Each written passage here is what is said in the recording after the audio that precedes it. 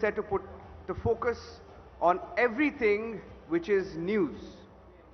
We take great privilege today, Krishna and I, in welcoming you all to this one-of-a-kind conclave where those in the power centers will be bouncing off ideas in the next 8 to 9 hours that will serve as a game changer for the news industry. Buoyed by an unprecedented need for it during the pandemic, the news media in India is observing a healthy churn like never before. The news habit formation thrives at the tri-junction of impeccable journalism, world-class packaging, and next-in-class technology. Having played a pivotal role in shaping up the democratic agenda, news media in India is working overtime to stay alive to its core responsibility of offering a diversity of views. And what better can represent this change and diversity than the News Broadcasters Federation that has over 30 languages, Krishna? Absolutely incredible, Niranjan. That's the greatness of the federation, that is the NBF. I'd like to add to that, the regulatory landscape too at this moment is favorably inclined towards a cogent and credible ecosystem. But then, as always, challenges persist. Now, the interplay between broadcast, telecom, and converged entities is as much an opportunity as it is a challenge. Now, as news media that Niranjan was talking about witnesses this churn, innovation becomes the order of the day. And NBF National Conclave is a breakthrough platform to ideate, strategize, brainstorm, and set an agenda, most importantly. We're so pleased to see so many of you join us today to attend this rare mix of business, politicians, policymakers, ministers, broadcasters, and agenda setters. That's the word we're looking for, agenda setters. They're all coming together on this platform to turn the light on the journey of news present and moving forward into the future. Buoyed by an unprecedented need for it during the pandemic, the news media in India is observing a healthy churn like never before. The discerning news consumer is happy to embrace emerging options. The regulatory landscape is open to evolving. The advent of global big tech is changing dimensions of the news industry.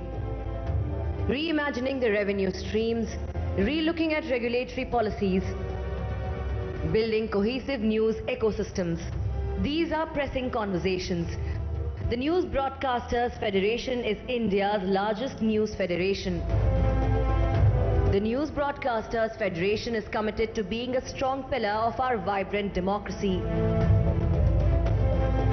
And that is why it is time the News Broadcasters Federation brings you the first edition of the NBF National Conclave on the theme, The Future of News.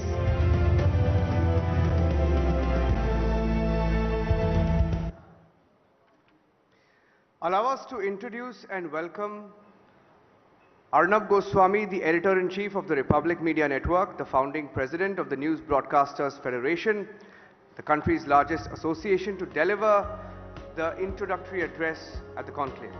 Arnab, we request you to take the stage.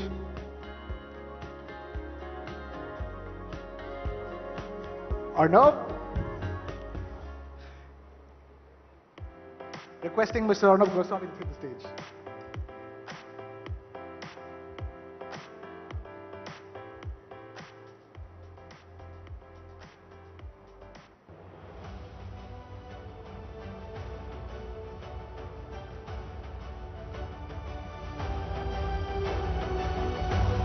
As we wait for Arnab to take the stage, Niranjan, you can see the hall is pretty much fulled out and there are more people expected for the day.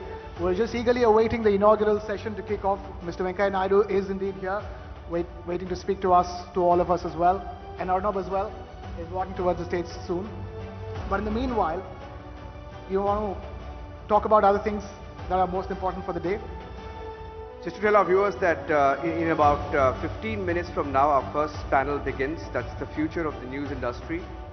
And as we wait for the chief guest to arrive into the hall, we have about 15 to 20 panels starting now all the way until 8 p.m. So I request all our guests, all our panelists, all our supporters who are here from partner networks to please stay with us in the course of the day. It's going to be a long day with fantastic conversations from across the news industry.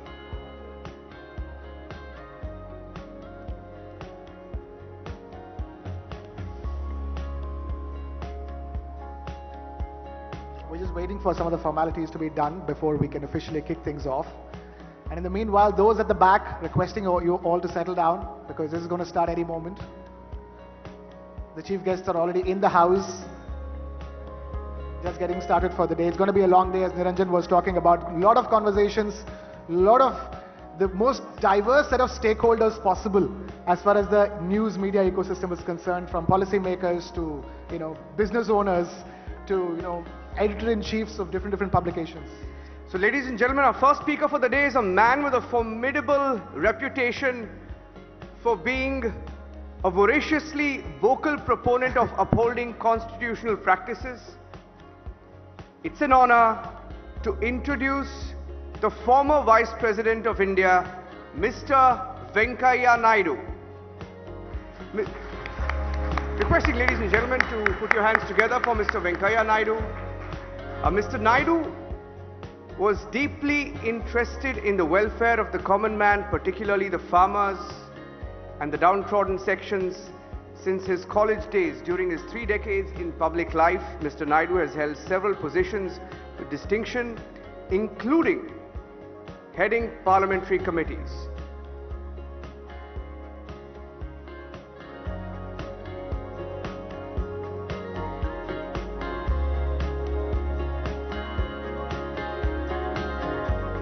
All right, ladies and gentlemen, once again, welcoming our first speaker for the day, a man with a formidable reputation for being a voraciously vocal proponent of upholding constitutional practices.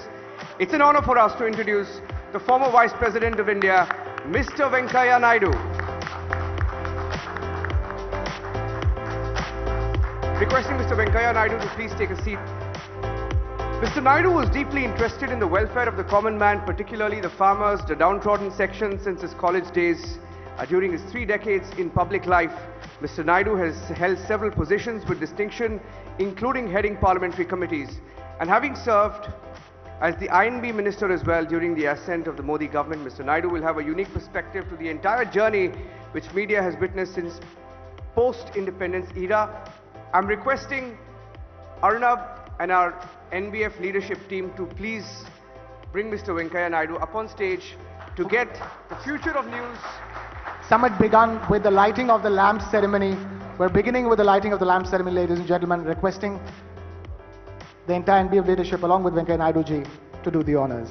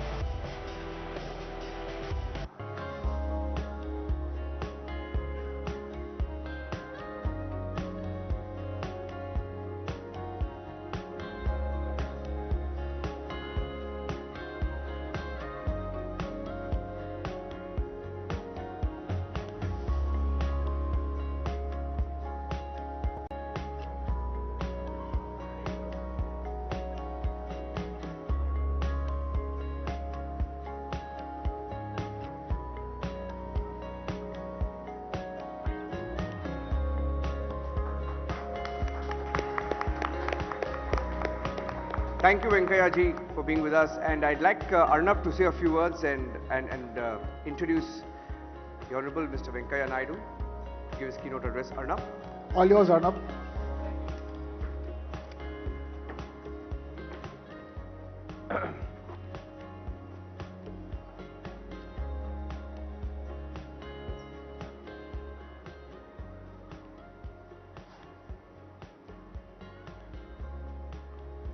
Thank you. Thank you, Krishna. Thank you, Niranjan. And thank you, everyone, for being with us on this wonderful Friday morning when we are holding the first conclave of the News Broadcasters Federation. Respected Shri Venkaya Naidu ji, good morning and thank you for taking the time and the effort. I know you have just returned from an international trip and you have changed your schedule to be with us this morning, and all of us at the News Broadcasters Federation are very grateful for this gesture of yours, Venkaya ji. So big round of applause for Venkaya Naidu ji for agreeing to inaugurate this session and being our first speaker. Venkaya ji, and to all the industry stalwarts, members of the media fraternity of the country, my dearest colleagues at the NBF, ladies and gentlemen, I want to just say a few words about the News Broadcasters Federation. We have felt in this country a crying need for a balancing in the media narrative. We have felt for a very long time that there is a lack of balance in the representation of media in this country. This country speaks many languages, has tremendous diversity, and for decades, centuries, publishers and broadcasters in several languages have been working tirelessly in different parts of the country to convey the news to respective audiences. But they have not got enough representation at the national level.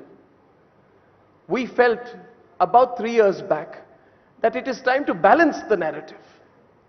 It is time to create a federation which truly gives a voice to those who are working in the media, giving the people who are voice, but who have not had a voice themselves.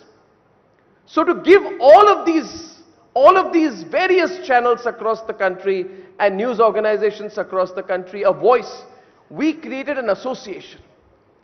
When we created an association, we did not call it an association, because an association is a trade body. We don't see ourselves as a trade body. We see ourselves as a representation of the diversity of this country. So we didn't call it an association, we deliberately called it a federation. This is therefore the News Broadcasters Federation. It represents the federal spirit of this country. And I must say today, it gives me so much pride to say, when we have meetings of the NBF, people join on the Zoom call from diverse parts of the country with their own perspectives. And sometimes people ask me, what is it like running the NBF? I said, it is more complicated than a coalition government. But I can tell you it's more stable than most coalition governments in this country, because everyone comes together for that common purpose. Sir, we are delighted today to tell you that no news organization in this country has ever organized a national event at this scale ever, and we have worked tirelessly to make this event happen. We want to give voice, so I want to also thank all my various fantastic colleagues at the NBF for giving me this opportunity. Through the day we will have wonderful sessions. We have some of the biggest names, Venkaya ji, from the media, news, business and industry who are joining us today. Several people are there. I see 3 of my close friends here. Mr. Vikram Sakhuja, who has traveled all the way.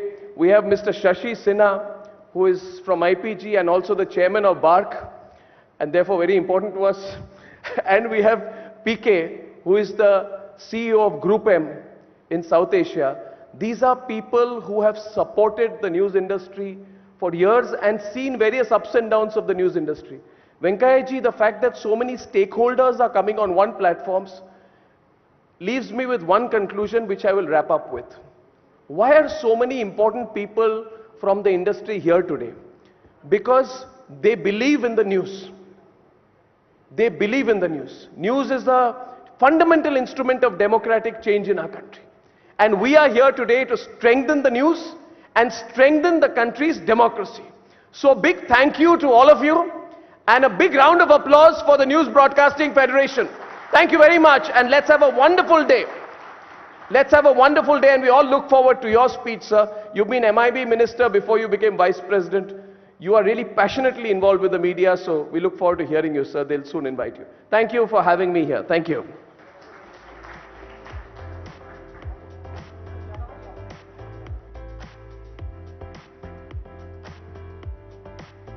Thank you, Arnab, for that. We are sure that Mr. Venkaiah Naidu will have a very unique perspective today of the entire journey which Arnab spoke about, the entire journey which Indian media has witnessed since post-independence, the economic liberalization and since the COVID pandemic when soft services and the role of all media has become more prominent and consequential more than ever. Mr. Venkaiah Naidu will address us today and tell us about his unique perspective and his thoughts of where our fourth pillar of democracy is headed. Requesting Mr. Venkaiah Naidu to please address our gathering today, sir.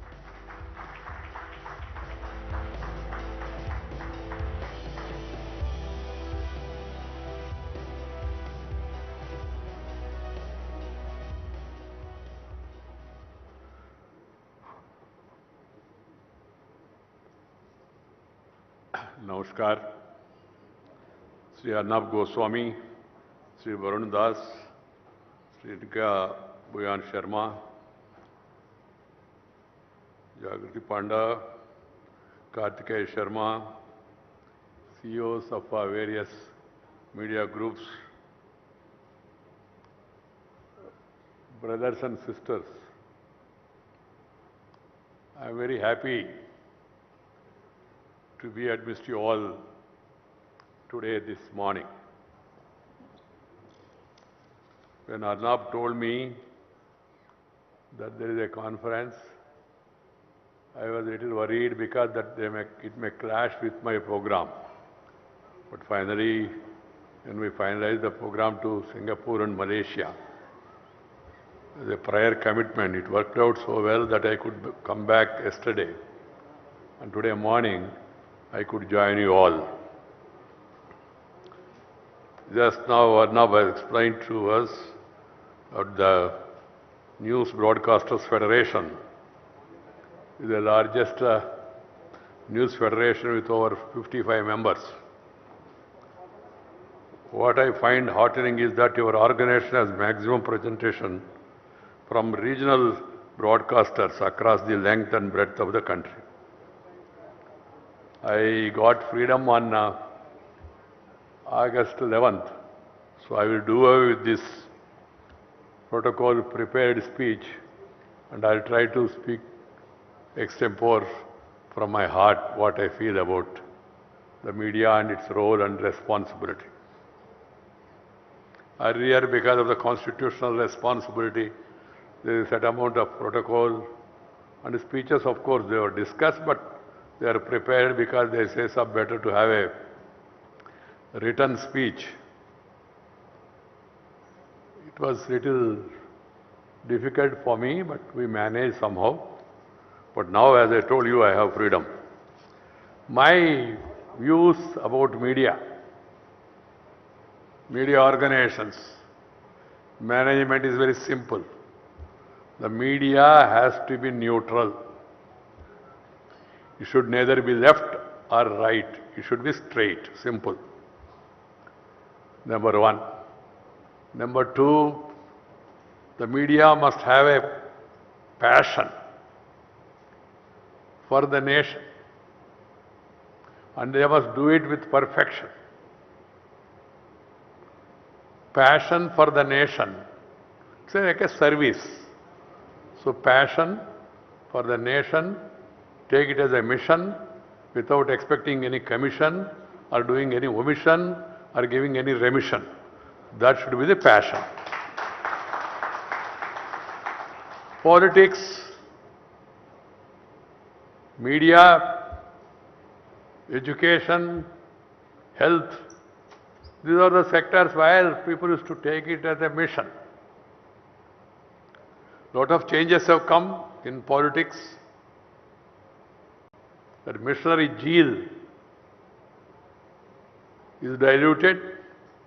There is a change in the attitude of the medical profession also. We have seen in COVID how certain people have done a great service, certain people have exploited the people.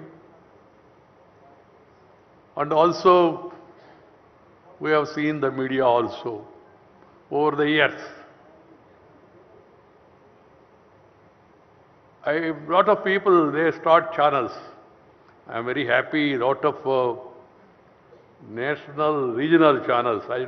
I always feel hesitant to call it as regional. What is regional? Of course, we are a federal country. We have different states. All of us come together because we believe that we are one nation. India. That is Bharat. These languages of India, they should be really encouraged because they are the language of the people. When I became chairman of Rajya Sabha, I told them also, you can speak in any language of your choice. First to start with 22 languages in the schedule. And there is a translation. System is being worked out to make it perfect, and people started feeling comfortable. Because at the end of the day, Lok Sabha, Rajya Sabha, people in the countryside, they know only their language. Very few people know English. I am not against English, but my preference is always for mother tongue. First mother tongue, then brother tongue, afterwards any other tongue, no problem. Because people understand their mother tongue better, easily, and they are able to articulate better in their mother tongue. That's why wherever I go, I stress on this. People should be allowed to speak in mother tongue, should understand. Now with this new technology, with this aerogram or whatever you call it as, you speak in Hindi, Telugu, and then little away you will be speaking in their mother tongue also. That is the day I want to see that perfection. Everybody must be able to speak in their mother tongue. It's channels. That way has got a greater responsibility and you are doing a great service to the people. The mother tongue is like eyesight. The other language, English, is like spectacles. If you have eyesight, spectacles will work. If you don't have eyesight, even if you wear Ray-Ban glasses also, zuban se kuch aayega nahi. This is the plain truth. So keeping that in mind, I am happy that there are a lot of channels growing across the country in the respective national, regional languages, local languages. And that trend should be encouraged further because they reach people, come closer. A lot of channels are being started. So the people, they come to me, sir, message. As INB minister, I experienced it. Later even as vice president also, some friendly people, they come and ask for a message. I give them simple message in Telugu, I say it, Satyaniki Daggaraga, Sancharananiki Duranga. Satyaniki Daggaraga means be nearer to the truth. Sancharananiki Duranga means keep away from sensationalism. Sensationalism is senseless. So you have to be always nearer the truth. And second opinion, strong opinion I have is that both news and views should be separate. Not the same channel, or same newspaper, but news has to be news, undiluted, without giving any color. And then views, of course, there is an editor, there is an editorial page, there are articles also, even I do write articles also. And people should be left with have their own judgment. That is my second point of view. And thirdly, nothing can be done free, as I said, because no commission and all. You can't run the newspaper or a channel freely, na? Because they are not freely available. Newsprint also is becoming costly, and also the channels also. But it should be reasonable in the broader sense of serving the people. And information, passing on the information to the people, because information with confirmation is more than an ammunition. This has to be understood by one and all. Information with confirmation is more than an ammunition. You just inform and you make it headline and then leave it. That's not good. The media people, I also was a spokesperson of the political party for some time, and I was in BJP. So the media people, some of them, they feel that they are knowledgeable more than anybody else, and they can question. You must question, otherwise it's like a parliament without opposition. So questions has to be there. And then you must analyze also, and then give your opinion also. But questioning. As I told you, to strengthen democracy, you need opposition. You need other voice. But it should be voice, not the noise. In Parliament also, I tell the friends, Babu, whatever you want to say, say. Talk out. If you disagree and not satisfied, walk out.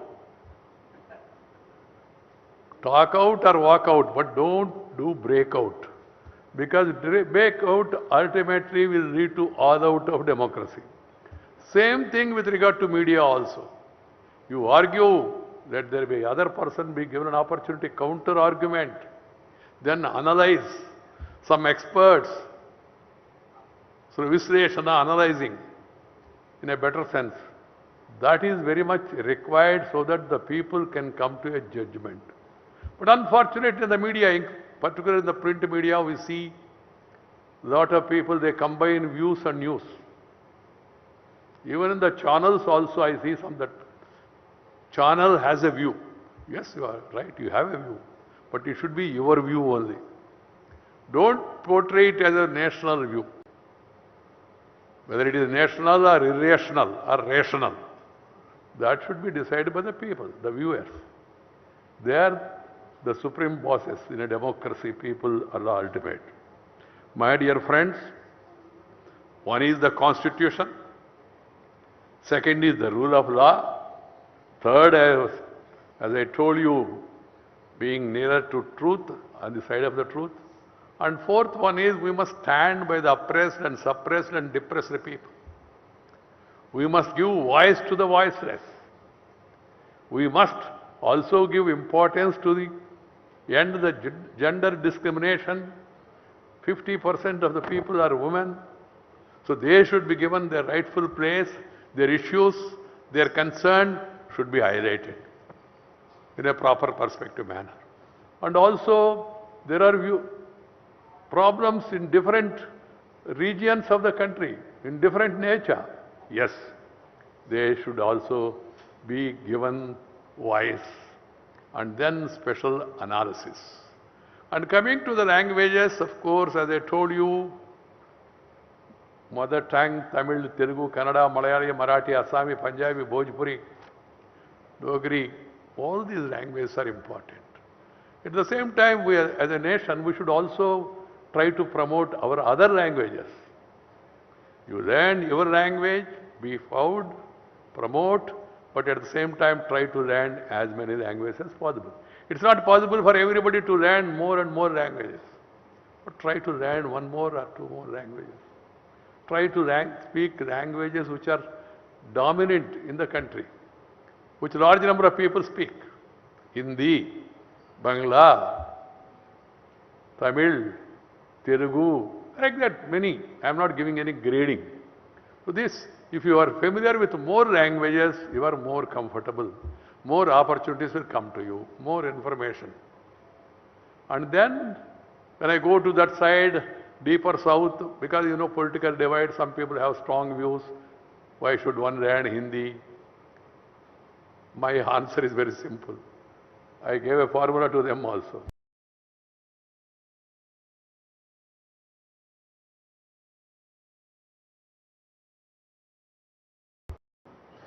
No imposition of any language, But at the same time, no opposition to any language. Why should we oppose any language? Even I am a strong, ardent admirer of mother tongues, but at the same time, I don't have opposition to English. It's an international language. In certain places, you need to know English. So we should not oppose anything. Why we stress more on that is that we must have a Indian mindset, not English mindset. Because after all, we are Indians. That is one important aspect I would like to bring to your notice. And then rule of law. Everybody should follow the rule of law. Nobody can be above law. Either a politician, or elected representative, or selected representative, or media, everybody should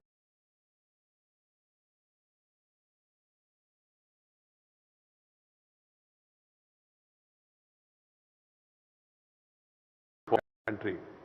It needs to be strengthened. I hope that more and more people join, come together, discuss, and also should really follow the true principles and essential principles of freedom of press, and should be in the vanguard of protecting democratic structure of the country, and also promote national integration.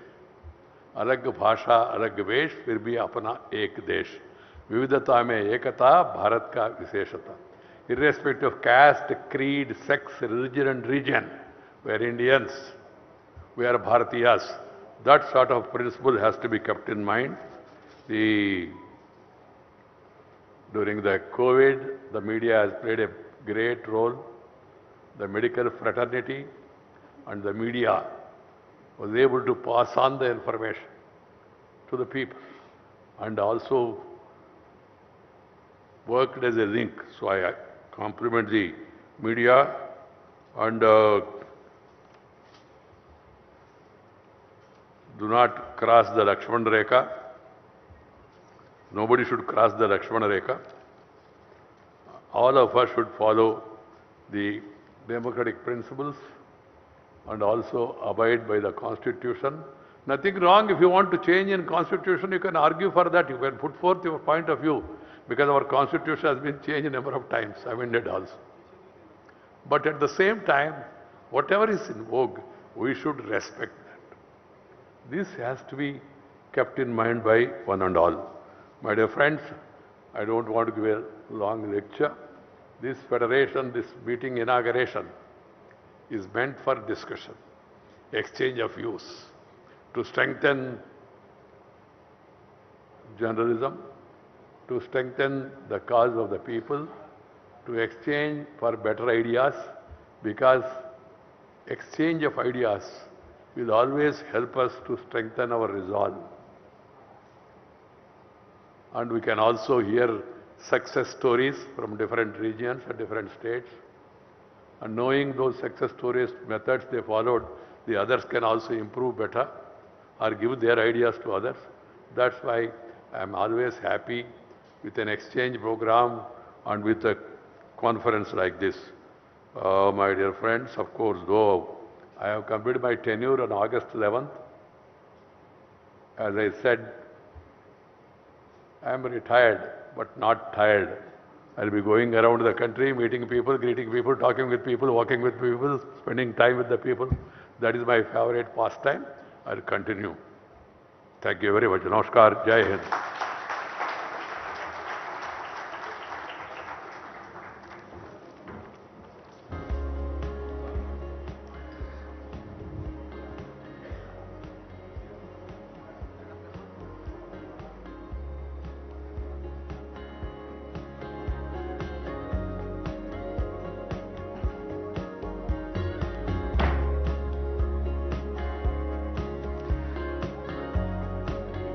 Thank you, Shri Venkaiah Naidu ji, for that wonderful, wonderful opening address. Gentlemen, let's put our hands together again for Shri Venkaiah Naidu ji for being here and delivering that from the heart, passionate opening address on news media. Thank you, Shri Venkaiah Naidu ji, for gracing us with your presence.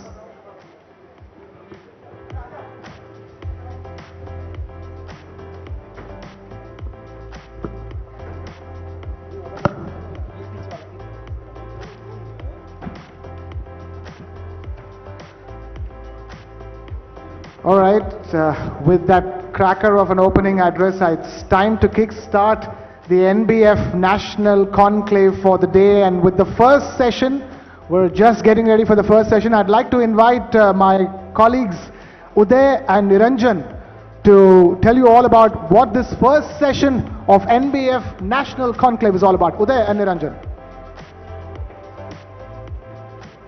Thank you very much, Krishna. Yes, after that opening address by the former Vice President of India, Venkaiah Naidu, who's really set the tone and tenor through his classic and, of course, customary one-liners, talking to you, of course, about where the media is headed, where the fourth pillar of democracy is headed. And now, the first panel of the day is actually about the theme of today's inaugural NBF Conclave, Future of the News Industry. Yes, that's the topic for the first panel of the day. The discussion is of utmost importance in order to capture the true potential, scale and scalability of the news media in India today. The future of news media must bring together a mutually respected collaboration, remember, ladies and gentlemen, of individuals who ensure that the business of news is free and fair from any undue influence, as Venkaiah ji just stated as well. And this is no ordinary feat. This is not easy to achieve. For the ecosystem to reap and rise to its true value proposition, it's very crucial to have India Inc. as an equal partner. This is something that cannot be done alone. In the news genre, for advertisers also to give it more importance than simply entertainment. And for news as well, to command the trust, to earn the trust and respect of its patrons across the country. We truly have a remarkable panel to start off the conclave. They're all part of this inaugural session. Niranjan will give you more details about them. But first, let's quickly have a look at this special AV telling you more about this inaugural session. Is a fountainhead of potential. Indian news media is ready to grow the global order. The need of the hour is collaboration by the entire ecosystem. It is time for India Inc. to see news as a partner in growth. It's time to ensure news business is free from any undue influence. Now is the time to give the news genre the attention it deserves. Today at the NBF News Conclave on the future of news, we will deliberate on the future of the news industry.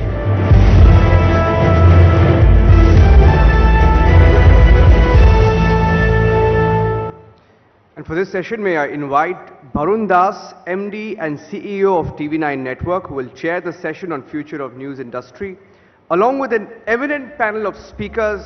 They're doyens of the industry, each one of them a strategic thinker, and they've seen the evolution of the news industry. Speaking about Barun Das is an alumnus of IIT Madras, IIM Calcutta, and London School of Economics and Political Science. An industry veteran, he served in leadership roles with top media brands after having taken an entrepreneurial break.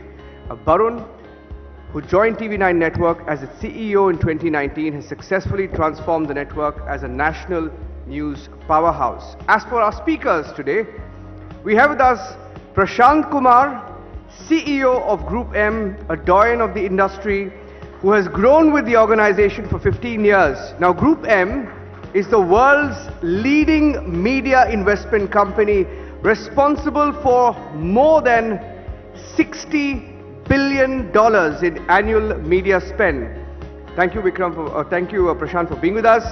Vikram Sakuja is the equity partner and group CEO of Madison Media and OOH, India's largest independent media agency. And in this career spanning over 30 years, he's represented several reputed brands. Mr. Sakuja has also sat on several industry body and boards committees, including ASCI, ABC, RSCI, BARC and FICCI. Thank you, Vikram, for being with us this morning. Mr. Shashi Sinha is the elected chairman of the Broadcast Audience Research Council, or BARC, and CEO at IPG Media Brands India. He's also a board member of the Advertising Agencies Association of India and the chairman of the Media Research Users Council. Mr. Sinha has also been involved with various industry bodies such as the Advertising Standards Council of India and the Ad Club. Over there. Yes, we also have Kartikeya Sharma with us today, founder of ITV Network. ITV Network, of course, has been the fastest growing network across the country, with a presence across multiple languages and states across the country, from TV to digital to the print medium as well. Kartikeya Sharma is also Member of Parliament, Rajya Sabha. May I invite all of our speakers, all of our panelists to please come to the stage, and our moderator as well, to kick things off for this inaugural session. Barun, the floor is yours. Over to you for this riveting conversation that I promise we'll be witnessing over the course of the next few minutes.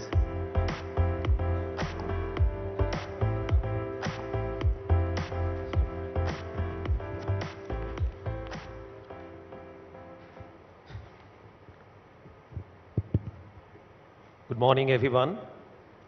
The Honorable former Vice President has just very succinctly laid out the role of the fourth estate, which is the media, and his words of encouragement will keep us going further. You know how news has started? To my mind, that in India it started in 1780, the Bengal Gazette. Started with singing praise for the sahibs. From there you had like-minded people, high net worth individual, or backed by funds, people came out with newspapers to percolate certain vision, to drive a mission. Subhash Chandra Bose's Swaraj is one such thing, which mobilized the freedom fight. And then post-independence, 70s and 80s, it used to be primarily anti-establishment driven. In came economic liberalization in 1991, in the early 90s. From there, media has seen a different course altogether in our existence. We turned ourselves into a business outfit. So, are we really a business? These are the questions that we live every day with, all of us who are here, who own media, who run medias. That are we a business? And if you are a business, are we in content business? And if you are in content business, we are unable to create content. We don't create content. And there are several other challenges. I think most of us, especially the news industry, news organizations, we have factory size of workforce. I mean, for instance, TV9 Network has close to 4,000 people working. And most of them are journalists. And the acumen and intelligence of those journalists will match that of the politicians. So you deal with factory size of workforce. However, you deal with intellectually sound, strong people. And then came the existential dilemma. That are we the fourth estate or are we the business? So I would open the discussion with our panelists, starting with Prashant, Vikram, Shashi, and Karthik would give the other side, other perspective of the other side. That do you think that if you were wearing the hat of a news channel head, how would you have balanced this? The existential identity, that of the fourth estate, at the same time, you got to run your business, you got to look at your bottom line, you got to pay salaries, you got to give increments the next year. So starting with Prashant, how would you have balanced this? Yeah, thanks, Varun. First of all, good morning, and many congrats to the entire NBF for, organizing a great event like this, and wish you all the very best. It's great to see all of you coming together, right? Okay. I think, Varun, this question actually is a very common question nowadays. Every organization asks, right? Because I think it's evolving. Every year, every quarter is an evolving space. And I think from a news perspective, yes, I definitely feel news will always stay, right? News is an essential aspect of not just information, but also getting updated, right? And therefore, as you said, a content that is authentic, a content that is representing what is the truth is essential for everybody to get updated. So there is a balance of content that is required there, right? When it comes to looking at running business, I think that's where we have to look at multiple and versatile aspects of how every asset that we create can be leveraged, right? I think advertising is one part of the business, right? I think content appeal and demand of content and having a monetization model is another part of the business. I think within the content, finding opportunities to help consumers in touch and connected and therefore leverage that for brands is probably another way to look at running models. I think the assets that every one of you is creating today beyond one single medium and leveraging it to multiple other medium gives you opportunities to expand the opportunities to monetize and therefore maximize the potential of how we look at the business. All of this, and every time I keep asking the question that how are we leveraging technology enough for business, right? I think a lot of it has progressed from reporting, a lot of it has progressed on the content aspect where we've indulged and used and leveraged the tech part. Now how do we use that for running the business more and more? The answers lie there, and this will keep evolving as well because there will be new practices, there will be new models, there will be new products, new services that each one of us will start applying as and when we start see the evolution happening. I think it is important for us to debate on that, deliberate on that, and create innovative ways of looking at and running that business. I pass it on to Vikram. Vikram, he's given a perspective overall, but I don't think that we've touched upon that specific point. If you can elucidate us that as a fourth estate, can we also be a business outfit? Are there conflicts of interest? Great. Okay, thanks, Parul. So it's like this. We have to still carry out our responsibilities of being the fourth estate and sort of almost being a pillar of the democracy. At the same time, we have to also make sure that we pay the salaries and run a profitable business. Now, there are a couple of things that in a business that we are working in news, currently the two main ways of earning money are going to be either subscription or advertising. And For news, it is advertising. it's really advertising. 5 correct. to 7%. Absolutely. So it's all coming down to advertising. Now, the simple answer to this is going to be that if you have got to run a business, somewhere I just feel the way the Indian news, while at one level it's blooming, but at the same time it's also now mushroomed. In sense, and mushroom means that there's too much fragmentation. The reality is, whatever you might try to do, there will be a certain pot that news can earn. Now, if that is going to be distributed across 200 players or is going to be distributed across 30 players, that's wherein the key to profitability lies. So my first point is, it's not an easy answer, but I think consolidation is going to be required in case you really want to have a thriving, profitable business. The second, and I think that's where is probably more practical for today's thing, I mean, that's the actionable point. Let's try to create more value in what we are doing and try to extract more value. Since we're talking advertising, really, the role in media, when our clients come and spend money, they use media as a distribution pipe for ads. So basically, if you have to get your ads seen, how can we get it? And TV channels is, of course, the way we go about it. And within that, we look at news, we look at entertainment, and a whole lot of others. So purely as a distribution pipe, you just put you put a value to the impressions that you're getting and the reach that you're getting, and that's how you value it. But you also use media as a way to do associative marketing. And more importantly, a higher level order than associative marketing is sponsorship. Sponsorship is essentially like whatever, IPL, Olympics. People pay a top dollar to sponsor those. Now that is because somewhere the passions that people have with those properties is so high that if some of that passion can be appropriated by a brand, it's a huge game changer for them. And they're willing to pay the premium. I dare say that news has not really, they do a lot of associative marketing. A lot of it is branding. I don't think I think it can be made a little bit better towards brand building. But the sponsorship area is one where properties that you create, they should really, really be high passion properties. And if they're high passion properties, you should be able to extract a top dollar.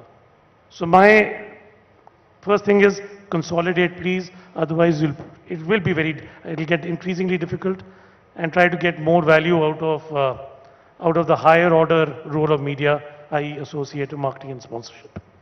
Right. Consolidation, yes, that could be a way forward, but individually when the channel comes up, we've always seen that the purpose of launching a news channel often is not profitability. That is where the dilemma comes in. That's where the... But I thought that was your question. No, I know, not for everyone I'm saying.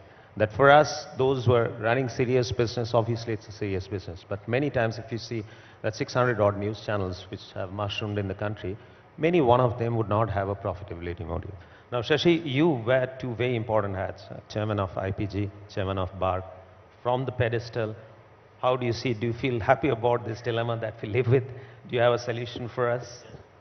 Thank you for asking the question. I have a solution, I have a practical solution.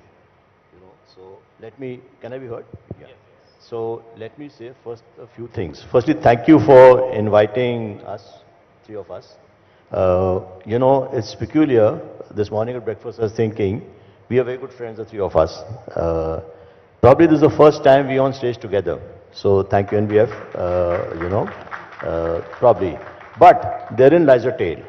You'll be surprised that the amount we collaborate with each other. We are competitors, we are bitter competitors.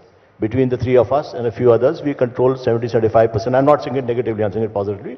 70-75% of the ADEX of television. I say to the leadership of NBF and I say to everyone in the room, you'll be surprised at the amount we collaborate on the stuff we collaborate on industry issues. We are bitter competitors. When I say bitter, we fight tooth and nail. But by night, we work very closely together on industry issues like what is our compensation, what is our remuneration, how do we improve. This morning, Prashant and me were having a chat on how do we, and we move. So the message I want to give that there is huge, while Vikram spoke of consolidation, I think, and I can go on, I can go in detail of how we collaborate, I think one of the biggest things for the news broadcasters would be to collaborate. There are many ways. There's no doubt that PK is the number one company. There was some debate on who the number two was, but that was started out over a period of time, yeah. But in news, there's a lot of confusion. Who's number one, who's number two, who's number three, who's number four. No one's number three, number four. Everyone's number one. So I think if you start collaborating, if you start talking to each other, so you fight by day. I'm sure everyone has a right to say. But as an industry, which is what this federation is for together, how do we take each other's interest? A lot of issues will get sorted out. So when you compete, when we compete, we don't run each other down, Consequently, what happens is our clients don't ask questions, what are you guys saying? We do what we do. Yeah? But when we collaborate, I tell you, the fist is stronger. A lot of you don't understand this. Hopefully not too many clients sitting in this room, but they see the fist coming. And people fall in line.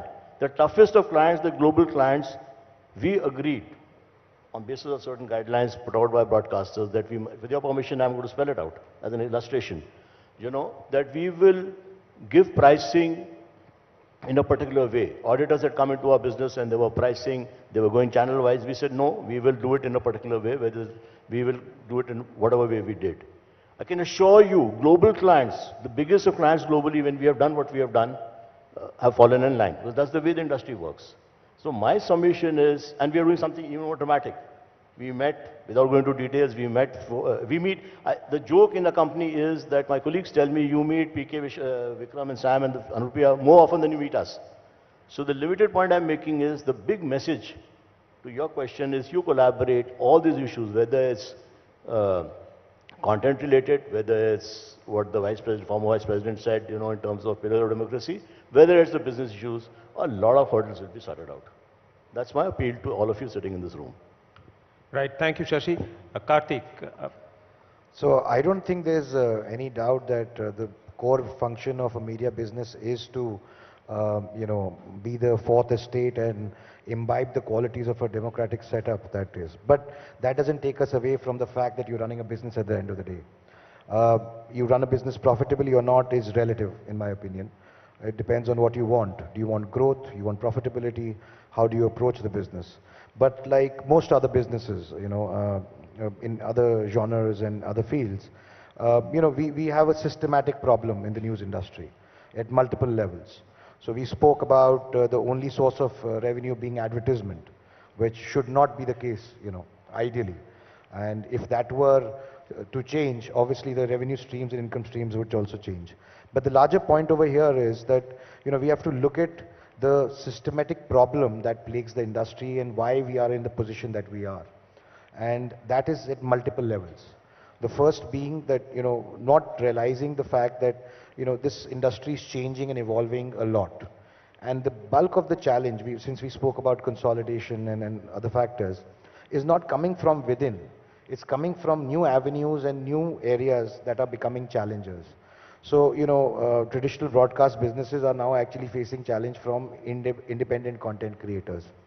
And I think going forward, we really need to concentrate on how we actually monetize each and every aspect, just to extend to what PK was saying. How do we monetize each and every aspect of it and create new revenue streams? We can't be traditionally based on just pure play advertising and think that is what will make us profitable per se. There's also, a whole reorientation of how we approach solutions and problems. So it's a tough business, it goes without saying. It's not an easy business because it's highly capital intensive, human resource intensive. But it's changing in multiple manifestations. I think the most important point here is also to understand that the industry is evolving. And while we have not reached a finite point, it is like any other capital economy and capital market. Until unless you don't remove the inefficiencies from the system, the businesses will not become very profitable. To inefficiencies, I'm talking about reach, I'm talking about distribution, I'm talking about other factors which tend to take away a large chunk of the monies from the businesses per se. Whereas being a content creator and being free-to-air networks, we should be able to decimate our content and it should be able to reach to the last person free of cost. Well, these are problems, systematic problems which lie in the system. And if they were actually in spirit, in letter and spirit, brought in the way they're supposed to be, I don't think the business should be unprofitable. Right. Thank you, Karthik. My bit on it is that I think any business or any identity will have to be true to the core. I don't think that any one of us can afford to contradict our existence, which is that of a fourth estate, and business should happen around it, which is a byproduct. I mean, if you're true to your core and if you're efficient enough, I think business comes. But even then, there are challenges. Like Karthik spoke about evolution, still evolving. News industry always faces some atypical challenges, which is typical to us, which is not there in the industry. Like for instance, I think we say television media. Television media generalizing GECs and news. I think GEC and news, as far as business structure is concerned, is as diverse as between news and FMCG. GEC, you go the traditional way, you figure out what the consumer wants, you create that content and you disseminate that. But here, we don't create content. So there are challenges and the stagnation of growth. In fact, it's a degrowth. So the industry faces challenges, and the biggest challenge then again is that it's free to air. And as Karthik said, while it is free to air, to reach the consumer, we have to shell out from our pocket. So don't you think that, starting with maybe Vikram, that when we say news media and television media, we take a liberty of generalizing that. They are not one and the same, and the challenges are very typical to news industry. Look, I'm not sure I'll agree that from an advertising standpoint, we need to have different standards for the news genre and say general entertainment or sports. No, one sec, Vikram. Here, many of these questions, we've got this forum. This is a very unique forum where three of you are together. You are a very important stakeholder. But not every answer or every reaction needs to be from the advertiser's point of view. I mean, you can go beyond that and wear the hat of a business leader and respond to the predicaments and challenges that we face. In that case, rephrase your question because I think I'm hearing you say that you're finding that overall news is degrowing. Is that the question? Look, the question is news possible. It's not a question, it's a proposition. The way I look at news and GEC, I feel that they are not one and the same. And the predicaments and the challenges are unique to news industry. And yet, like as I said, that we're free to air and we still have to shell out money for reaching the consumers. No, absolutely, there's no question that news and GEC are not the same. Although some channels you might argue that there are more entertainment than news, but by and large, as a genre, it is much more. News is, of course, completely different. Just like sports is completely different from general entertainment, as is movies. So, yes, obviously, that's why we call them different genres, because they are fundamentally different. The reason why people come to them are different. So, from that standpoint, look, I think again, you've called me, I'm a media person, so you'll get that perspective. Right. You always come up the reality here is, and I think the beauty about news is that everybody likes to seek out news. So the reach, so amongst all the TV viewing population, the reach for news is really, really high. The thing is that there's reach and there's time spent. That's right. And these two things make up viewership. So people, when during the COVID days, when people were anxious, they wanted to know more information about how to survive, I think the news genre did a human service. They did fantastic work to get the best panelists, best doctors. There was such great content that it became so sticky. All of us were spending hours on news genre just because we needed to know more. The share of news went up from 7% of all TV viewing to 20%. That's because people were hungry, and you guys filled that void with some fantastic work. But the same thing, when it gets back into normal news, reality is that people will come, take the news, spend a few minutes, and get out. That's reality. What we try to do is, oh my God, I reached 20, now why am I back down to 5 or 6? I have to go back to 20. Then you start doing things which is not true to your fourth estate, it's not true to your core. Because then you suddenly said, I've tasted blood with 20% viewership share, how do I get back? And that's when things unravel. Right, so Prashant, and I would tend to agree with you, Vikram, that if the content is good, with that kind of reach, you should have had higher viewership, the news industry, and the precedence is there. When we dished out content which is in the interest of people during COVID, a 3 times jump that we've seen. So, your bit to it, Prashant. Yeah, see, definitely none of all this are same. GC is not same as news, so are languages, so are markets. But my humble request is, there is also a customer which is our client. Advertiser. Yeah. So whatever we are doing, we are trying to help the client or the advertiser to find a progress in their business. That's why they are advertising. Correct.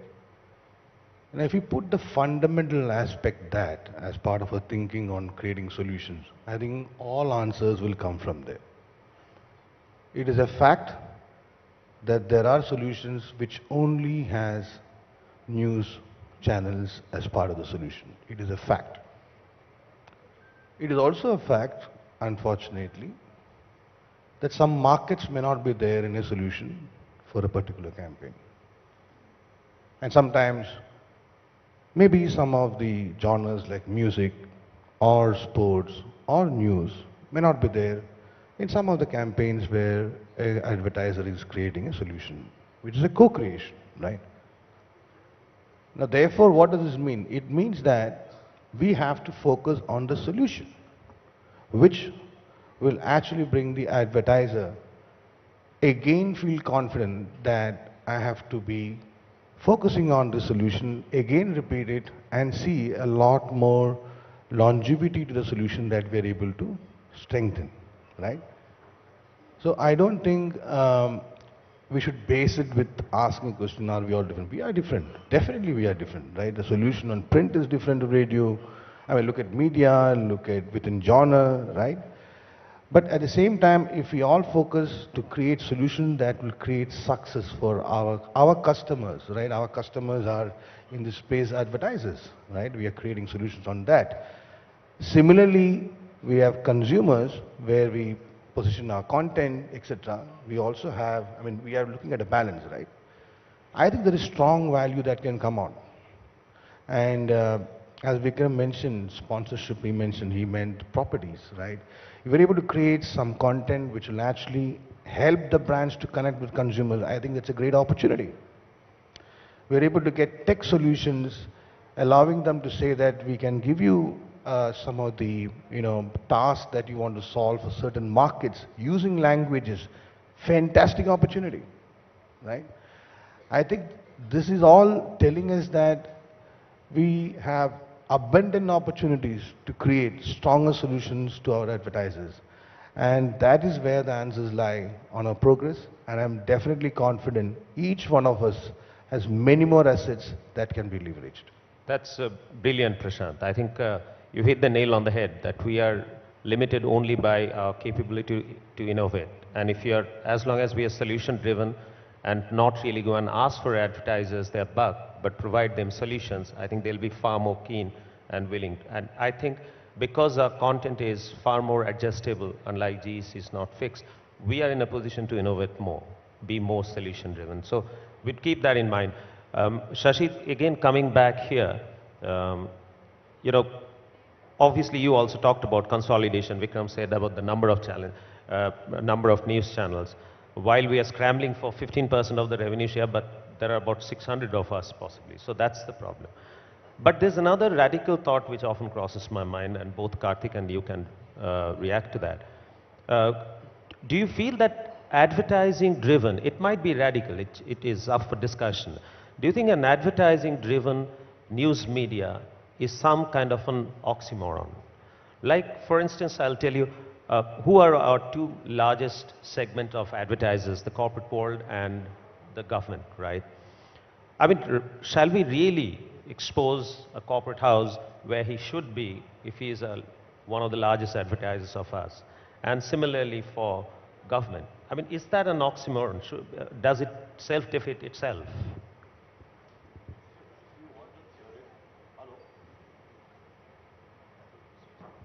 Hello? If you want a theoretical answer, I will say yes, you should keep them separate. But life is not like theory. Life is not theory. Yeah. Yeah. So you have to have, need for survival, you need business. And I mean, it will be foolish to say, because I think the senior people, practical people sitting here, so it will be foolish to say that, you need this thing. Why can't you coexist? I mean, all over the world, whichever market, I don't know which market has free press, so I'm not as bright as all of you, but it's very difficult to figure out which market is absolutely independent press, as Venkaji called out. But I'm sure a lot of these markets are advertising funded. Ratios may be different. India is probably more dominant, or news is probably no dominant advertiser funded. Elsewhere it is less, maybe somewhat less, but they are advertising funded, whether print or TV. There's no going away from that. I want to make a comment earlier to what Vikram and PK said, and I fully agree with what they're saying. Just want to make a comment or make an observation more than anything else. There's a campaign running from a news network, maybe a member of NBF, may not be a member of you, I'm not sure. But it says our reach is more than GC's. I'm sure all of you have seen that campaign at this point in time. So I was in a dilemma. I was thinking about it, I wear multiple hats. So one hat which I will not talk about in this forum, I was wondering whether there's any violation of process, there. So it's a bit debatable, but that's a separate discussion. But I thought it was very good for the industry. I thought, if you see from our planner's point of view, and I'm saying this because today media is a volume game. People in our company, it is my company, I wrote Vikram and PK's company, the youngsters who take the decisions, we are the ones who come and give gyan in these forums. The actual decision making is being done by our youngsters, 10-year-olds or 12-year-olds who are running plans. For them, news has become a share game. So they say, news has become a share game. So they say, listen, if I have to take news is never part of our plan in terms of building up a curve out of it. It is, but it's always okay. What is the share of each of these news channels? So if they say, normally they take 4 or 5 news channels in a particular genre, Hindi news or whatever, and they'll say, okay, what is the share? Am I right? Because that's how it works, that these are the 4 or 5 channels we'll take. No one has looked at news as reach. So I thought, keeping, like I said, that BARC thing hat aside, I thought it was a very interesting way of waking up our teams and the client teams saying, listen, news can be a reach builder. And if it is a news reach builder, how can we, so whether I like the idea of them comparing with GS or not is a separate matter. But I thought it was a very interesting way of looking at things. So I thought I'll leave this thought with you. Right, Karthik. I think Shashiji just hit the nail on the head. The problem is not that is it oxymoron that news should be dependent on advertising. I think the biggest tech companies in the world are based on advertising today. So, you know, it's not a question of whether it should be based on advertising or not. The question is, should it be based on numbers? That's the premise. I think the biggest premise over here is not questioning advertising. The questioning of numbers is the biggest problem. And I think that's where bulk of the industry representatives who are sitting on this panel, they need to shed some light that if news is what it is supposed to be, and it has to have that moral standing and all those factors that we talk about, why is it that the advertisers are only looking at numbers on news? Whereas that's not the only thing it's communicating. I mean, a channel can have 5% share, but who's to say which 5% of people are watching that channel? And what kind of TG is it bringing to the advertisers? So the slicing of the data and the kind of relativity that the advertiser needs also needs to be deep dived into, because it's a small part of the portion. Perhaps a lot of these companies are not doing that. I think that's my grouse. That's a brilliant take, Karthik. So if you could quickly react to what he's saying. While as we just established that GECs and news are completely different, news also, I think the impact of news could have been a far greater parameter to decide the efficacy of a news channel. So Karthik is saying that why so much of emphasis only on numbers? Why do you buy both GEC and news under the same parameter? Okay, now I think we're getting into the deep end of things. Things will get a little bit more hairy and interesting. Great. I think you raised a brilliant point. Look, as media planning has become more of a science, there is a reliance on numbers, reach, frequency, all that jazz. And people will look at numbers, and especially since they're professional managers who also have to sort of cover their backside, so to speak, they will be using numbers to actually come out with plans to justify, basically science to justify their plans. So that said, if I have to look, we're talking genres, if we have to look at GEC, sports, and all other genres and then come to news, there are two ways in which we media agencies buy or do our deals. One is linked to ratings, and one is just a rate for 10 seconds that you guys are selling. I would say that actually the reality is that news, at least 50 to 60% of it, if not more, is being sold on a rate. It is not only rating. Rating is looked at, but as we stand right now, people are looking at both. Second thing is that when you come to owner-driven organizations, you'll find the owner-driven organization who doesn't have to worry about covering his backside. They'll take punts and calls very well by say, qualitatively, I believe this channel is better or with whatever, and they have a judgment. It's not a gut call only, it's a judgment. And they are willing to sort of go beyond numbers to actually take a call. So I wouldn't say it's a complete, we aren't living in a completely sort of anally number-driven land. I think it's somewhere in the middle. It is much better than it is for a whole number of genres. You need to be thankful for that. Can it become better? I think the conversations can become better. But that's where it is. I think the state of the nation right now is, it's not a completely hopeless that people are not only relying on numbers. I think another follow-up question, I think after we go around is let's get into the numbers themselves. I'd love to get into the numbers because I think with the vagaries, with what we have from rating system, and BARC chairman is sitting here, I lead the tech com of BARC, so we have some idea about how the BARC ratings and even for news actually happen. I think we are trying to take too much out of those numbers, too much. And I think that's a follow-up question. But right now, to answer your question, Karthikeya, or your observation, it's not so hopeless. I think people are taking calls. It's about 50-50. Prashant, you would like to add something to this? Yeah, I mean, Karthik's question. I agree with every point. So let's face this. I mean, every brand does not have a potential 500 million customers to reach. And that's a fact. There are large FMCG companies where, I mean, they have a larger base to attend to, in retaining customers as well as recruiting new. But there are many categories within that same category or multiple categories where they are probably looking for 1 lakh potential customers, and as low as that. We as a genre has a much larger play on the upper funnel. We definitely have very engaging reach, not just reach on those. So there are clear opportunities, right? Even if you want to read the numbers in a certain form. The question is, how are we narrating that story, right? How are we exchanging those conversations?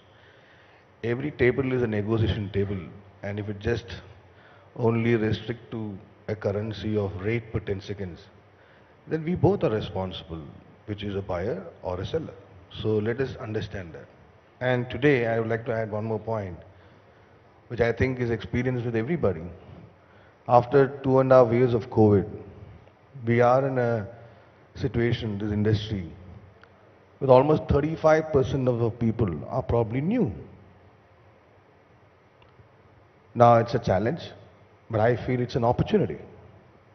We got to educate them, right? I mean, we spend in our own organization, spending enough more time. Of course, today also there are challenges, people coming to office. But at the same time, our single most, focus is to continue train our people, right? So that's an opportunity for us to relate that. I mean, there are new people, there are people in new roles. In the client side, there are new people, right? So if you're able to narrate the solution in appropriate form, I think we can definitely make it much more faster, right? I mean, the result is all what we know, but if you want to look at the pace, I think that we can make a big change if you're able to attend to that as well. That's it. If I just paraphrase what Vikram and Prashant said, that essentially there are, I mean, the third one you haven't touched upon, there are 3 parameters or 3 aspects based on which you take your decision. One, of course, number. The second is qualitative, the perception, which is more in case of an English news genre, less in case of a Hindi or regional. And the third is how good is the salesman, as you said, that how good he puts it across the table and makes his point beyond numbers. And we've seen our lives that, yes, sometimes not only numbers, you look at other parameters also. Shashi, since you also are a chairman of BARC, I think one of the very critical aspects of news genre is the impact. The other genre can be sold on these 3 aspects, but impact, is there any way you see in foreseeable future, because news is all about impact, can we incorporate that part, maybe a little bit subjectively or maybe with any kind of reference number? To tell you honestly, I haven't thought about it, but it's an interesting point. So don't want to bat without thinking, but it's an interesting point you make. Let me, yeah. Right, okay, thanks. So from this advertising thing, let's move to the other aspect of our business, which we are completely deprived of, which is subscription revenue. Again, you guys are brand champions. You created brands, you created organizations, you helped organizations overcome challenges and came out victorious. How do we get these Indian consumers to pay for consumption of news? You see, our newspapers are highly subsidized. I think not even 20% or 10% of variable manufacturing cost a newspaper owner would have recovered.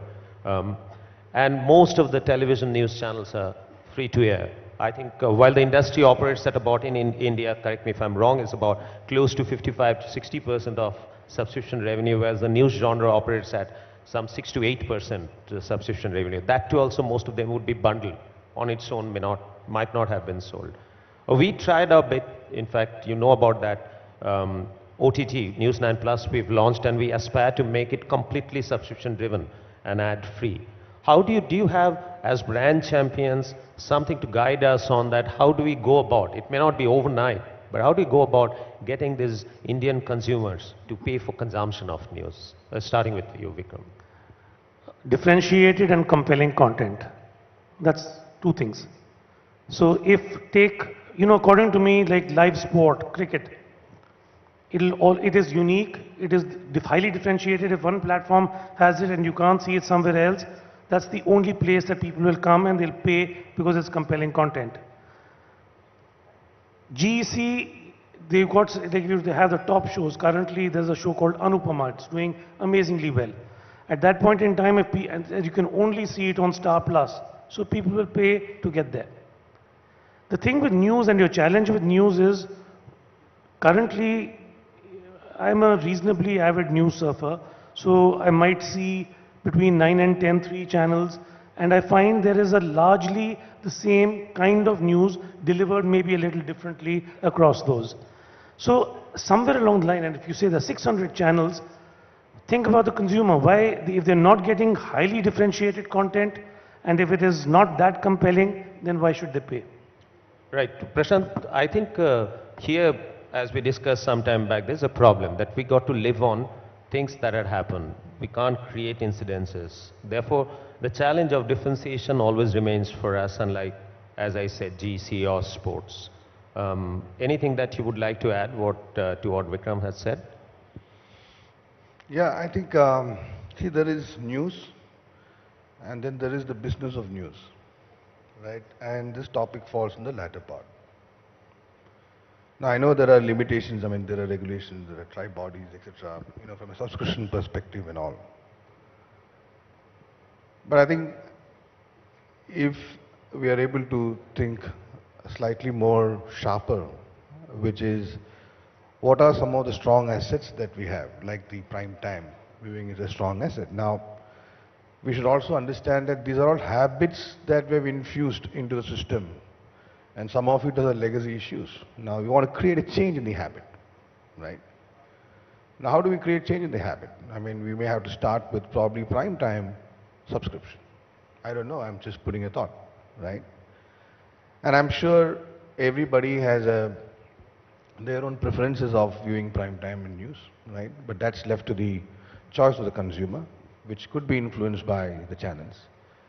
But that's how we start thinking on, right? Today is a world where many of our, you know, different categories are giving opportunities to look at the models different, right? Commerce is a model that is coming in, right? Every one of us has got multiple reach. Is there a thought on how we look at, you know, differentiated categories and look at how we can package some of them? I don't know. Again, it's a thought for us to think. It's also a time where we have multiple digital, you know, assets that we ourselves have created. Now, is there a combo model there? It's again an opportunity to think in. So to me, I mean, if we all sit collectively together, we may have 100 such ideas, right? So if we can indulge in that, select some of them, create solutions to induce change in habits of consuming, right? And then create differentiation, which is a daily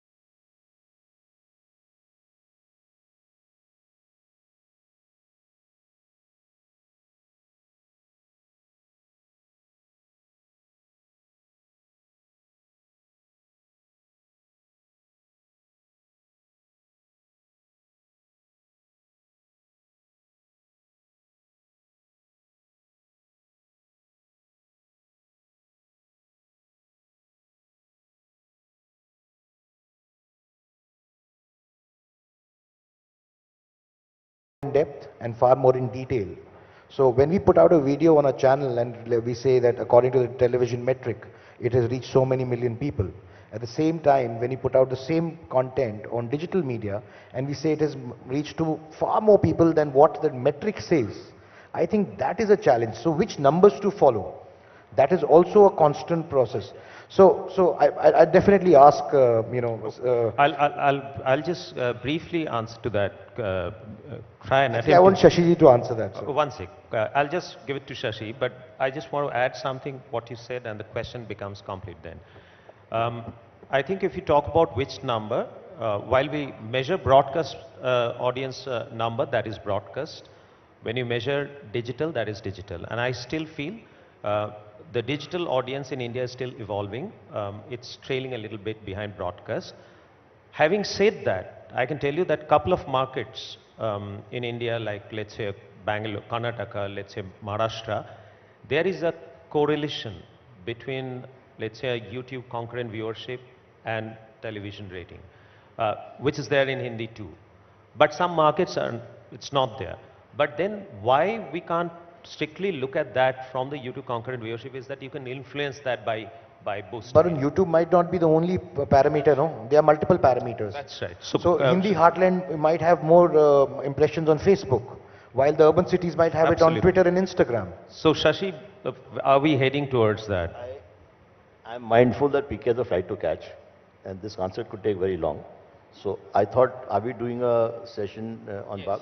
on the measurement rating system? systems? Because I'm mindful my friend shouldn't miss his flight. Right. So, okay. Finally, I think we'll ask for each one of you to comment briefly on how do you see the future of television news.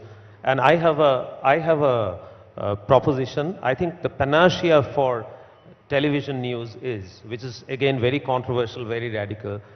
The total revenue of news industry is about 5,000 crore.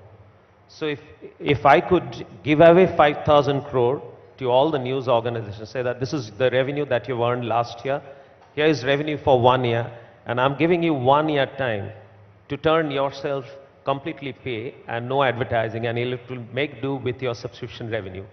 And the consumers will decide whether they'll pay $100, $10 or $1 for it. Will that work?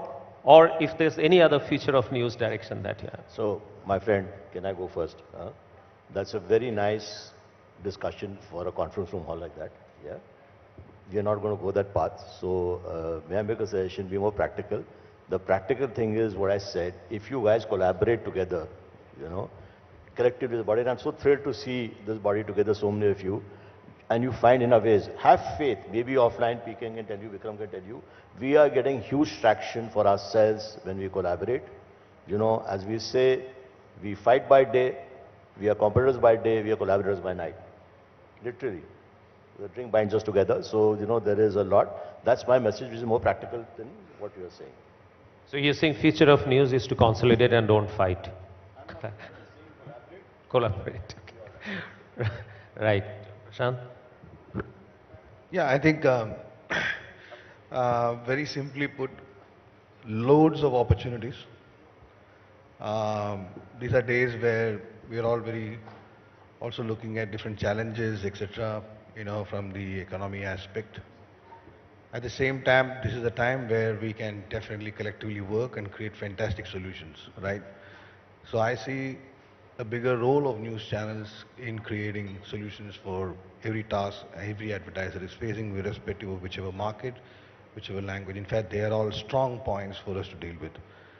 My urge is to really, take some of the points which we spoke, right, which is leveraging all our assets, look at technology solutions, look at thinking more as solutions for advertisers, get it more collectively, talk more, change the narrative, talk more to the entire industry, some of the new ones, some of the people who are in the new roles, etc. I think they are all going to be a strong help to, get our pace much more stronger, right? Definitely, this is only going to get more bigger and bolder. We have a lot more assets which you are creating, each one of you in different phases while dealing in the same subject, right? And but the solutions and approach can be similar and be more collaborative. And as an ecosystem, all of us will work together. Thank you. Thank you. Vikram. Look, news was, is, and will continue to be highly relevant to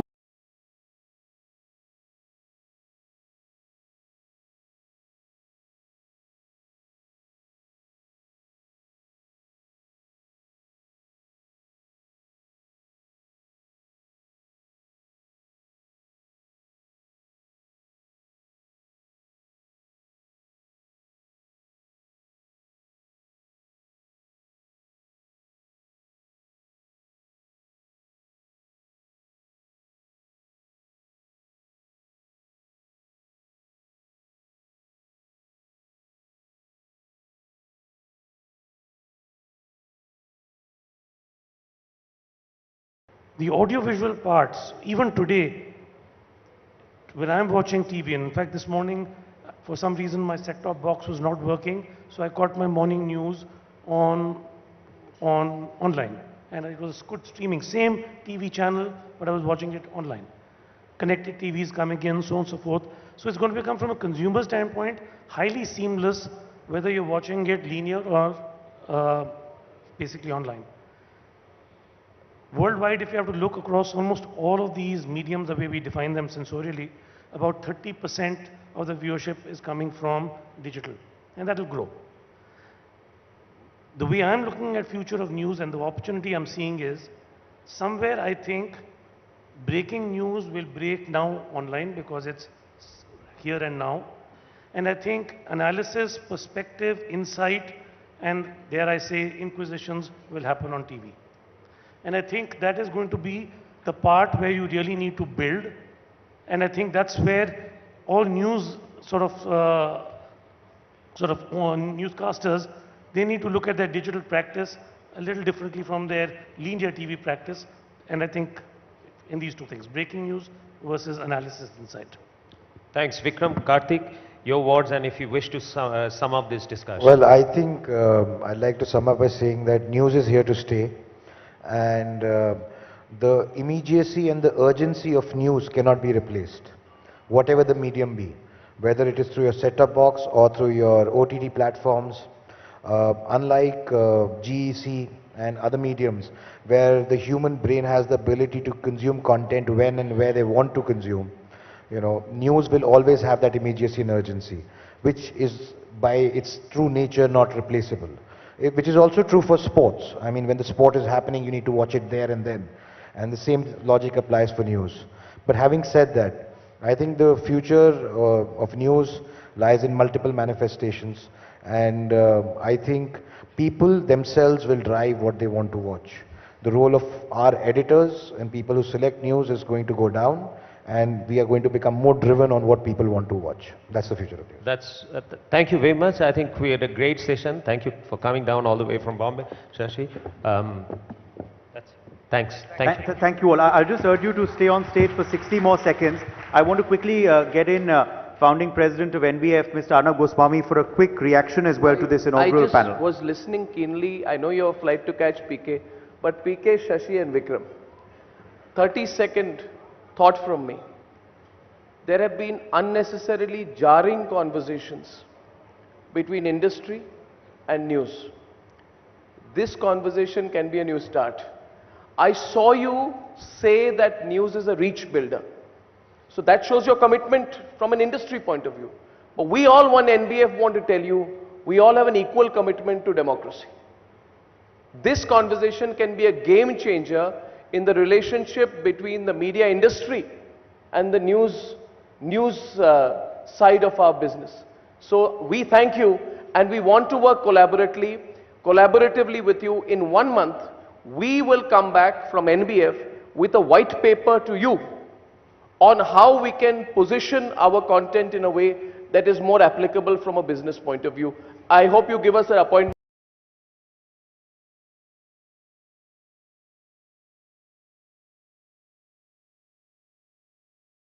Not just for the day today, but also the weeks and months ahead for the landscape of news in the country. Thank you once again, Mr. Prashant Kumar, Mr. Vikram Sakhuja, Mr. Shashi Sinha, Mr. Kartikeya Sharma and Barun Das for that absorbing, riveting discussion, as I said, on the theme the central premise of today's conclave, Future of News.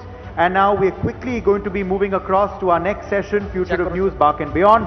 To give you more details on that session, I'll quickly invite on stage my colleagues Krishna and Suyesha.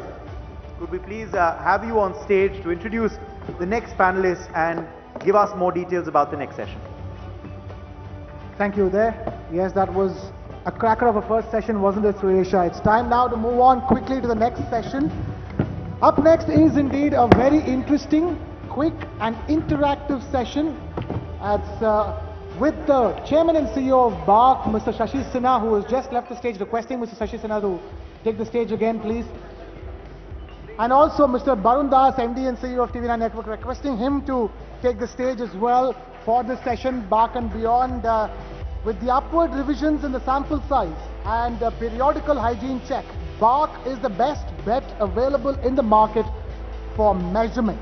BARC has stepped up to ensure that their technology leaves a gap for undue commercial gains not.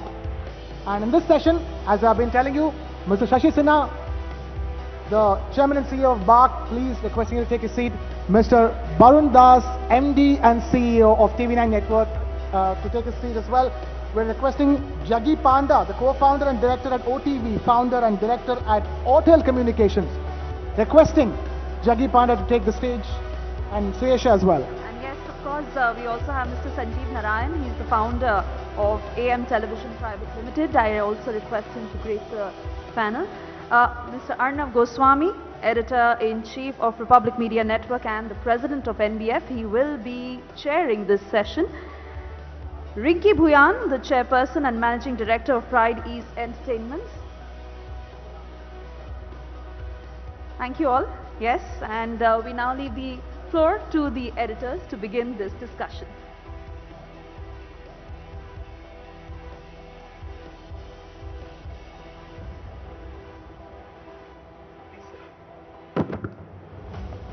Okay, we got one empty seat in the house, so Karthik, can I request?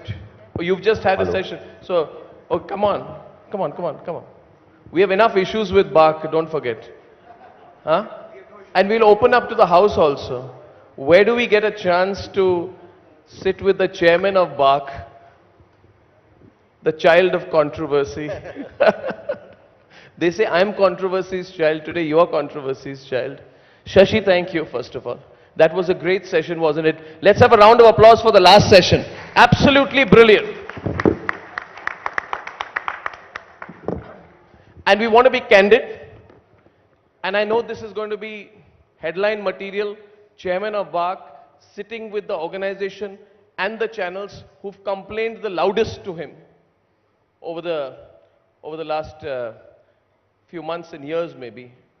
So Shashi, first question. Why have you agreed to do this? This is what you call self-inflicted punishment. I gave you a choice and you said, no, I want to do this. No. So why have you agreed to do this? So I'll tell you. The session? This session. Not you said the chairmanship of BARC. Both actually, yes. Thank you. So firstly, before we go, I want to make one clarification.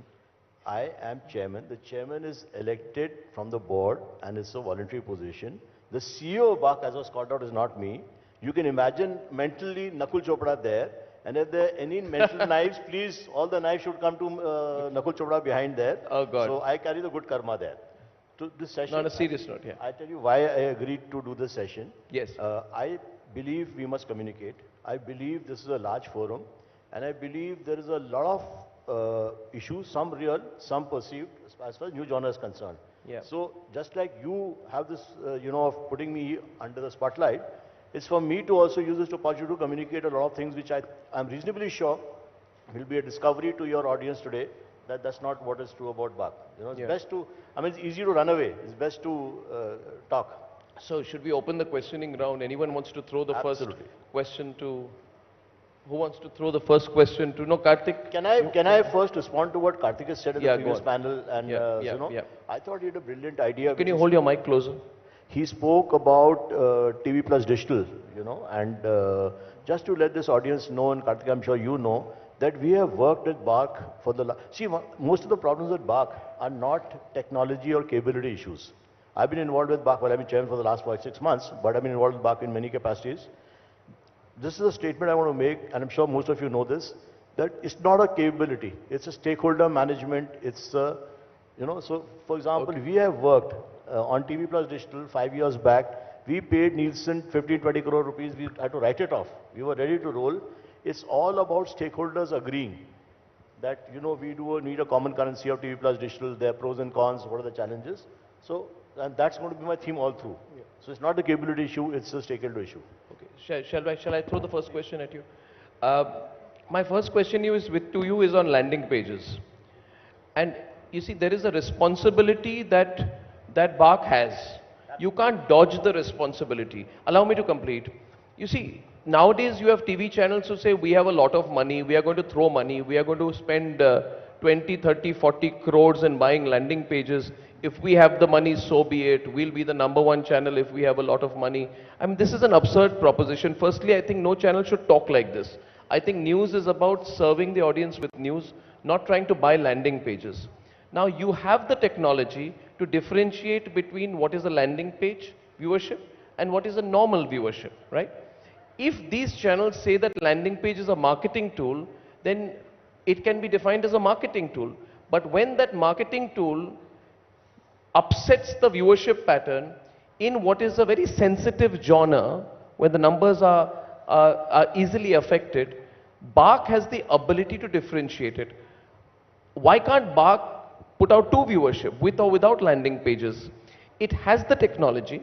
It has the technology to do it. And the reason I'm asking you this is because, would you want to see a situation, Shashi, where there are only people with lots of money who survive in the media business?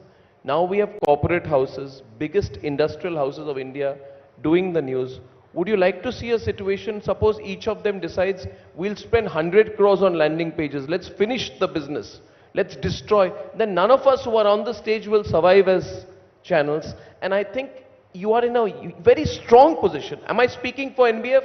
Yeah? You're in a very strong position with one decision to make that change. You can go to these channels and say, if you believe in your content, then let your content get you the audience. Why don't you take that decisive step? So may I respond? Thank you for asking the question. Thank you for making the opening question. Let me give you a context and not an evasive answer, but I'll give you the real answer. I speak from the heart. Whatever gets me into trouble, but so be it. So BAC created a landing page algorithm about, I forget, 3 years back.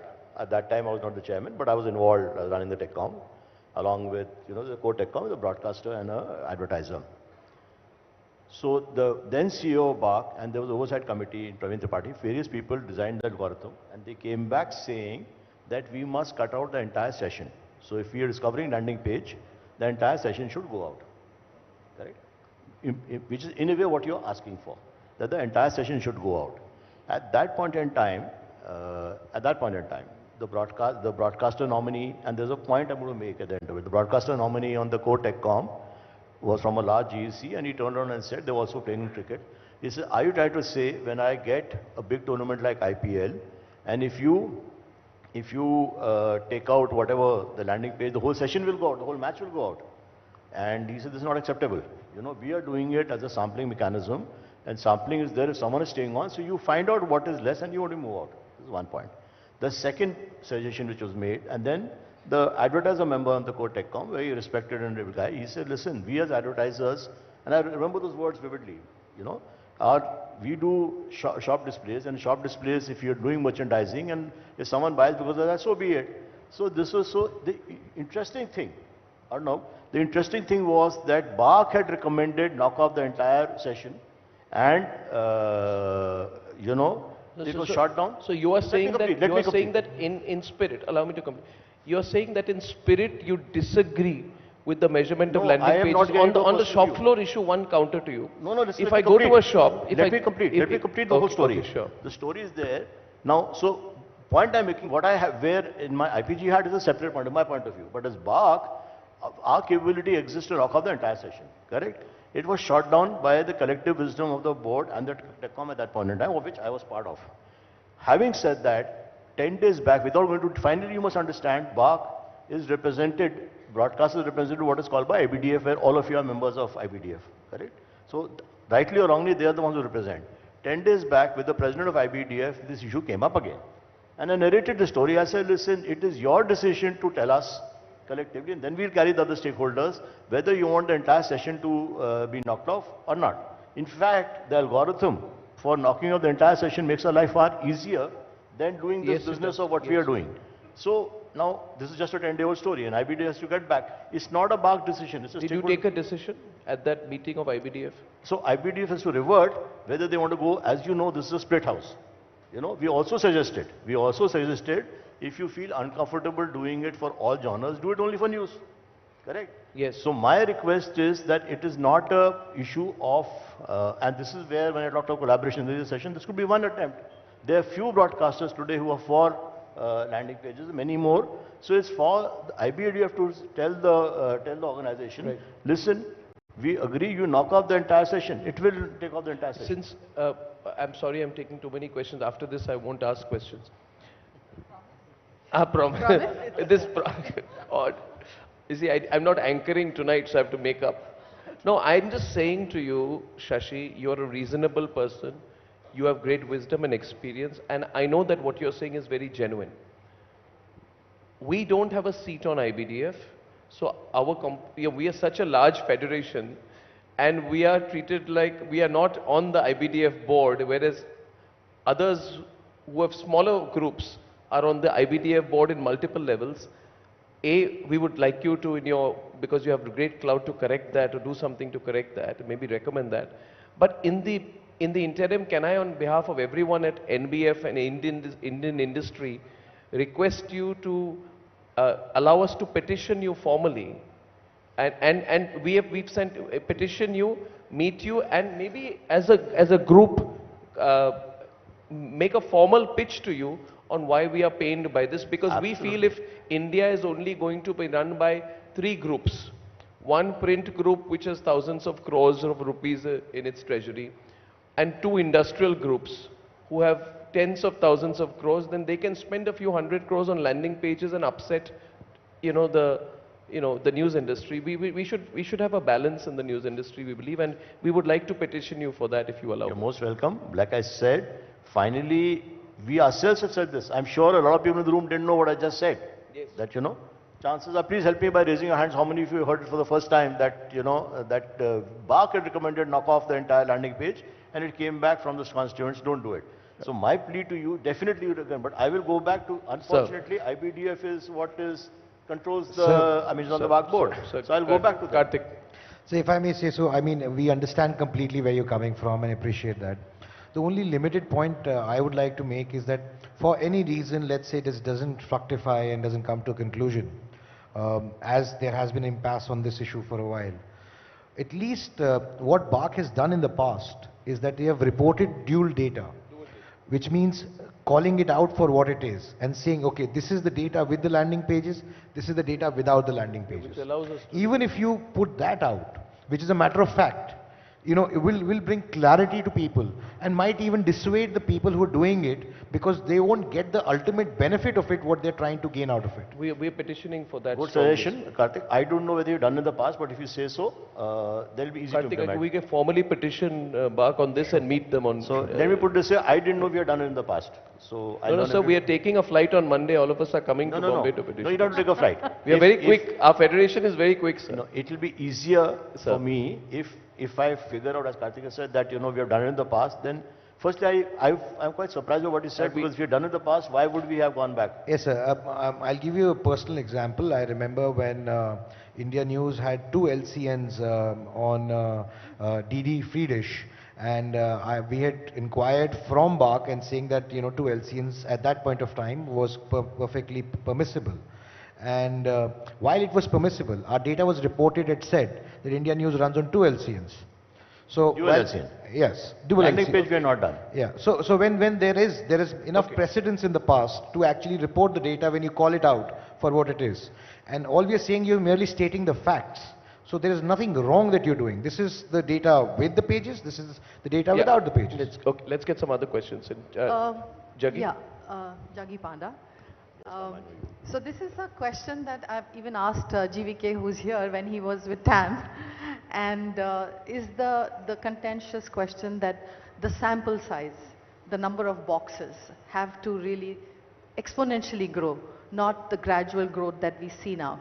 So what is your plan for the coming few years in terms of what kind of growth can we see in that sample size? Because that will kind of bring down the lot of ambiguities that we see in the data today. So I give the answer in 2-3 forms. The first form is, I'm missing my friend Vikram. He last promised having coffee. Maybe it's good to get him here because he will answer the question. Actually, yes. Is Vikram here? But I will answer the question in 2 ways. So it's a very expensive proposition. As you know, BARC is about 300 crores in terms of expense, and bulk of it comes from the GCs because there's a 0.75, 0.8% revenue which comes in from there. So obviously it's optimization of cost versus... Vikram sir, we need you here. Vikram, there's a question on TechCom which you are... Jaggi asked a question which I think you're more competent. Why don't you come up? Yeah. So... yeah, I need you to come up. So it's an ambush. It's a BARC ambush. So you know, firstly, what is the number of boxes going up? And in terms of percentage, no. So Vikram will answer the question. Will number of boxes going up, will it lead to relative errors being coming down? That's the question you asked. He will answer the question. I'm not sure. And at what stage it will happen. However, there is a big discussion happening at this point in time. Vikram and me are both involved on, and sir had started this on RPD, return path data. Yeah, we are working on that. The problem with return path, and that's in my mind, a foolproof way of doing it. There are 2 challenges with return path is, return path on DTH is possible. Not all operators are agreeing in the pilots at this point in time. Yeah. On cable is a monster. Yeah. And I will say something because I believe I'm a friend of the industry.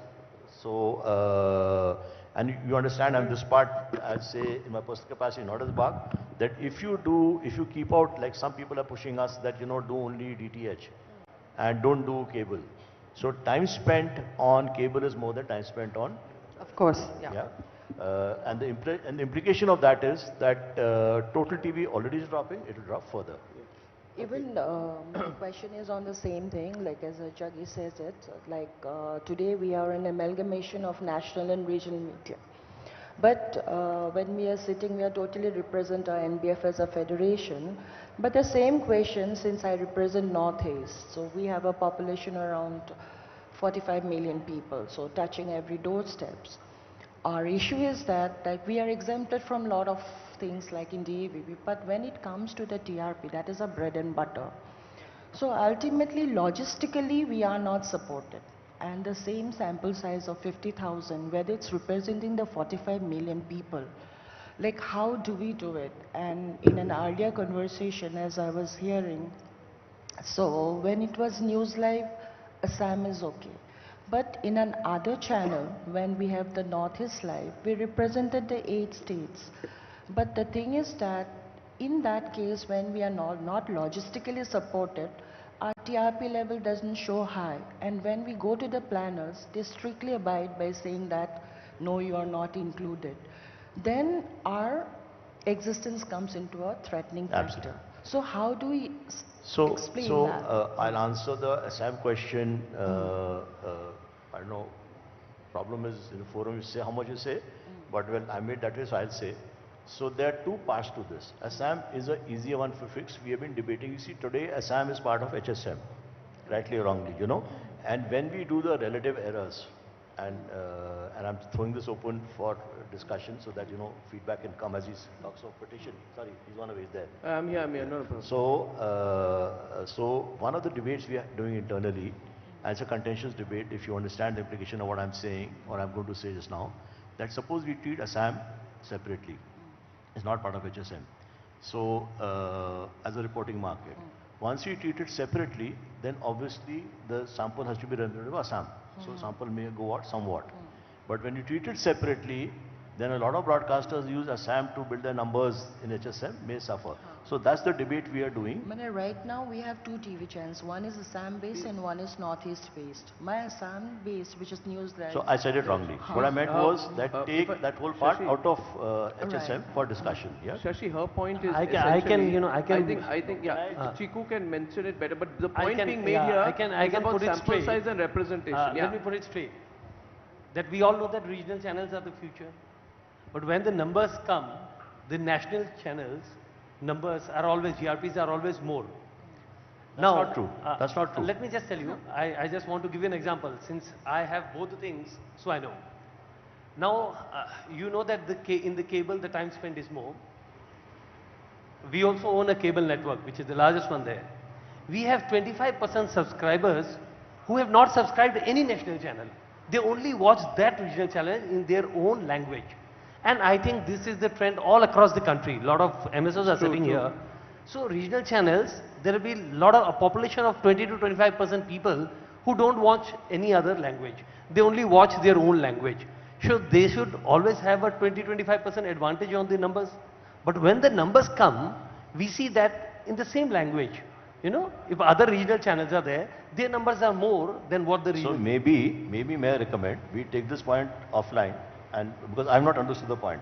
My point is that if you look at Andhra, or you look at Karnataka, or you look at Tamil Nadu, and you know the numbers, whatever we see, and you cut out the market, like Assam I called out because I know the problem in Assam. So here my impression is that the overall local language viewership is far higher than the national viewership.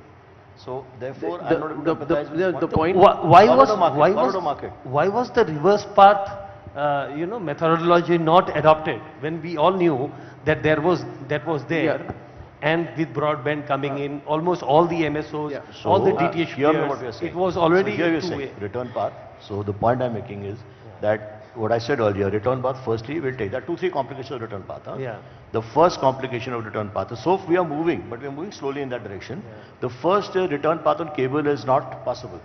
In most markets, cable is, you can't get return path going there. Yeah, they're not, the boxes are not enabled. Number one. Number two, as you yourself said, on cable time spent is more. Our concern as BARC is a stakeholder body to ensure that perception-wise, total TV doesn't drop. Minute you do only DTH, it's not representative, it's not fair, because 60% of India is cable. And you can't ensure thing drops further. You know, that's the second point. The third point is, when you get return path, you will get household data. Correct? I am a big believer if you go with household makes sense, but you have to attribute it to individual data. Correct? When you attribute to individual data, whatever runs we are doing just now, we are working on it. The error levels are almost 40-50%. Now that is something. I think you know what it is. Sanjeev, the numbers are very less. The boxes, sample size boxes are 50,000. No, I think the point, and they determine 130 crores. So problem is, since the numbers are less. Can you please help answering the question, the larger issue, which is why I called you, and you are the master of this. That since you have taken over as the anchor of the session, Shashi, now. You and Sanjeev, and you have taken over as anchor of the session. No, fine. But Sanjeev, let him answer the question because we're getting late for the next one. Yes, Shashi. So, Vikram, would you want to answer the larger question of our 50,000 boxes nationally, or 4,000 boxes in a state like Andhra, or 3,000 boxes in a state, or whatever the number is, it may not reveal the numbers, or in Assam, are they enough, or will you take the sample I want to rephrase the question. If I can add to it, Shashi. The point which was being made just before Shashi called you in was, what Shashi said and further, there is a belief that like in elections, you know, when the population demography changes, there's delimitation exercise. Point being made is you are not represented enough in all parts of the Northeast. And the feeling among our association is that the representation of BARC is pre-decided towards certain geographies, and that you need deeper penetration. It's not about increasing the sample size. It's about where you will put that sample size. Am I correct, Riniki? That's the point that you were making. Logistically, you are not in tune with where the viewership is. Add to that question. I think also the other point is that, to put it in simpler terms, is that when you talk about the Northeast market, you're only referring to Assam. That's the fulcrum. I mean, if you say Northeast, it means Assam. Okay. The other states are not accounted for or neither represented. That's the point that I. Wow. Okay, it's with 200 million TV sets and with the kind of heterogeneity that India has, it's obviously to say that it's a challenge to actually be able to say what each channel's ratings are going to be with a high degree of accuracy, it's a huge challenge. And we've got some, 50,000 homes that we've got a panel in, so that it is obviously a challenge. So that's just giving you the setup. Now, finally, how do we, look, let me take an analogy. Whenever, say, elections are happening and the psephologists come in, they do some fantastic work. Yes. Some of them are very, very precise and some of them are off the mark. But you don't like completely hang the guys who are off the mark. I mean, because they're also doing an estimation job based on talking to a few people and then coming back with a certain number. So I would urge firstly to have some forbearance with the rating system, because you can't expect it to be that bang on accurate, because if psephology is also not that precise, and some of them are actually very, very good. I actually think BARC is also comes pretty close to what the psephologists do. They are more right than they are wrong. That's my first point. Having said that, the next question becomes the data that comes out. For any statistician, the data needs to be valid and it needs to be reliable. Valid basically means that it should be representative, so it should be representative of the universe that we are measuring. And reliable is that if it says the rating is 0.1, it should be actually 0.1, it shouldn't be 0, it shouldn't be 3.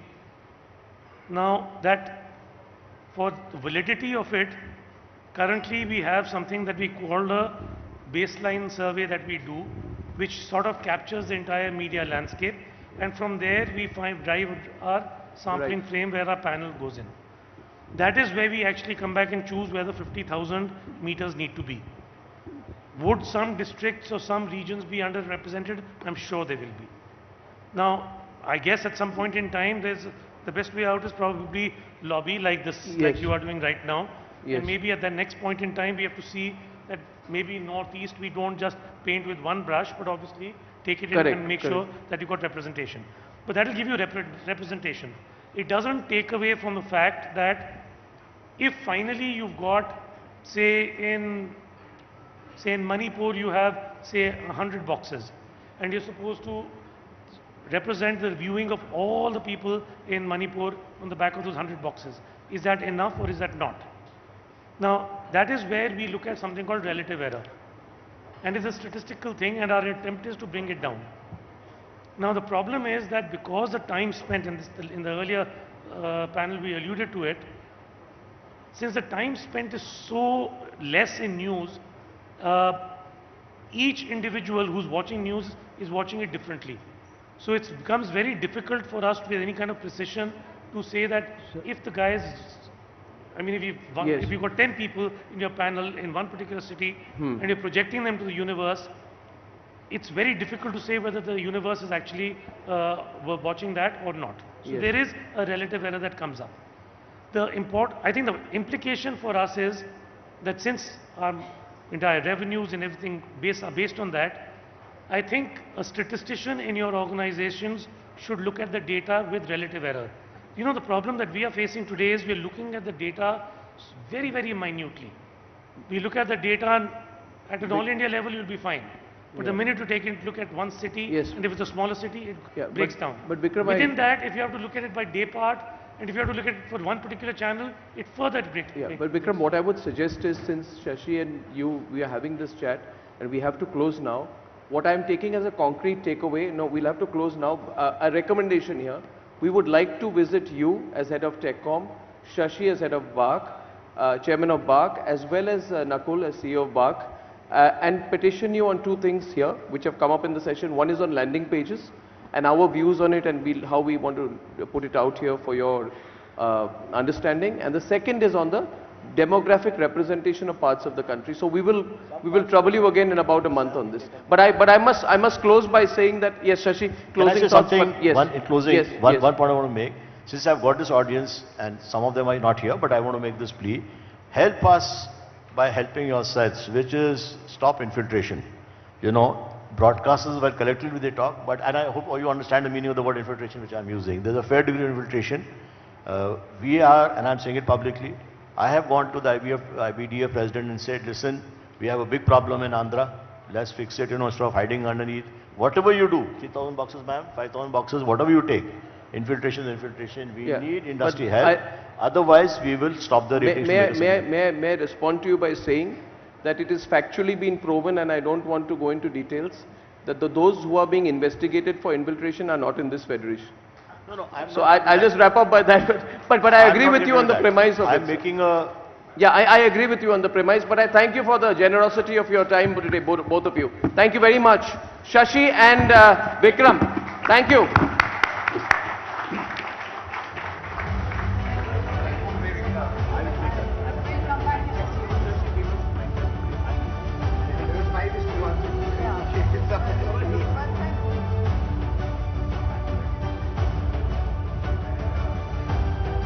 Thank you, everyone.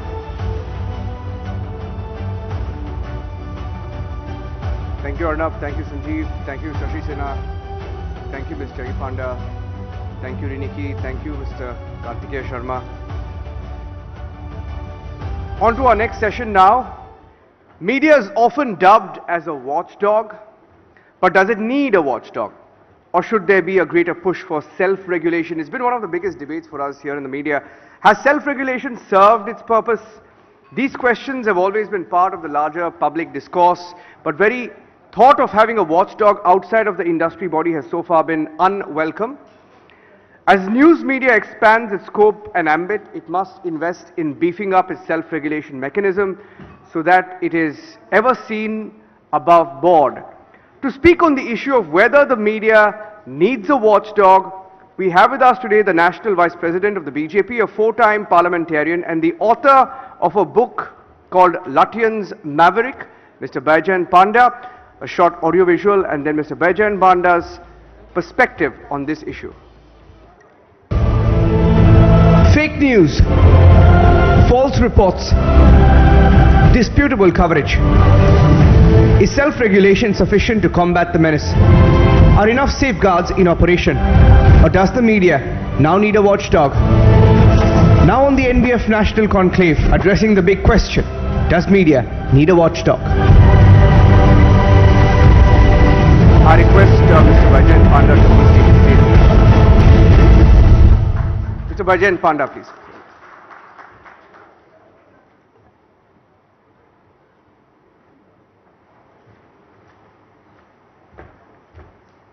The stage is yours, sir.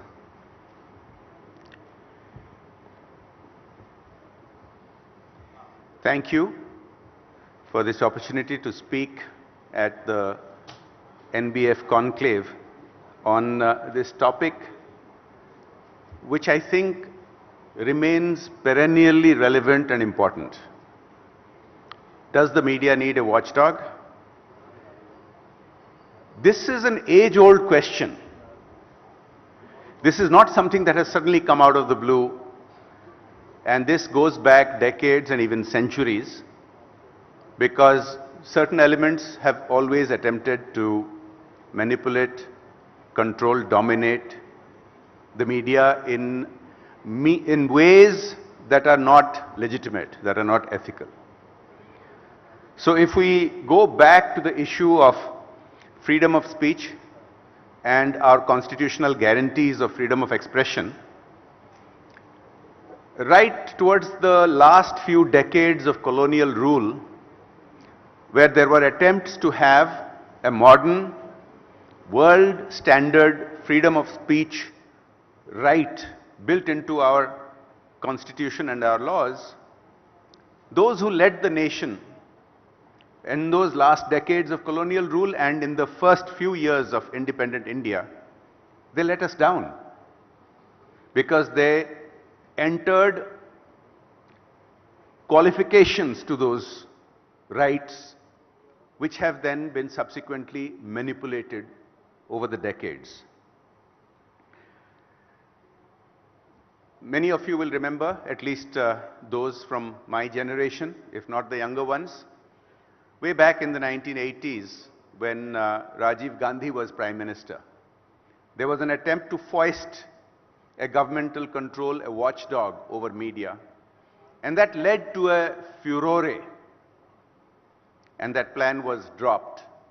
From time to time, some people have tried to come up with these ideas, but look at how media has behaved itself. It's worth looking at legacy media. Look at the marquee names in media. Many of them, in fact, I would go to the extent of saying most of them, have been guilty of misrepresenting facts on the ground, which the larger public didn't always understand, and once they understood, it has not been that easy to do away with it. Many legacy media would report a riot or a murder in starkly different ways, depending on whether the perpetrator was from a particular religion, whether the victim was from a particular religion. The descriptions and whether the names of the perpetrators were to be disclosed would depend on that metric, on that prejudice, on that narrative. And that narrative was set right here in the heart of the country, in this core part of the national capital, which has been called the Lutyens zone. And the media and the narrative setters who made their homes here for decades were all guilty of it. Now, this is not something that has gone away, but because of more awareness, and I believe because of the explosion in media, there's new media that takes on traditional media, both in broadcast, in digital, and other traditional formats, although you don't see print media new entrants very much. So, what some of the member broadcasting entities of NBF, for instance, have shown, and shown very assertively over recent years, were for decades actually actively suppressed, as I have just been explaining to you. Now that has questioned the power equations in a manner which has disturbed those who have wanted to control the narrative, those who have wanted to control media, and you have seen the result of that. You have seen the results. My friend Arnab Goswami has been the victim of an attempt by a state government which took upon itself to quote unquote regulate media. Of course, I use that term facetiously, because what they did was break every norm of constitutionality, every norm of legality, every norm of ethics, and every norm of plain common decency.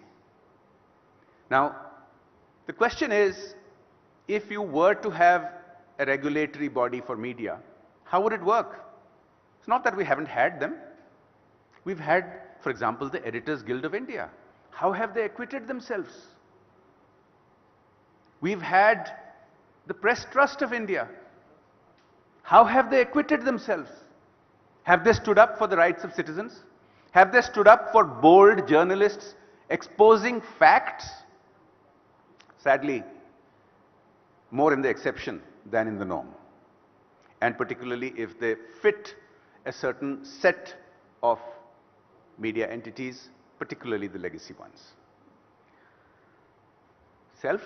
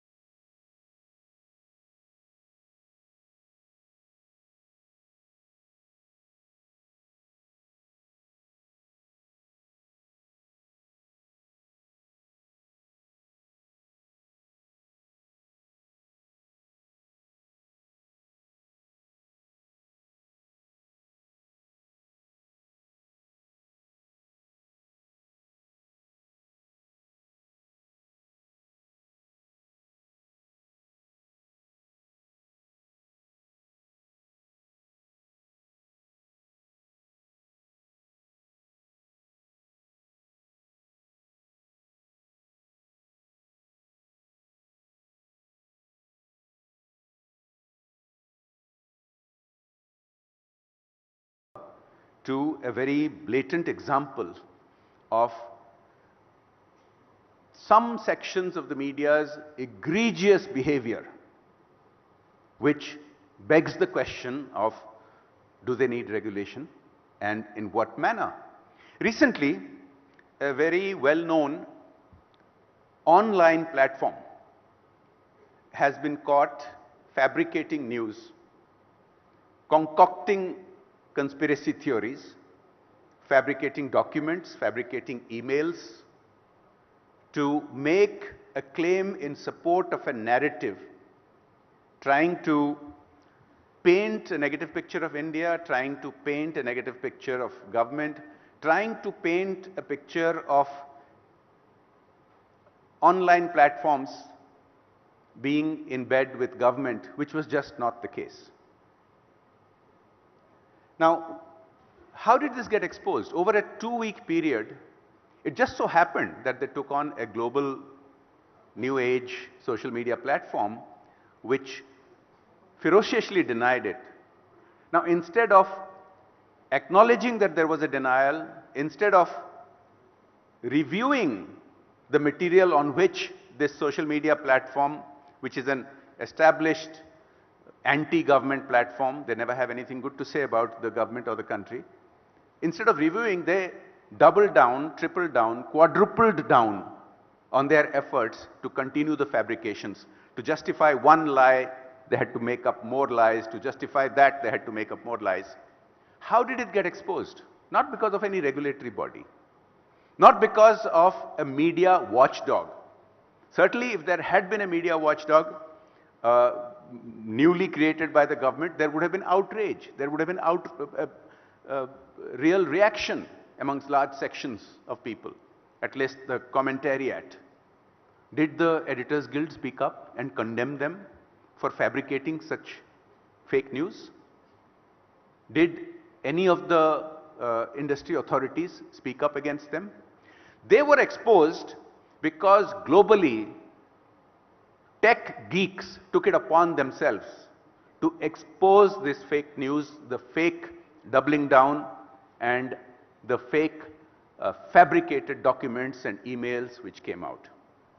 Now that's a great example, but it's also a telling story in itself, because this particular platform and some of their ilk this is not the first time they've done it. They have repeatedly planted fake news, but when it is countered, the counters are dismissed as if it is just a routine dismissal instead of going into the merits. This time the fake news was exposed because it became global, because tech geeks around the world who have no particular interest in Indian politics took it upon themselves to expose the fraud, to expose this fake news. Now, that won't always happen. We need to have such credible crowdsourced efforts to expose fake news in India. Social media is helping to do that. I think it is a work in progress. I think such examples that I have just cited mean that we are progressing towards an era where this kind of blatant, premeditated fake news is going to get exposed more and more. Now, whether government should have a role, whether people should have a role, whether there should be independent crowdsourced efforts, whether there should be an entity, perhaps of in the direction of self-regulation, perhaps a federation of broadcasters and digital content platform entities, maybe even legacy media, print entities, to take it upon themselves to have a charter, to talk about how media should behave and how that self-regulation should work.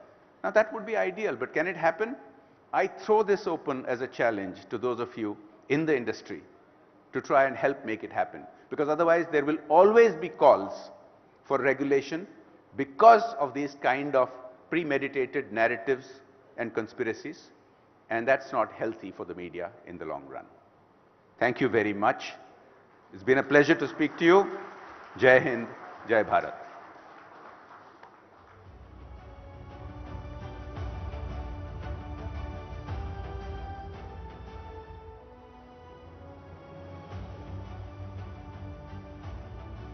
Thank you so much, Mr. Panda, for that very interesting perspective. And of course, we'd like to tell all our viewers watching on their screens at this point that this conclave is streaming live on 40 channels as the discussions continue. So we are set to begin with the next session. Absolutely. Over 40 channels telecasting, streaming today's inaugural NBF conclave live. So clearly ripples being created across the news industry today with this benchmark conclave, with this new initiative. And of course, remember, it's not just conversation that is happening today, but far-reaching decisions that are also being taken on this stage, which will have a huge impact on the landscape of news and the industry in the country. Today's, of course, conclave is themed Future of News, which is what we are talking about through various sessions.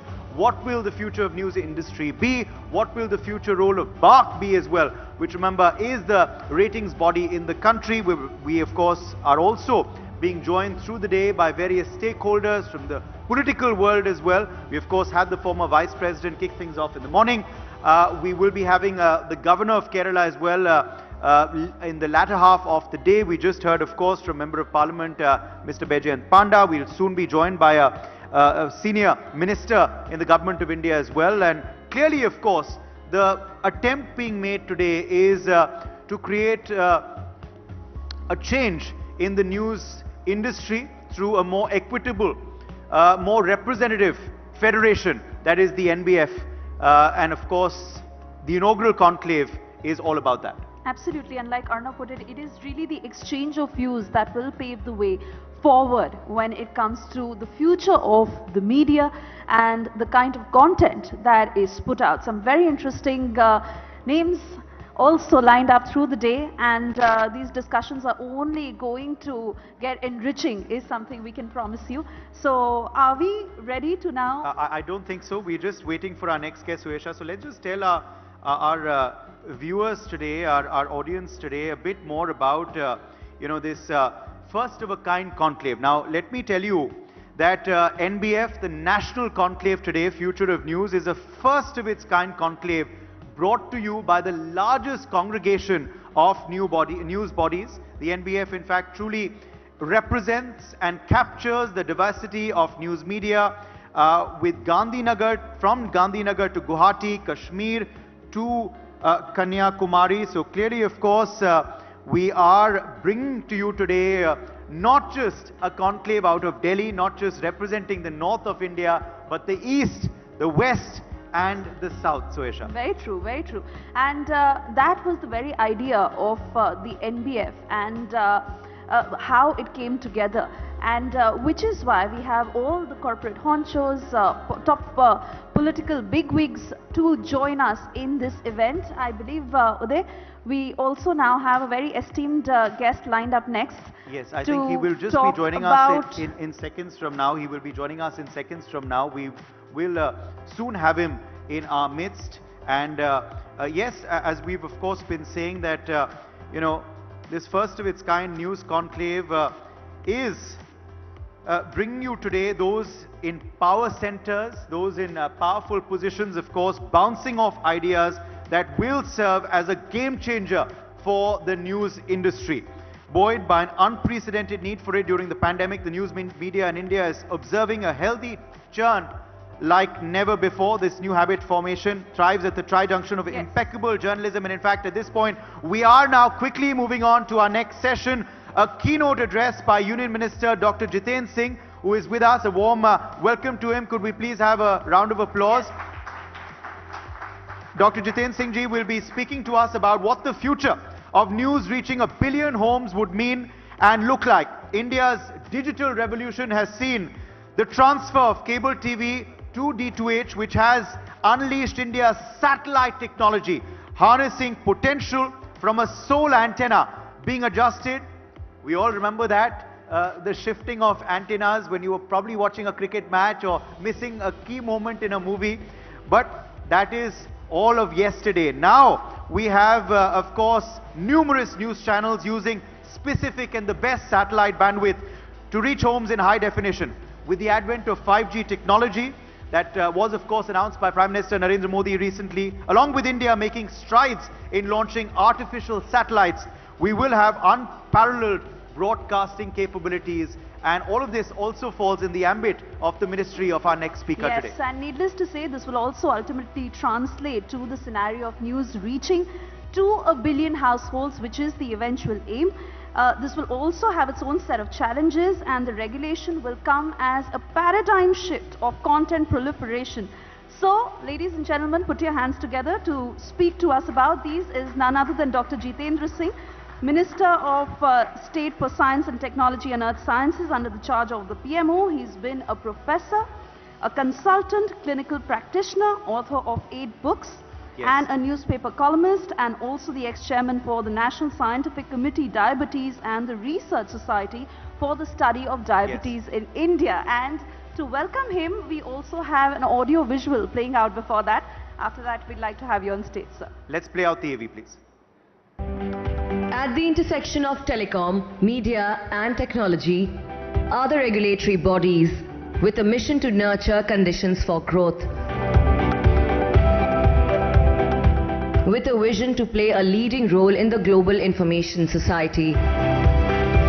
Universal access and reaching 1 billion homes is key. A level playing field for fair competition is necessary. Joining us now is the Union Minister of State Science and Tech, Earth Sciences, PMO, Department of Personal Training, Atomic Energy and Space, Dr. Jitendra Singh, to elucidate on future of news reaching 1 billion homes. Let's welcome Dr. Jitendra Singh on stage, please, for his a huge keynote round address. of applause.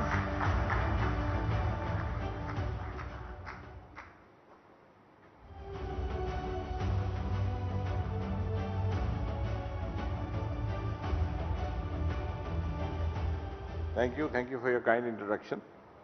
In fact, I was about to come and I then realized the introduction was still carrying on. So thanks for reminding me of many of what oneself tends to forget. Nevertheless, I must confess, I actually didn't know where I am going, what I am going for. So I received a message from Arnab, and I am here because I knew it was going to be a good cause. And I think that about all defines the credibility of NBF. So I was sure Arnab and his team is up to something, so it has to be a good cause in the national interest, and that's precisely what I'm seeing over here. And I was just now told that it's 3 years old, and I must also have, I think I have no hesitation saying that Arnab and his team have, and the entire lot of this federation has actually sought to change the narrative in news reporting and also news comment. Somehow, though it doesn't seem very flattering saying, in the bygone years, there was a trend of sounding intellectual by being slightly anti-India. And that somehow, the mindset stepped in that it was synonymous with intellectualism. You had to be unorthodox, you had to be rebellious, out of the way, you had to sound little anti-national so that, and if you could grow a long beard, that it will supplement your persona. But I think that's very amazing. I've been saying this even for many years now, because I'm glad that now the NBF has taken up this cause.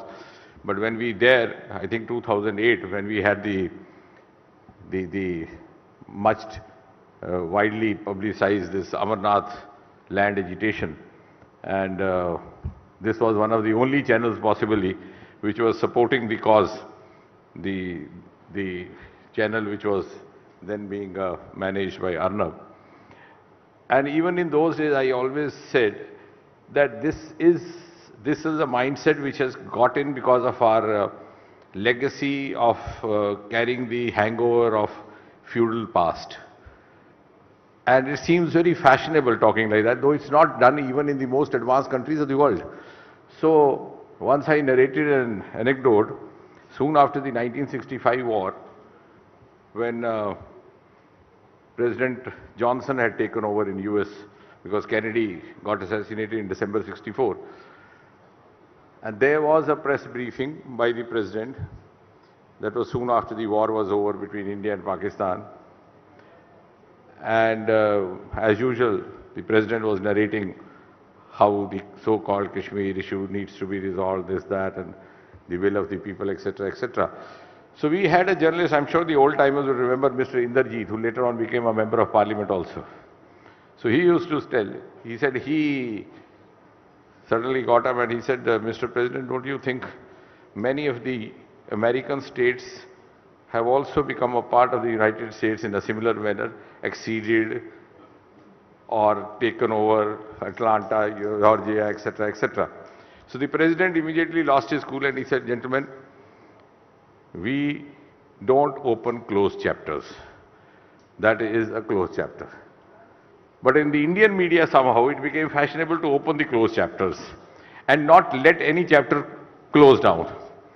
So even if you had to discuss Kashmir, you had to discuss Northeast, you had to discuss it with a narrative which would appear as if India is at a gross fault or committing a sin by taking a position that it is taking.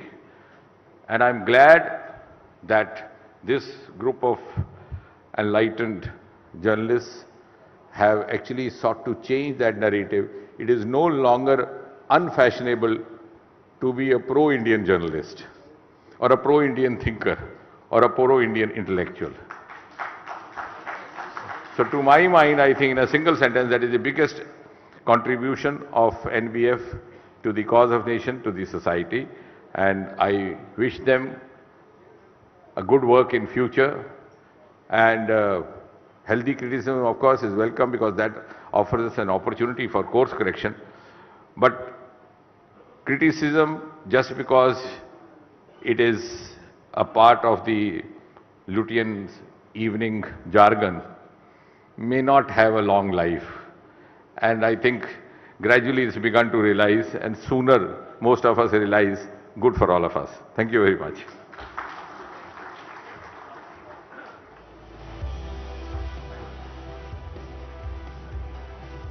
Thank you very much for that address, Dr. Jiten Singh, and for gracing us with your presence. Could we once again have a round of applause for Dr. Singh?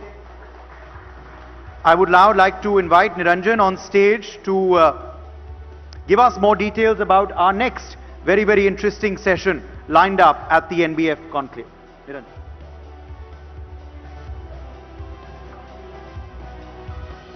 Thank you for that. Up next is a panel on the future of measurement. You've heard of BARC and beyond. We've had an extensive discussion this morning. Measurement is a key index for the efficacy of the news television industry in the country. It forms the basis for advertisers, some of whom were on stage a few minutes back, to invest their monies in a news platform. Considered how the system itself has come under scrutiny in the past, its evolution and revision rests in the hands of the able few. Here's a short audio visual on what you can expect from the next panel.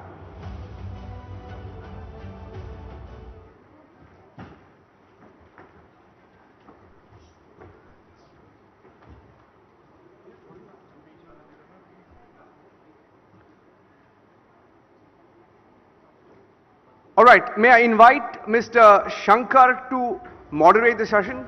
Shankar of Fourth Dimension? Shankar. And joining Shankar as speakers on this panel will be Mr. Shashi Vempati, who's the former CEO of Prasar Bharati, the ex-CEO of Niti Digital, who has also served as an independent director on the board of the Indian Broadcasting Foundation in the past.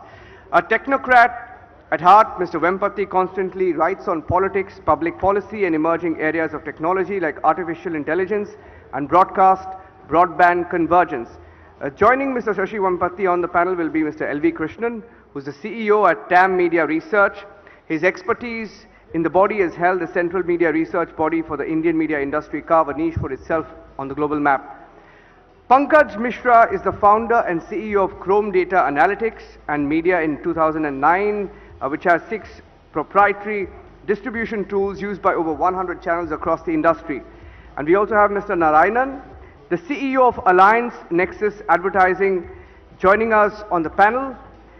Anil Airur, the Group CEO of Flowers TV, also with us on stage. And Angad Deep, joining us on the panel. Angad, please come up on stage. Shankar, over to you.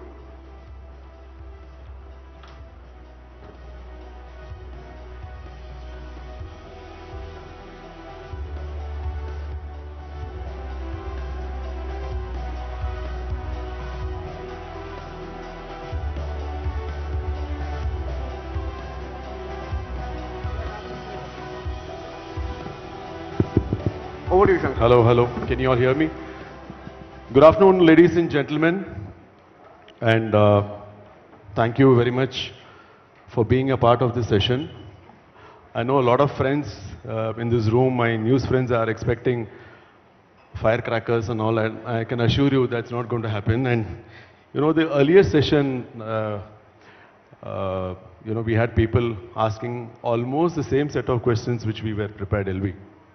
Okay, now I'm just not going to be making any further delay. Can I have a quick introduction from guys, starting from Angad? A 30-second introduction. It's all done. It's okay. We'll just get on to it. Okay, I just have two questions since we have just 40 minutes. The burning issue today in news as a genre, I'm talking from a business perspective, not from content. Okay, content is to be dealt separately. See, most of us, we run, the news channels here. I'm having this question for Narayanan from Alliance.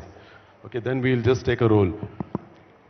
What I would like to ask you is, Naru, news today is still bought on CPRP. Okay, for people here, CPRP is basically cost per rating point. Somewhere I feel that on behalf of agencies, on behalf of you are a very strong representative of media agencies. You've been really unfair to us. Okay, the first point is you set a benchmark for CPRP. You have a national template of 1800 or 2000 or 2500. And you bias on that basis. As such, our genre is so small. Okay, ultimately when it comes to a point when you have to bias, the rates, other than a few national channels, I'm talking on behalf of both national and regional, our rates just don't increase. Okay, and a national CPRP of 2000 for a channel which does about 30-35 GRPs, then you can imagine at what rate you would want to buy. Okay, now the point what I want to ask you, is this basically you're trying to, you are actually in a mood not to increase rates. To avoid giving us a rate increase, you have these new terminologies of, national CPRP and so on and so forth. This is posing to be a big problem for us because 80% of the news channels today are FTAs. Our survival depends on people like you. So over to you and then we'll just go. And I'm expecting some gossip reply from you. Huh? We should go. We are all going live. Firstly, good afternoon to all of you. It's great being here. Coming to the question specifically, my response to that is, firstly, news cannot be bought on CPRP. I think from whatever experience of 30 years and across media, and especially at Alliance, is one of the largest buyers of news in this country. I can clearly say that news is always on ERs and kind of, CPRPs is as a byproduct, by the way, in wherever it comes in. That's one way of looking at it. The other way, I just wanted to bring in a perspective where even if you look at the BARC ratings, by virtue of ratings, news channels delivered much more than news. Music channels delivers much more than news. But reality is whenever there is a burning issue or whenever there is a good cause or a great cause, the whole nation sits up and watches news. So I think that's the reality, which we have to accept it. So news channels cannot be ignored even for a normal FMCG plans and even a kind of a regular plans. So I think one needs to also go beyond ratings, and specifically I can give you some examples of key brands who have built, given the agency I represent, Alliance, there are a lot of brands which are built completely on news. I can give an example of Asian Shoes, which is a very challenger brand in a competing footwear, fiercely contested market, leveraging on only one program for 2 years or just in a prime time slot. And that's built great business for them. So where are ratings? And then there is a disparity between the ratings and actually what works in building a brand. So one needs to go beyond that. And secondly, coming to news specifically at the agency, we have actually looked at very robust and intensive methodology to capture what works. In fact, we do a lot of ROI analytics and a lot of econometric modeling to find out spot placement leading to outcomes. So I think somewhere one needs to move beyond ratings to measuring outcomes for the brand. And given we work with a lot of the new age brands, I think where they have a lot of data. So you match the data of where the spot appears, whether it was a 7 p.m. or a 9 p.m. or a 10 p.m. news, and we could see a delta moving. I think that's where the whole conversation I want to take it. It's like moving away from this CPRP bit to a kind of outcome base. And even within that, let me highlight from whatever analytics we have seen, it's the number of spots per day. The higher threshold spots gives a better response. If you go with very minimum spots on the news channel, it's a complete waste of money. I think somewhere, I think we need to have robust analytics to actually support and try and test different scenarios where we are able to prove the efficacy of the medium. But from whatever we have seen, news does build credibility, it builds trust to the brand, and it also helps build sales in many cases. So I think that's my response to your question, and if I've answered it the way it was expected, or I hope that is gossip to this question. Actually, no. But I'll accept, but I'll take it because, you know, you've still, you've not been able to, you've given a reply. I don't think it will convince most of the sellers here. Anyway, I'll now come to Pankaj. I'm coming back to you. Over to you, Pankaj. Okay, so on the gossip side, it's more of an interesting statistic since I'm a data scientist. Do we have any research, people from research departments? I'm sure there are lots of them, right? So this is very interesting. It's simple maths.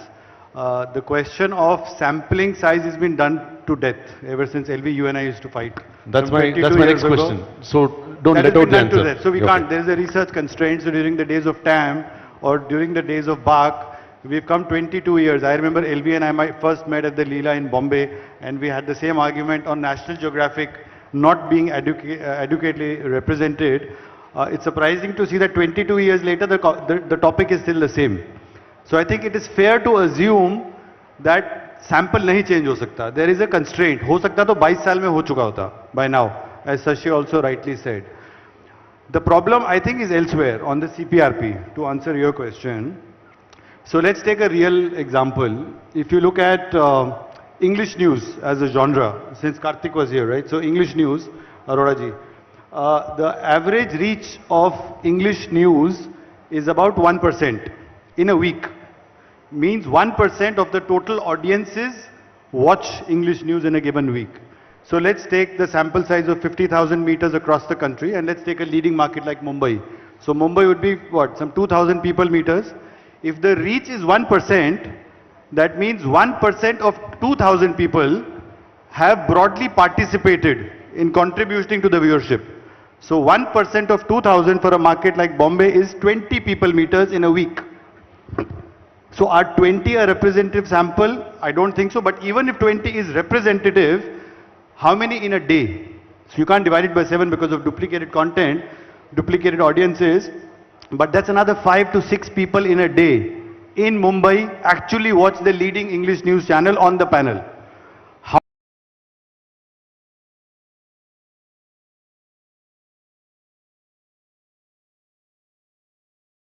So in my view, I was one of the first few guys. We did a huge CPRP buy when I was with UTV in 2007 with Palmolive, I think. That was a huge figure. Us samay tak CPRP relevant tha because the number of channels were lesser. At this point in time, I think this entire debate of CPRP to me seems flawed. It makes no sense. So that's what I was asking. So did I answer the question that it not? No, both of you, whoever can answer. So which means the point is, you're actually using this as a terminology to bring down our rates even further. No, I'm not saying I'm saying today, okay, now another, don't think I'm using you as a tool on behalf of everyone. See, another point is, every time when an account goes for a pitch, when it goes from agency A to B to C to D, the only thing which comes to us saying that an account has gone for a pitch, rate or kam karo. GCs ka, we will not touch. Movies we will not touch. But news channel, no, you bring down our rates by. Correct, Akshata? I hope you agree with me. So I'm saying, like how he said, Pankaj said, shouldn't we be growing beyond this? I think to counter this, I think Anil, the last man there, will also answer. So, sorry, I just wanted to interrupt. Yeah, absolutely. You should be growing beyond this. I mean, it's a no-brainer if you're having the same discussion after 22 years. Exactly the same discussion, right? So there is a huge constraint, and I think Sashi also put it brilliantly. The gap is not technology. Right now on my phone, I have an audio measurement device. So if there is any live streaming happening and that is already being mapped, you can actually know what content is being watched. This technology is not new, right? Zapper had done it in Bangalore. Other companies have done it. We've got it. Audio mapping is much simpler, but the problem is in taking the sample up. So you can take this to millions, but the problem lies in acceptance from the industry. It's not to do with technology, right? So digital is a brilliant example. If you are hell-bent on continuing with the same format, then really doesn't work. So the problem is not BARC or anyone who works with BARC. The problem is the stakeholders wanting to continue with the same terminologies of CPRP. मेरे हिसाब से क्या होना चाहिए? CPRP, in my view, should not be there. News, with all due respect to all the news owners here, if you put it very broadly from a consumer point of view, right? From a viewer, if you do good research, you will understand that हर कोई एक ही चीज बोल रहा है अलग-अलग formats में at different points in time. So everyone is giving the same news at different points in time. So it becomes it becomes mostly commodity. The key differentiator on content today or content consumption is availability. How many homes are getting it? That's why FTA content gets much higher reach than pay TV. So I think the best measurement here is to take the availability of content across some 161 million homes, one. Two, the availability of content on digital, right? So what's being watched on YouTube, on the browser, on an in-house app, or a Z5 or an MX player. You marry all of that data, you have a very strong indicator of how many people are watching which content. And then you have some kind of a quality survey to rate it in terms of quality. As simple as that. I think that will be a much stronger parameter. And then you can come out with better derivatives of CPRPs. Yeah, I think I agree with what Pankaj just now said, that you have to move beyond these older metrics. Take a 360 view, TV plus digital. Also, I think in India we have not done enough on innovation in content pricing. Think of new models, flexible models of pricing content, especially with so much more consumption happening online on an on-demand basis, where I'm not tuning into linear all the time. There can be different ways of pricing content, and I think that would give you that diversity, and that's probably where you can demand that premium or value. I think what TV9 is doing with the OTT model for English content, news content, I think is very interesting. I think those are the kinds of experiments that you should build on to take this industry beyond these, older constructs which probably made sense a decade back, don't make sense anymore with increasingly hybrid consumption, which is not necessarily, real-time linear. It's more on demand when I want to watch it and on the kinds of devices that I want to watch. LB, for a moment, think you're the same old media planner from Chaitra and HTA. Have a heart and answer. Okay, I think news is all about being regional, actually, okay? Local and hyper-local in nature. Okay? In that kind of circumstances, you need to think about, as a body, think about what is the next step that you need to go into, actually. One is having an overall industry measurement at a national level, etc. But given the fact that your reach is all about regional and local, is there a way you can create measurements in those hyper-local areas effectively, cost-effectively, at the same time giving you ROI on your businesses, actually? And that's where technology comes into play, actually. While technology is available, I don't think the industry has used it effectively in nature. RPD is a beautiful, strong solution that's available in the marketplace. Okay? Return path data through the set-top boxes. Return path data through the mobile devices. Return path data through your broadband connected television sets, actually. The world is changing. The audiences are changing. As penetration of set-top boxes has happened since 2018, when the government finally rolled out fully 100% the set-top box regime, 100% of the homes in the country are connected, actually, except for a few homes in Chennai, probably. Now, is there a way to exploit that? In the last 6 years, we have had experience using return path data on Tata Sky set-top boxes actually. Okay. It is incredible. The difference between BARC and return path data is not the fact that the trends are different actually, but it gives you granular data. Data at a microscopic level actually. Because you have around 100,000 set-top boxes only in Manipur itself actually. Okay. So with that kind of a scale, you can dissect consumption data on television even more effectively in nature. Somebody like say Sanjeev for example, who owns cable network actually, or Jaggi for example, in Orissa. Okay. Why not move on to the path of creating set-top boxes that enable you to provide data itself? So you're not then going back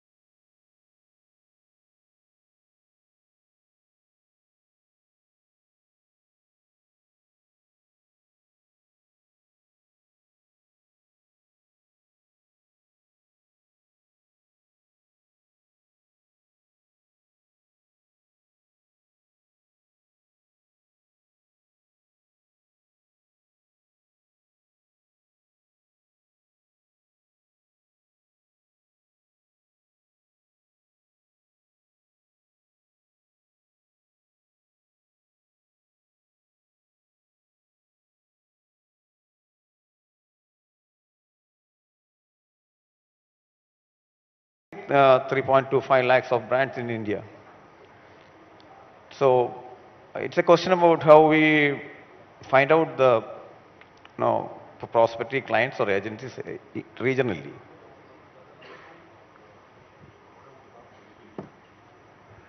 Thanks, LB. LB, you're also a master in ADEX. Have you ever seen the growth of regional brands? Because of problems like what he's saying, I'm sure Angad has the same, we have, everyone has. There's been a surge of so-called retail brands, which makes most of the regional players, the dependence on national brands far lower. Have you seen a surge in ADEX in the last couple of years? Between 2019, pre-COVID, and 2022, actually, there has been a phenomenal 176% growth rate in regional advertising, actually. Okay. Now, the difference is basically the fact that where are they going, actually? Okay. Now, bulk of it was in the print category. Okay. Bulk of the regional advertising was in the print category, including the hyperlocal advertisers. From there, they were, till 2019, the next step was graduating into regional television. Okay. Today, it's bifurcated between digital, Facebook, YouTube, and regional television. Okay. So therefore, you have a bigger competitor already over there, okay, in digital, sitting there, picking away all these regional advertisers who have come into print, into hyperlocal level, and moving straight into digital instead of regional television. So that's the threat that television and specifically news have. So it's great that there's a growth of 176% over 3 years, but that is getting bifurcated across 2 different platforms. How much of that would be on television? Close to 35–40%? So on television, it's around 60%. So television is not bad, doing bad, but what is happening is the fact that digital is taking a bigger share of that, actually. For example, if I look at digital alone, okay, there is around close to 3 lakh advertisers already on digital platform. Okay. Television is just about that, close to around 3.5 lakhs to 4 lakhs, actually. Okay. So what is happening is from a zero level, digital has caught up with television completely in terms of sheer number of advertisers at an overall level.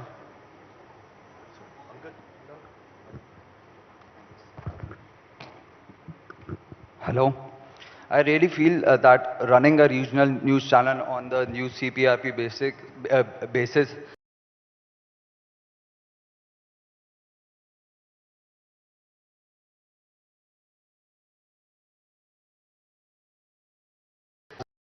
lot of huge staff, they have to hire, I would say, a lot of HODs and all to compete with it. So CPRP market should be, so CPRP shouldn't be considered in the regional news market.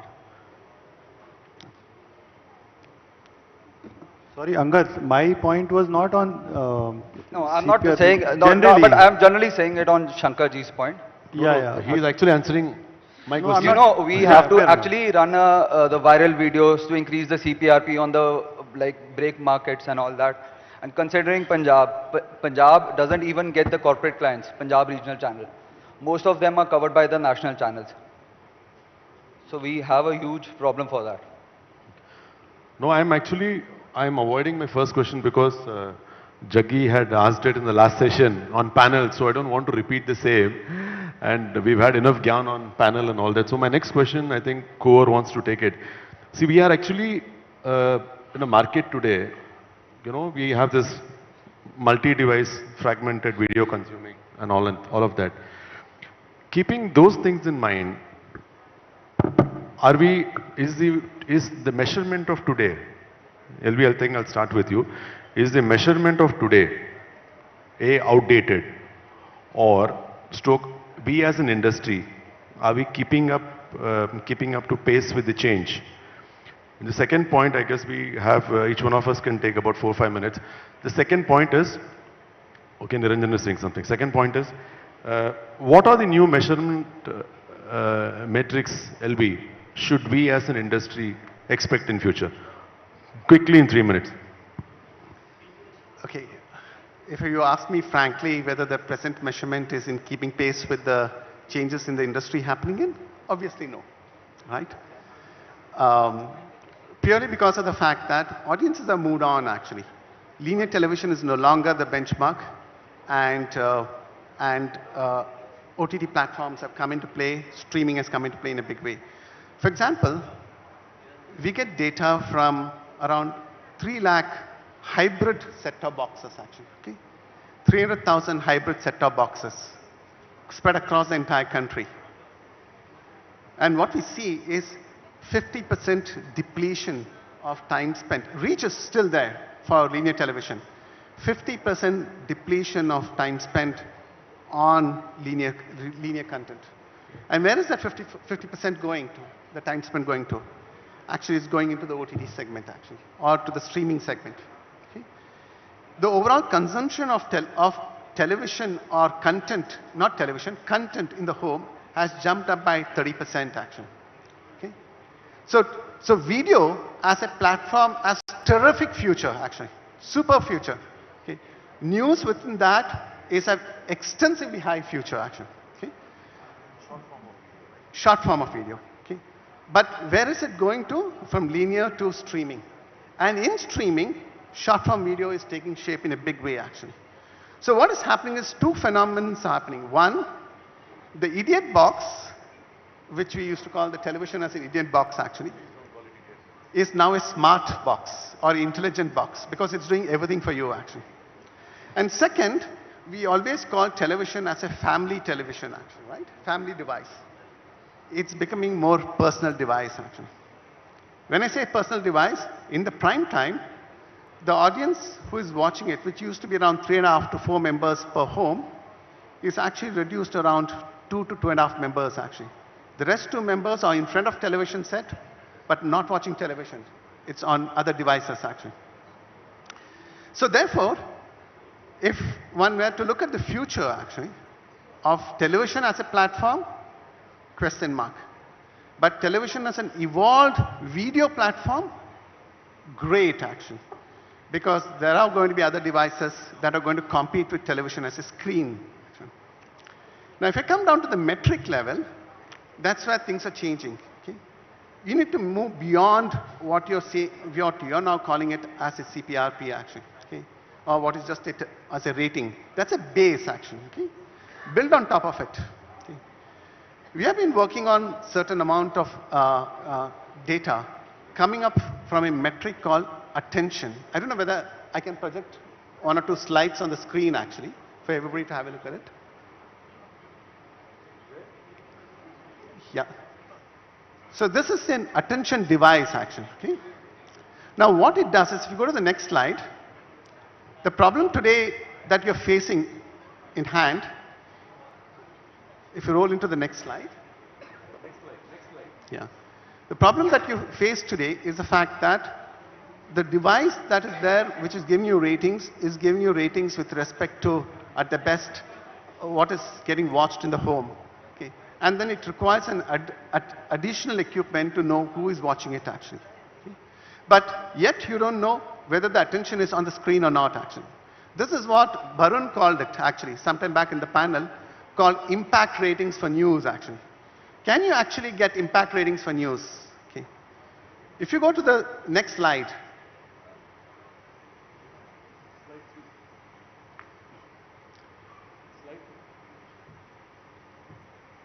Yeah, next slide. If you look at this, okay, this is a technology that actually catches attention of the audiences onto the eyes actually, into the screen. Which means the fact that when we experimented within 2 markets in India, there were 2 content which actually had a high impact score. Okay, which means that more attention being given to the content on the screen, which was news, and live sports. They had a much more better attention than what general entertainment content or probably even music content or movie content actually had on the screen. So this is exactly what I think Barun was indicating towards Bach, to say the fact that can you upgrade from a basic level, vanilla level rating number to a impact level rating number. Okay. That allows for news to gauge the fact that if I'm getting better attention, even at a low rating level actually, that means the fact that the audience is more engaged than just actually giving you reach or OTS numbers actually. So this equipment is actually installed along with the television meter. Okay, or we do it in the RPD box actually, the return part data box. And we collect information on not just television viewing through the RPD box or the set-top box, but we pick up information related to where the eyeball is actually attended to. So that's why when I said the fact that television screen has moved from a family to a personal level, it's because this data indicates the fact that there are 4.5 people who were watching television earlier is now only 2.5 people watching attention on television. The rest 2 are watching other devices in nature.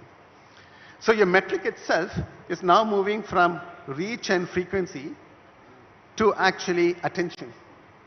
And from attention, because you're also on devices along with it, you can actually track e-purchases too actually. So click-throughs and e-purchases can be the next area that can be tracked too. Yeah. So I'm not in disagreement with LV after 22 years. The point that I wanted to make here is this entire debate about CPRP, about 50,000 people meters, we need to go beyond that. It's 22 years in the same debate. If you look at, I'm throwing in very ballpark numbers, the catch is on consumption of content, which according to me as well, the data that's come here is exponentially shot up. In our terms, it's more than 30%, it's almost 50%. So what is changing is the medium of consumption, right? So from cable you are moving to OTT or you're moving internet, but as far as content is concerned, it is only growing. Now the point I'm trying to make, which should be of interest to most of the media owners here, Karthik, Barun, the fact is that the effective rates today are mostly getting determined by representing 161 million cable and satellite homes. Whereas almost 50% of the viewership now is coming out of digital homes, out of OTT, out of browser consumptions, out of your own apps, or out of your content on YouTube, which is not represented. There are broadcasters already using the data for their internal purposes and for selling purposes, which is the incremental data. So if you're operating at an effective rate of $2,000, you should actually be getting 3,000 rupees because of the additional reach coming out. To you as well. To you, Narayanan. So, yeah, so the point is that the content is actually grown, the medium of how it's grown is changed. If you look at broadly global numbers now, and if you look at the digital market, which is almost hitting about $500 billion, and India going by the population numbers, so we are looking at almost 1.4 billion out of 8 billion people, that's 20%. So 20% of $500 billion, you are looking at $100 billion revenue out of the industry. Usme se discount another 20% because we are poor, we are developing, all of that. So look at about some $80 billion, and half of that comes to, even if you take 50% of that of television, that's $40 billion against the existing number of I think some $10 billion. So I think there's a huge potential. The mistake that we are doing is, you know, we are battling amongst ourselves trying to prove that I'm better than you or you are better than me, whereas the reality lies that the entire methodology itself is belittling the numbers, and the true numbers are much, much higher, is what I would say. So I really think that your overall top line should be definitely at least 50% of what they are, higher than what, 50% higher than what they are, going by both global numbers and the incremental reach, which is not being reported right now. Shankarji, I feel some member channels would also like to speak. Quickly. Some from the audience. Hi Shankar, this is especially for LV. In the age of digital consumption where algorithms and data and analytics are slicing and dicing the data far more effectively for the advertisers and in multiple ways, how relevant does these television rating mechanisms stay, including yours? Because you know, you are really trying very hard to actually deduce it to a conclusion with your methodology. In that case, everything is deduced per se, per click, per visit, and so on and so forth. So what is the future? I mean, you know, we already have these solutions like what he's saying. It's already there. So why do we need to replicate it at all? it's not replication actually. You're adding. Okay. Yeah, I think I was mentioning in the first question, I was mentioning about this case of last discussion that happened on Manipur actually. Okay. That BARC may not have enough sample representation in Manipur to represent the audiences over there. But we know the fact that 100% of Manipur homes are digitally connected either from a set-top box or through the mobile devices actually. Okay. We work with a couple of platform owners on set-top boxes. I'm talking about, when I talked about this data, I'm talking about 300,000 homes actually, data coming in from where segregation is happening to understand what is the behavior patterns are given out. So when you have around 100,000 homes of Manipur getting completely taken away by return path data, which is 1/10 of the cost of investment of even 10,000 people meters in that particular market actually, why not use it actually? Okay. It just requires a middleware in those boxes to upgrade that. At the end of the day, news is all about local, regional, hyper-local in nature. And if you want those advertisers to come into play and not be on any other genres actually, the data from these kind of devices can actually give you much more interesting thought than actually having a cost of implementing a panel with high sophistications, new boxes put into play. But you would agree that it's limited to the television screen only and it's driving the data? No, it goes beyond that. It goes beyond that actually. So what happens is when we do cross-screen measurement actually, for example, the first cross-screen on audio, we are working on it to release it next year actually, early next year, which will give you indication between radio stations listened on FM with streaming stations being listened on mobile actually, together in nature. Okay. So what it gives you therefore is an amplification of consumption pattern between two devices, and it can go beyond two devices as more devices enter. For example, connected TV. Okay. So the minute the connected TV coming in and smart boxes goes off actually, set-top box goes off, it's picking up data from the connected TV and adjoining it with the mobile content and checking out what exactly is the behavior pattern. So pardon my ignorance, I need to ask another one because so all we're talking about is how to measure linearity of content. Ultimately, it all boils down to what is the viewership when content is streamed in a linear manner. No. And that is the focus, right? Is that what you're saying? No. What is getting viewed by the customer, whether linear or non-linear? It's a video consumption actually. It removes linearity and non-linearity out of the box completely. It's just video consumption, whether it's going to be on YouTube, the consumption is, or whether it's through the cable operator or the DTH or the connected TV part of it actually. So all across platforms, it will report it as and when. Exactly. So it's not at a particular point in time, it's an ongoing process. Exactly. Kartik इसमें दो चीज और हैं. Just two more things from our limited experience. Pankaj, quickly in 120 seconds. Yeah. Anything which comes to a panel, right, has its own limitations. The moment you open it and democratize it and it runs into millions, the data is much more accurate. If you look at any form of measurement basis iOS, it's all blocked. And if you look at anything on Android, Google is monopolistic. So you'll crack some kind of a technology, in 3 months it's gone. The only thing that is working now across almost 1 million respondents, the incremental reach that I spoke of, is mostly a hybrid model. Hybrid model mane, you can gauge the platform on a mobile phone in terms of which application is running on the front or on a smart TV. And to understand the content, what was watched, either linear or recorded, that is mostly survey based. And the chances of someone lying are low. So once you extrapolate that to 1 million, that should answer and gives you a hybrid model of consumption across all platforms, linear, recorded, and with a sample which is huge. And it can run into millions and millions, like the RD model, the Reader Digest model, where you have people just enrolling and just, pressing a button every day, and you have like 10 million participants. So that could be a much more robust model. Great. So I think we will wind up this with Sashi. 120 seconds. Yeah. So as consumption is going hybrid, I think measurement needs to go hybrid as well. So you will see increasingly, use of sensors, AI algorithms to come up with new metrics. For example, just like attention, why not measure trust, right? When news breaks, which is your most trusted source that you tune into? How do you measure that? Also with new technologies like 5G broadcasting, your broadcast stream itself could become measurable, just like internet streaming, right? So all these are new possibilities. So definitely the future of measurement will see much more hybrid methods using sensors, AI, and new technologies like 5G broadcast. Thank you. Thank you, gentlemen, for a great session. Over to you, Niranjan. Thank you, everyone. Thank you, Shankar. Thank you, Shankar, for that. Thank you, Mr. Shashi Vempati. Thank you, Mr. L.V. Krishnan. Thank you, Pankaj. Thank you, Mr. Narayan. And thank you, Angad. Ladies and gentlemen, up next is a panel lined up to discuss the future of TV and digital media.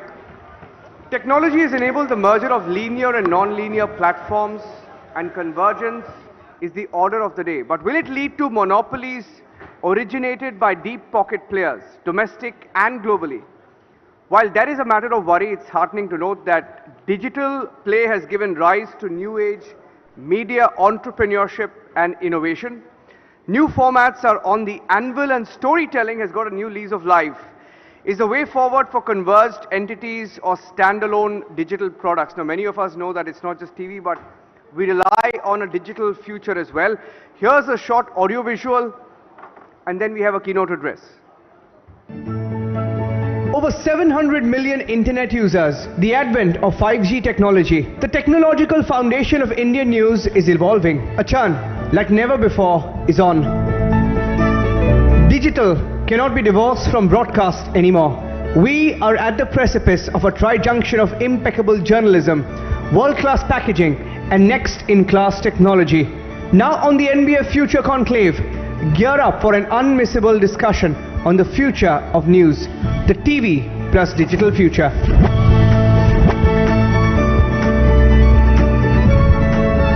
And to set the context for this panel, may I invite on stage Mr. Vikram Sahai, who is the Joint Secretary in the Ministry of Information and Broadcasting, also an IRS officer of the 1992 cadre. Mr. Vikram Sahai, if I can request you to give us a short keynote address, sir, from the podium, sir.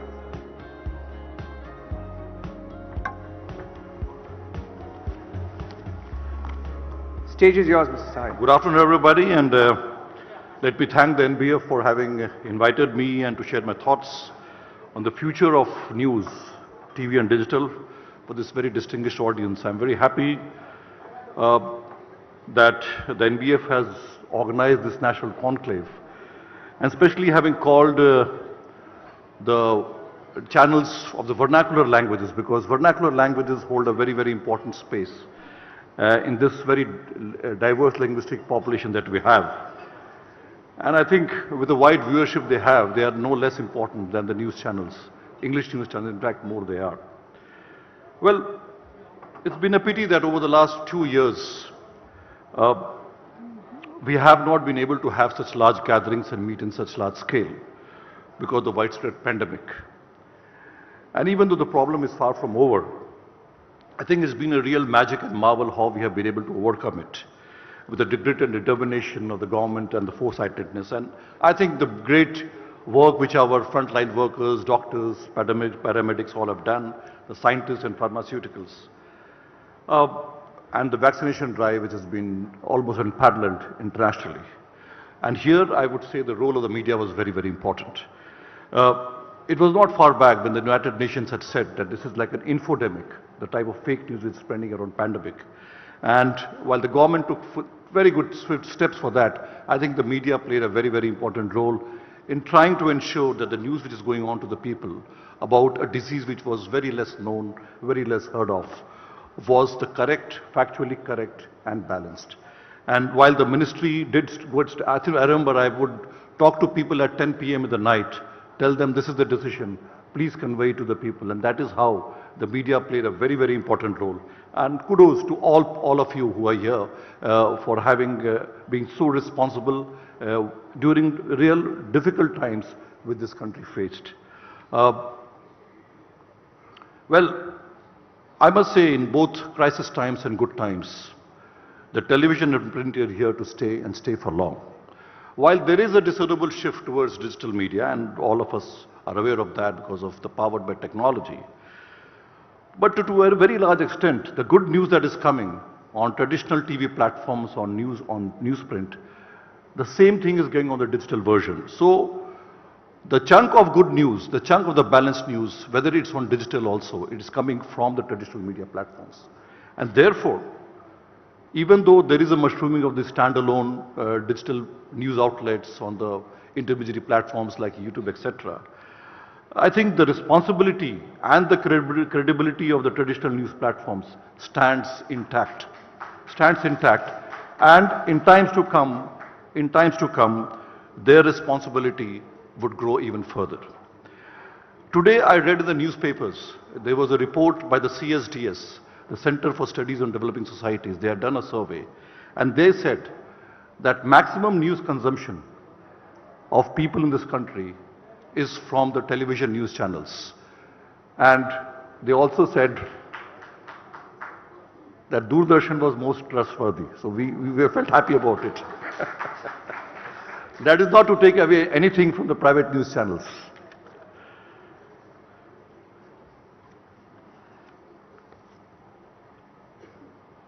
The issue of these mushrooming of news outlets, digital news platforms, and whether it is causing any threat to the traditional news platforms.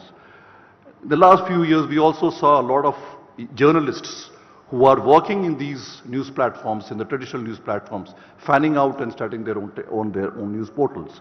And I think if somebody with years of experience of good journalism, if he goes into a digital platform, he will be as good as he was on a traditional news platform. A good journalist is a good journalist, irrespective of the platform on which he is. So I think the challenge is to continue with the good content, irrespective of the platform where you are. Well, we in the ministry have always tried to do this balancing act between what we have, the constitutional rights of freedom of speech and expression, and the type of reasonable restrictions in the form of self-discipline, which we always talk about self-discipline, through various code of ethics, whether it is on print or television or digital. And this balancing act has led to a situation where we developed this three-tier regulatory mechanism. And I must compliment the NBF. NBF was among the first to reach out to the Government of India, to the ministry, and say, yes, we want to register ourselves both for the three-tier mechanism of television and the three-tier mechanism of digital media. And that reaching out by NBF said two things. Number one, not only to the government but to the citizens of the country, that we believe in law, we uphold the law, we respect the law, and we value the citizens' views. That is the message which NBF gave, and we are thankful to them for having done that.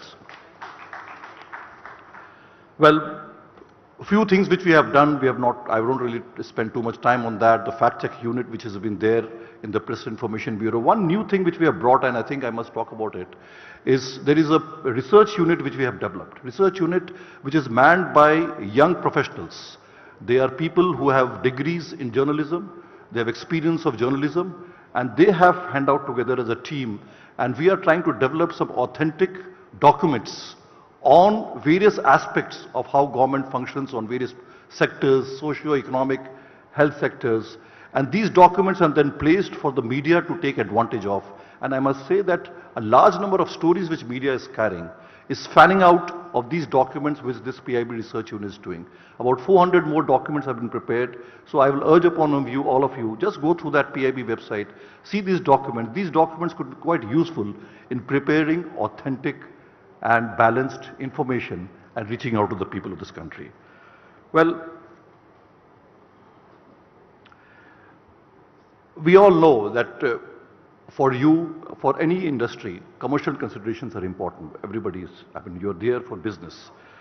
But while it is possible to say that, well, that can be the only consideration as far as certain entities are concerned, you stand out as a different profession.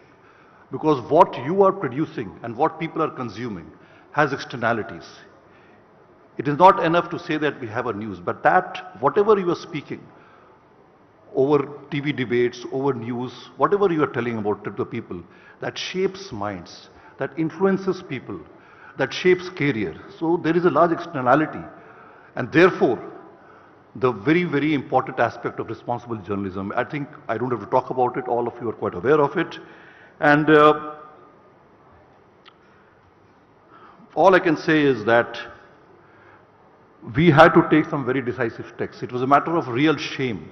Over the last few months, you might have heard or you might have read in the newspapers and television channels. It was a matter of shame and we were constrained to block a few news channels. That was something which we had to do as a drastic step to ensure that news which is palpably anti-national, fake and frivolous needs to be blocked, needs to be curbed.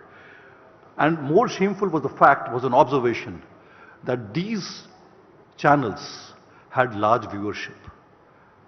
So in a way, the good content was being driven out by bad content. That is the real challenge. How do we ensure that the good content gets a good viewership, a large viewership? And there's a behavioral change which is required. Why should people watch bad content over good content? Why should people watch fake content over genuine content? So there is a behavioral change pattern required, but at the same time, as long as the good content is there, TV will continue and TV will prosper.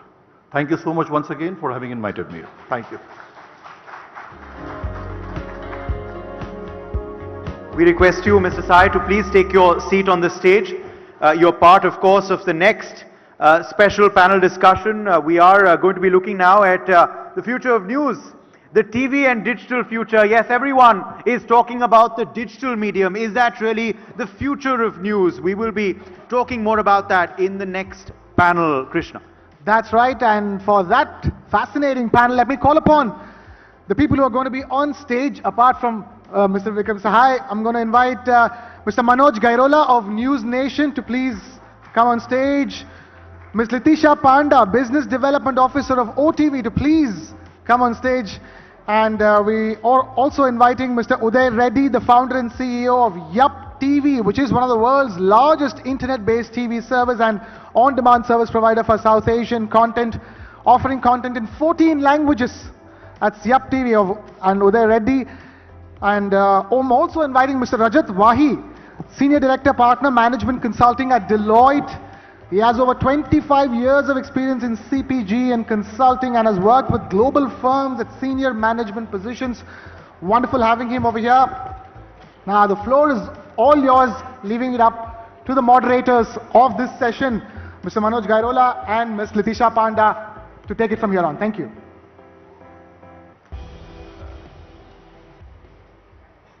Hello, is it good?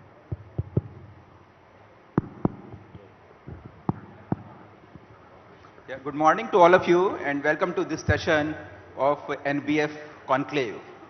Our topic is TV plus digital future. It is going to be a very interesting session, as all of us know that TV is declining in its present form. It is losing subscribers and digital news consumption is increasing.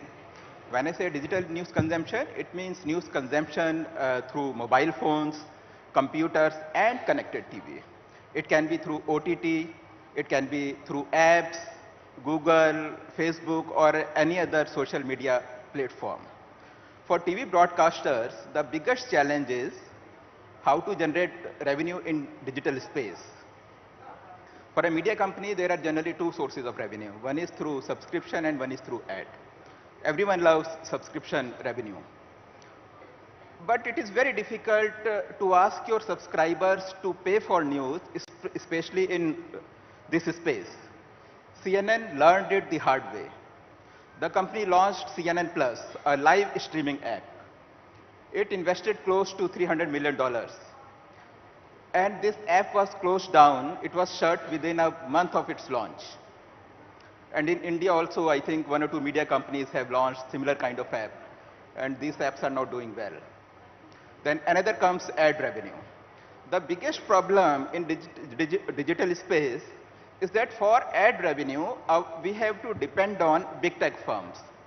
It is mainly Google, Facebook or other platforms.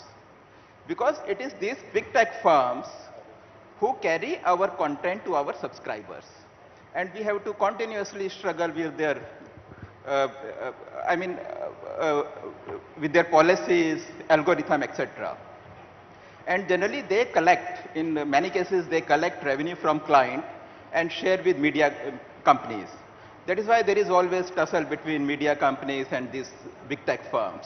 So these are the challenges for TV broadcasters.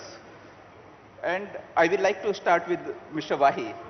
So, Mr. Wahi, what do you think is the way forward for TV broadcasters? So thank you anyway for having me on this interesting panel. So I think your points you made are very, very valid. Clearly we are moving to a digital age, a lot of digital advertising. I was reading some data in terms of the growth that the digital media has seen.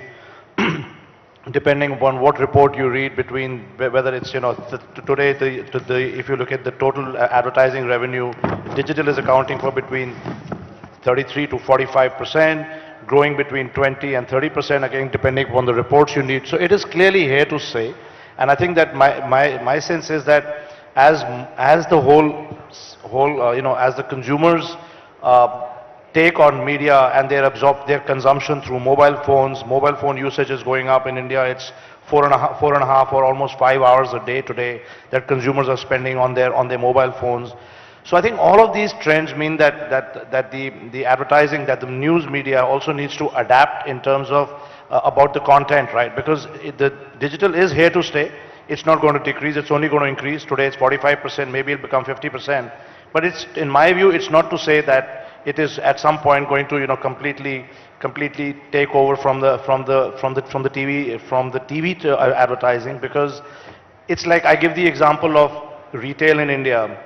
Today there's a lot of noise about e-commerce becoming a large player, but after everything we look at it, almost 95% of Indian retail is still brick and mortar retail, and e-commerce only accounts for 5% of total. Even in developed markets today, in markets like the US, e-commerce accounts for only 25% of total retail. 75% is still brick and mortar retail. So I think similarly, there is going to be a current tussle. But at the end of the day, it's going to be about content. It's about how you reach your consumers. How do you make it easily accessible to them? Whether it's short news, relevant news, integrity, honesty, all of that stuff. So I think, yeah, it's about going to be how do you adapt your content based on the way they will consume. And you know that 5G is going to transform that even more, faster, quicker. So from that perspective, I think that's the way I see it. Yeah, but the basic question is how to make money. So Uday, can you enlighten us on this thing? Hello. So before answering, I would like to give a perspective on technology itself. So the technology, when started, it was a broadcast, one to many, right? That's where cable and satellite has come. And today, TV is digital actually. And if you see today, I will look at Amazon, I think post Diwali, you may be seeing 50 million smart TVs. So it's all digital. So what is going to be different is the digital gives accurate metrics for advertisers. Every 10 seconds, your heartbeat comes, who is watching, what content is watched. So it's unlike BARC or TRP. I mean, the digital side for advertisers, there's a lot of accurate metrics available for the monetization purposes. And you have seen what mobile has done to landline in India, and what mobile data has done, disruption. And if you go back, I come from telecom background and then went to media, but what Symbian OS and Nokia used to have 70% market share. So I see that going forward, there will be a lot of disruption in the news industry. It's going to be digital, it's going to be hyper-local. So I come from Telangana, it's Karimnagar district, Huzurabad. So the younger generation, the millennials, are watching extremely hyper-local news. They don't care about what's happening. The amount of time they spend on hyper-local is high. So today, what technology brings is the cloud playouts for the news channels, gives the ability for the broadcasters to go hyper-local. See, today any national news broadcasters can immediately launch a district-level news channel. So that is the future, and that also will give advertisers accurate metrics for them to monetize. I think that's the future. And if you see 500 million smartphones with more than coming to around 50 million TV households, it's already people are watching digital, and I think that's my view. And we are already seeing in the US, the CPMs, for example, in CPM. So that will happen in India also, I think. That is the question I wanted to ask you. What is your take, Litisha, on it? I would like to continue, like, as rightly you pointed that, yes, as a consumer, I only know streaming services, digital platforms, right? But as a second generation media entrepreneur, I'm worried. Because when you say advertising, I can't survive on only digital advertising revenue, not in India, not at the moment. And in fact, as a regional advertiser, I definitely cannot survive on digital advertising revenue. So especially, I think this conversation I was having just before our discussion, that it's become like a caste system. English is at the top of the CPM rate, then there is Hindi, then there comes other regional languages. In fact, this is for everybody's information, Odia just got monetized on the big tech platforms. So imagine we being a 25-year-old company, being first and a pioneer in every stage, in digital, in television, everything, and yet still struggling for the CPM rate because you know, you're either being treated as second-class citizens or I don't know. So how to bridge that gap in digital advertising? Because technically in India, I don't think anybody can survive on only digital advertising revenue. So I would like to know how do we survive is, you know, my question would be that, to learn from you. I think that's the today's view. So we have seen how connected TV advertising in the US, now it's like $25, $30. And the fast networks have come, free ad-supported television.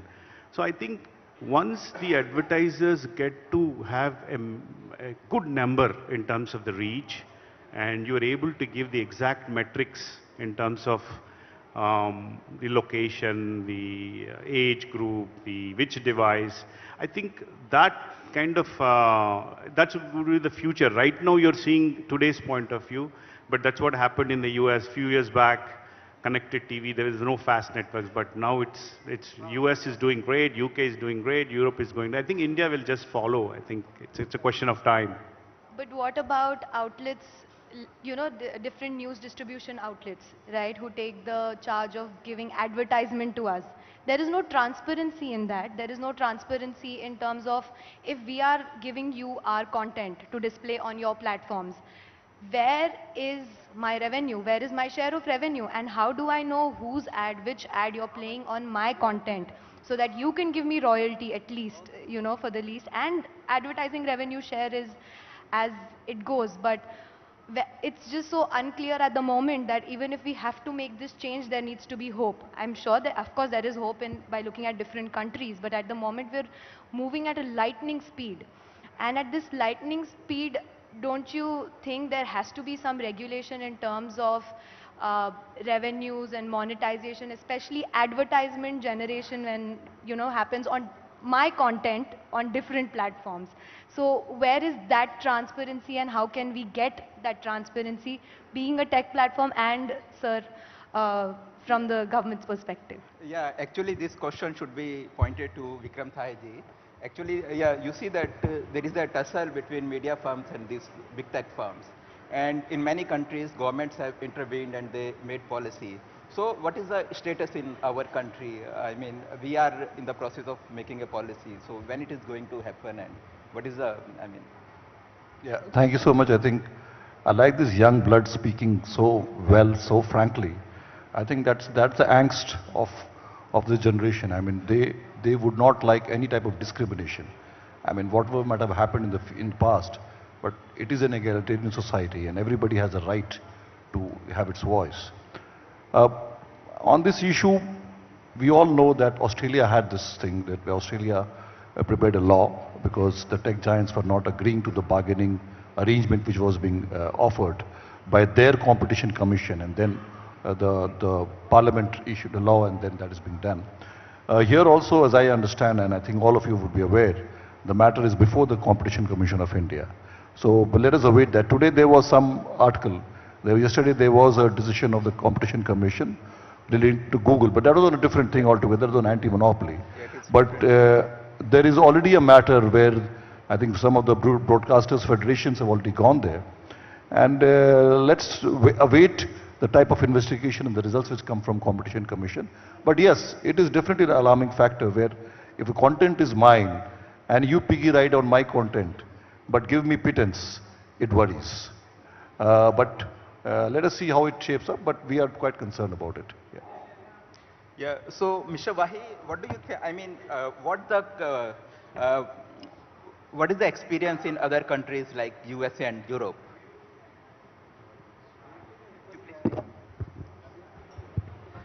So I think most countries are struggling with this. France is also, I mean, in addition to Australia, has also now forcing the tech platforms to share a larger chunk of the revenues, building more transparency on that. I think it's a bit of a chicken and egg, because what's also happening is that we are going to see stringent privacy laws coming. So while a lot of tracking will happen in terms of who you are, what you're watching, but the privacy laws will also create more firewalls, which will also make it more difficult to do targeted marketing, etc. down the line. Because a year ago, we were talking about a much bigger spread in terms of being able to access every consumer, who they are, what they buy. But a lot of the privacy laws will stop that. But I think the key conversation today is that more and more, there has to be a transparency in terms of being, what is being spent on any platform, any media. And the same is happening on news today. We get so many WhatsApp groups which are circulating news on various platforms directly to us. Everybody is watching that. Nobody is getting paid for it down the line. So some level of regulatory mechanism, and again, it's always a very tricky, it's a very slippery slope. How much do you want to regulate this? Because social media today is what's going to drive it. If I look at social commerce, expected to reach $25 trillion in the next 5 years. Today it's only roughly about $4.5–5 trillion globally. So this is going to become more and more Insta, WhatsApp, advertising, spread of news, etc. on these platforms.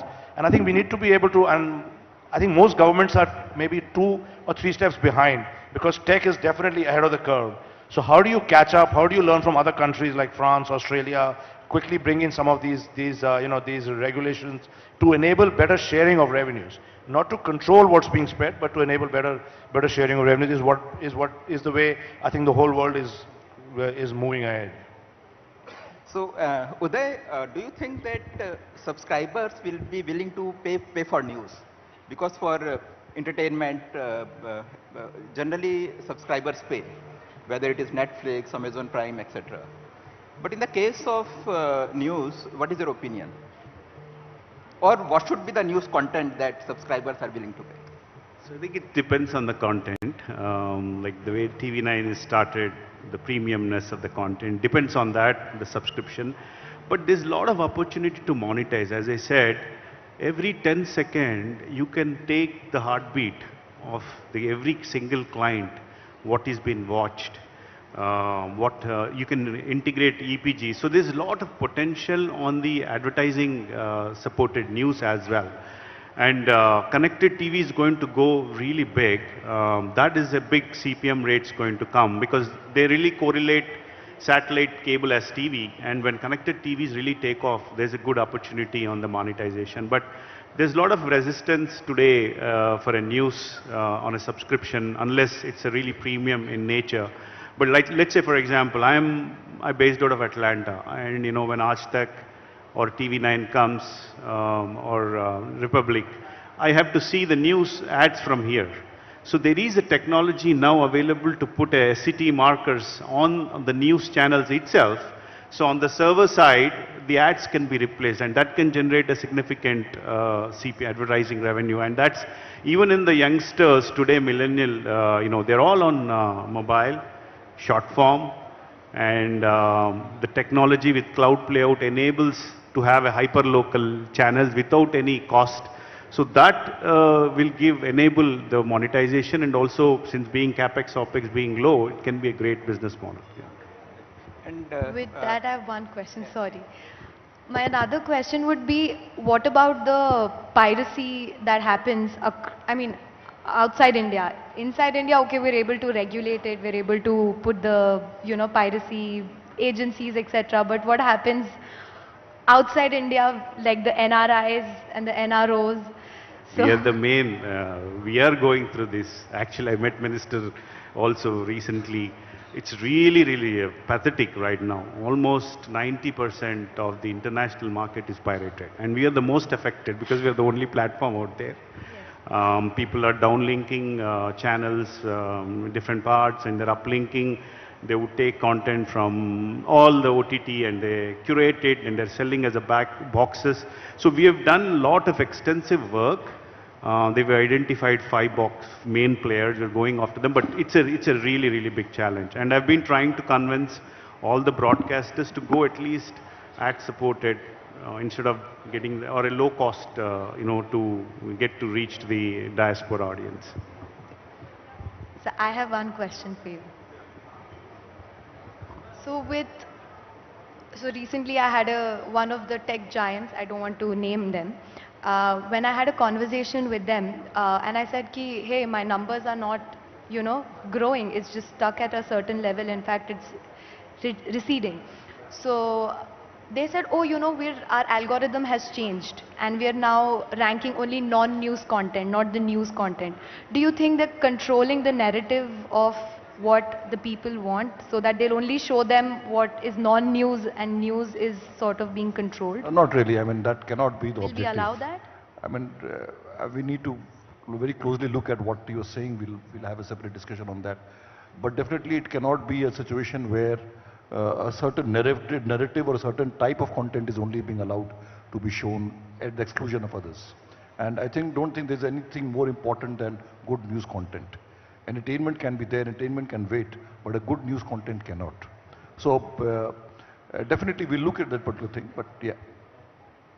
I have one question for you, sir. Sorry, I've taken the thing. Sorry. So with initially earlier, the news coverage, every certain specific audience had, every specific news channel had a specific audience to deepen the news coverage, and the news coverage was thought through, right? Right now it's become so inexpensive, it's become very casual. Now everybody has the social media as a, they don't even look to media channels to go and say, hey, we need information. So what are the kind of tools and what are the kind of technology that we can equip our journalists and the media industry with so that we can survive that bit? So I think today, whether you are tracking your news journalist performance, I mean, there are large platforms available today. Again, these are large tech platforms today who can work with you, create the analytics, create the infrastructure to say what should be, how should they be able to track the performance, how should they be able to improve their effectivity, how can they also learn and get direct feed from other platforms. So enough is available today. I think in my view today, you can't do it alone. You have to partner with large tech platforms and bring them on board and say, okay, like a Google Cloud, AWS, bring them on board with you and say, okay, this is an ecosystem we want to create. We want to be able to connect with our journalists better. We want to be able to give them real time data and also enable and improve their performance. So I think it can be done. Lots of tools are available, and we can obviously discuss it and share some thoughts with you on that. Thank you. Yeah, I think we had a very interesting and informative session, and thank you very much for attending this session. Thank you.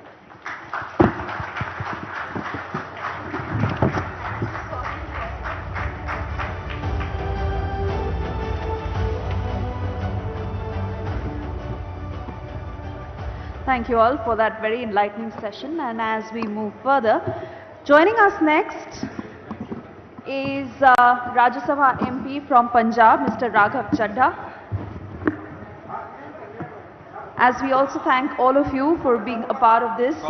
Continuing, Mr. Raghav Chadha is the National Executive Member of the Aam Aadmi Party, a young legislator. Mr. Chadha will give us insights into how he perceives the change in the Indian media scenario, the proliferation of digital media and the prominence gained by digital platforms like YouTube, WhatsApp and other news applications and aggregators. Internet becomes the most used medium of news dissemination, and the regulation of the web faces opposition or for freedom's sake. Mr. Raghav Chadha, also exchanging pleasantries, set to join us. I'd like to have you on stage, Mr. Chadha, giving us insights on the evolution and changing nature of news.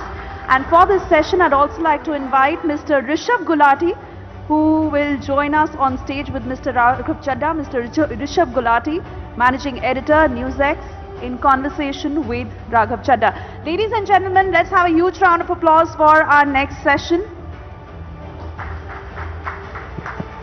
He's the youngest MP in the Rajya Sabha. Let's give him a bigger round of applause. Regardless of politics, it's a life achievement, and he's going to be around in politics for a very long period of time. Raghav, thank you so much. It's a pleasure to be here. It's a very unique experience because my thanks to the chairman of NBF, the vice chairman and the entire committee, that we are an industry where we have a service to perform. But as an industry, we have many common issues. And it's great to see a lot of stakeholders have come together, including Raghav Chadha. So Raghav Chadha, now you've been a national spokesperson for your party for very many years.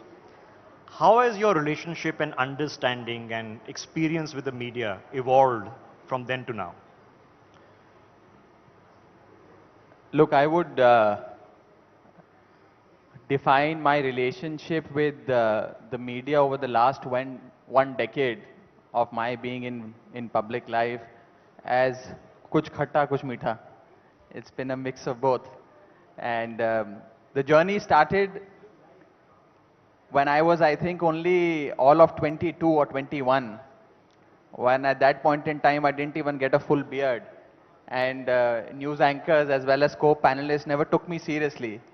So from that day to being a member of parliament in the upper house has been quite a journey.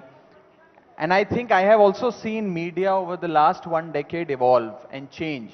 Whether it's change for the good or change for the bad, that is of course something that's up for debate, and the jury is out on it. But the relationship has, as I said, has been khatta meetha. There have been times when media has been indulgent, media has been impartial, independent, objective, and there have of course been times when media essentially vis-a-vis our case, and I'm speaking from personal experience, performs the duty of not that of a watchdog but that of a bloodhound. And I've seen, I think, both extremes, both sides of the spectrum. Yeah. But Raghav, you know, having watched the evolution of the Aam Aadmi Party, it's literally a revelation that has happened in the past decade. But there was once an energetic activist, Arvind Kejriwal, who was given a lot of exposure by the media. And it's the media who amplified his causes and did make a contribution to who he is today. Look, there have been times in this country where pressure groups and social movements have got a lot of attention of the media. And that section of media, most certainly, that represented the sentiment of the people. And as a result, of course, since you refer to my leader, Mr. Kejriwal, as an activist in his earlier avatar, of course, during the India Against Corruption days, there was reportage and coverage around the movement and the cause of the movement, and that was primarily because it resonated with the people. It was something that the people also felt that was being echoed, and the cause of the movement met the cause of the people. However, when we became a political party, and let me disabuse you of this notion, we received perhaps the first and the worst media blackout. In our 49-day first government in the year 2013, you would remember, and if you were to rewind back to the December of 2013, you would find that my leader, the Chief Minister of Delhi, at that point in time, had registered an FIR against a leading industrialist of this country. He had shot off a letter to his anti-corruption branch, and a FIR subsequently was registered. As a result, that leading industrialist, who's also a big media baron, ensured that Aam Aadmi Party and the government of Delhi is blacked out from the media. So the 2015 election that we fought was despite the media blackout and in spite of no media coverage. So despite and in spite the media, through sheer grassroots support and political electoral hard work at the ground, we could come back with the highest ever majority that any political party has received. Well, in a democracy, that's what matters. But it's an evolutionary thing, as I'm sure the party's been evolving. What is your assessment? Is there a neutral media? Is there a right, left, and center of media? But overall, does it give a balanced approach? Look, to say that there is a section of media that is tilted towards the left, there is a section of media that is tilted towards the right, etc., essentially showcases that rather than putting facts, events and news, opinions are being put forward. And as a result, having opinions is also not a bad thing. Every journalist can have an opinion. Every newsroom can have an opinion. But when that opinion, unfortunately, transforms into indoctrination, that is where the problem begins. And when agenda is driven, when propaganda is unleashed with the intent of indoctrinating people or manufacturing opinion at the mass level, that is where the problem begins, and that is what I feel a section of media is practicing today. However, some are left, some are right, some are centrist, and therefore there is a balance I don't agree with. Today, you have a particular ideology and a particular point of view of the government at the center which enjoys brute majority. And as a result, they wish to impose that ideology and their views on a large section of media, and for them to carry that point to every nook and corner of this country. My only submission here is that media should not become a carrier of the government line. Media should reflect the public sentiment and not toe the government But line. Raghav, doesn't it cut both ways? Because, you know, you are the opposition or at least the challenger in some of the states, but you're also incumbent now, you're government in 2 of these states. So does that not change? Is it just perpetual opposition or complaint against the media with the center? What about your governments? You also are in government now. No, absolutely. And I mean, we witness both sides. When we are in opposition in states, we witness, you know, as I say, the role of the media, and also in 1.5 or 2 states where we run successful governments. However, the larger point, Rishabh, is that today, rather than being a bloodhound for the opposition, it is important to be the watchdog for the government. I mean, we are not in power at the center. People who are not in power are being blamed for, you know, issues like inflation, unemployment, so on and so forth, or transgressions by foreign countries into the Indian territory, rather than the government. So therefore, I think it's high time that a section of media which is practicing a different kind of journalism needs to speak truth to power. No, there's no doubt that your positioning has evolved and the party is maturing in a different way, but there is opposition, and then there is opposition for opposition's sake. That just because the central government is doing it, we need to be critical of it. Is there a role in the media that if something good is happening, that as part of Team India, it should be able to applaud the good as well as No, absolutely. If anything that is good that has happened, certainly the opposition and also the national media and all platforms of media must be constructive and appreciative of that. There is absolutely no doubt. And opposition for the sake of opposition is something that I personally and my party personally doesn't you know, believe in. For example, I'll give you a recent example, recent past. When the Prime Minister launched the Swachh Bharat Abhiyan, the first Chief Minister in the country, or the first political party to wholeheartedly support as well as participate in that Abhiyan, was my leader, Mr. Kejriwal, and my party, the Aam Aadmi Party. So therefore, if there is a constructive policy, something good is happening, it's incumbent upon us, on the opposition and on the media, to participate in that and to take the word forward. However, it is also important for a large section of media today to introspect. And I feel, as somebody who's been in opposition for a fairly long amount of time, who's been at the forefront of national media also in that sense when I have to represent my party, that a section of media is only looking for gaps and pitfalls for the opposition and not for the government, which was not the case previously. It is not, you certainly should correct the opposition, But those in power, those who control the levers of power, are more accountable and answerable. No, the introspection is open to media for sure, for political parties. Your logics and strategies evolve, and I'm hoping evolution takes place on all fronts. But let's just change the tack, because media bashing has become a very common forte. It was perhaps during the first few days of the COVID lockdown that, as a country we realized that you can't wait on Twitter, you can't wait on a YouTube explaining video 1 week later, you have to watch live news. And there was a purpose and a role that was being served. So with the advent of the new generation of media, this concept of live TV and its importance, have we reinvigorated it a bit? TV media is here to stay. TV media is certainly one form of media that has a potential to influence the minds of a significant part of our population, and the penetration of TV media is only increasing in this country. During COVID, of course, TV media played a very constructive role in the sense that they were able to drive home the awareness points vis-a-vis a pandemic or a raging pandemic.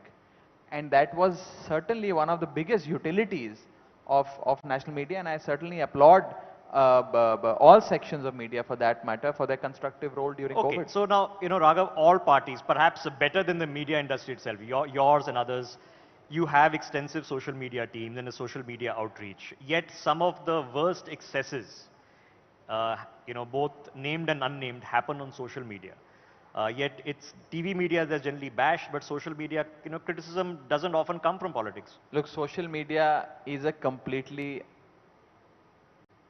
unregulated form of media. It's a place where everyone is free to express one's opinion.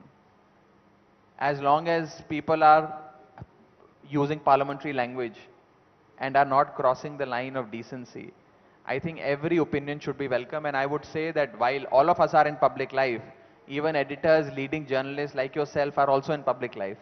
And therefore, just the way we are open to criticism, journalists must also be open to some form of criticism. Yeah, but I think it's something that we're all trying to understand. Raghav, let me take on the other tack, because I've seen in my career the evolution change in political parties. There was a time when you spoke to political leaders personally and invited them into debates. In TV channels, this becomes centralized, and even in political parties, I think all, bar none almost, have become centralized. Oftentimes, it is junior spokespersons. Very rarely do we get to interact with members of parliament representing their parties on TV debates. I know the number of channels is increased. And in the centralized places, sometimes the party is not represented, the party is boycotting certain channels. How do we then have an effective debate if the parties themselves don't provide people who can make and argue their point well? Look, first of all, I think parties that have a centralized mechanism of assigning spokespersons and panelists for several panel discussions and debates is a very good form of management, I think, and it is purely done by parties, particularly by my party, for optimum utilization of manpower of spokespersons, so that everyone, every channel or every platform where we are invited, we are adequately represented by an able spokesperson, number one. Number two, with those who become senior and those who get promoted, there are new entrants in every organization that must be given an opportunity to perform. And just how you have new anchors and new TV personalities coming up in your news channels every now and then, there are political parties where people join and they perform, and some outperform, and then they progress. As far as access of journalists to politicians is concerned, while senior members and MPs, so on and so forth, may have limited, some of them may have limited their media interactions. But that doesn't mean that the access of journalists to politicians or members of the government has reduced. I think that access is pretty much intact. It has perhaps only increased over the last few years. No, but it's up to us to increase the quality of our debate, and it's also up to political parties to empower us to increase the quality of debate. Obviously, some people can argue the point better, but I know my time here is short, Raghav. In essence, what is the job that you perceive of media? Are we supposed to just be critical of government, primarily central government, or is there a constructive nation-building role also to be played here? Without referring to being critical of central government or being favorable to opposition, let me say this, that it is incumbent upon media today to put forward news and not noise, to put forward sense and not sensationalism, to put forward journalism, not jingoism. And unfortunately, a large section, and I'm saying this without hesitation, that a section of media today, unfortunately, has, from being a journalist, has today become a propagandist of the government. There's no point in becoming a cheerleader of the government, because once you do that, while you may enjoy certain brownie points with the powers that be, you are deteriorating your own credibility. And as a result, just how people, Rishabh, in this country used to say, and perhaps say this even today, and that led to the formation of a new political startup, a clean, upright startup like my party. That perception was कि नेता चोर हैं, सब नेता चोर हैं. Now that perception is slowly moving towards media बिका हुआ है, media बिका हुआ है, media बिका हुआ है. And you hear this very often when you interact with the people at the grassroots level, कि जी media बिका हुआ है. So therefore, I think it is extremely important on your part, on the part of NBF and several media agencies and outlets, to course correct and to ensure that this idea or this notion that people today have no is doubt undone. introspection is good, but it's the political parties only who say, no, media bika hua hai, and convince their followers. But I know we are out of time. There are sessions planned. I know you have a flight to catch. Raghav Chadda, ladies and gentlemen, let's have a big round of applause. Thank you very much for taking a few straight Thank you questions. so much. Thank you.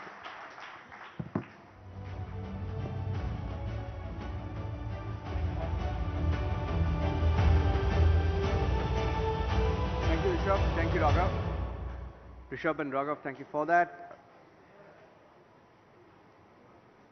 Ladies and gentlemen, just want to give a loud shout out to the official broadcast and technology partner for this event.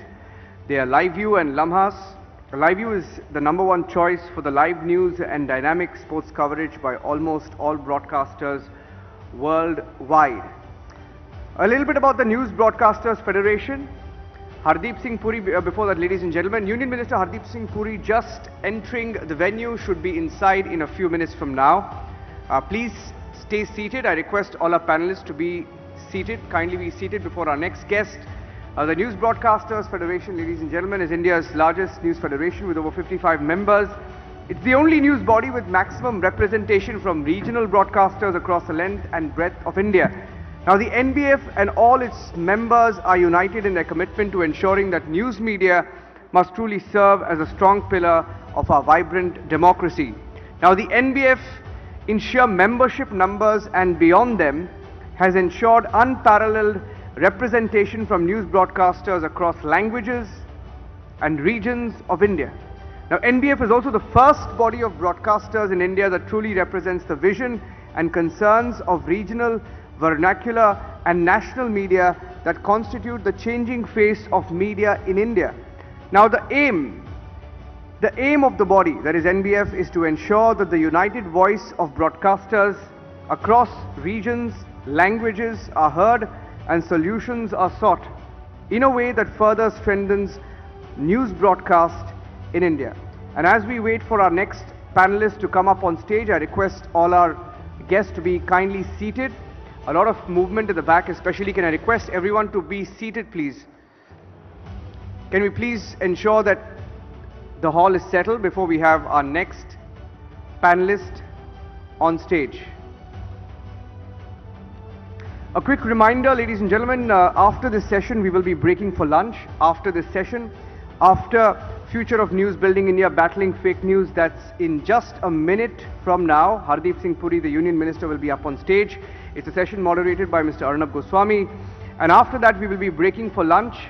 And a reminder that after the lunch, we have Himanta Biswa Sarma, the Assam Chief Minister, joining us on the stage today. And we have a series of discussions lined up for the second half, compelling conversations on the future of news in India. So I request all our panelists to kindly be seated, especially those near the door. If I can request some of our guests to kindly enter the hall and settle down, please. We need the hall to be settled so that our next panelists can come up on stage. Can I request our guest coordinators also to ensure that everyone is please seated? Please take your seats so that we can get the next session started.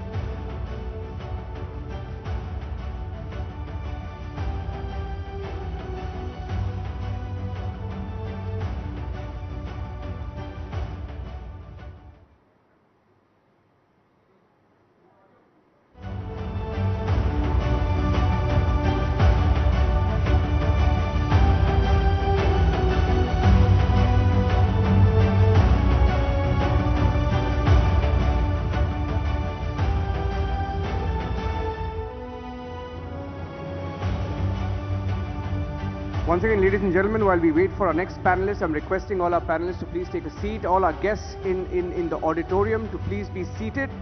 And can we please close the door so that there is no movement there, please? Let's close the door. And everyone, especially at the back, and I request some of you to please be seated. And please do keep quiet, maintain silence while panels are on so that there is no disturbance on stage. We're just waiting for our next panelist to come up on stage. And a few audio visuals of our partner networks up on screen now as we wait for Mr. Hardeep Singh Puri to join us.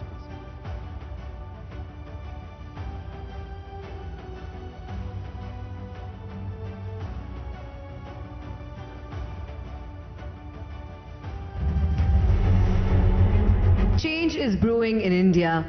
India is building up like never before.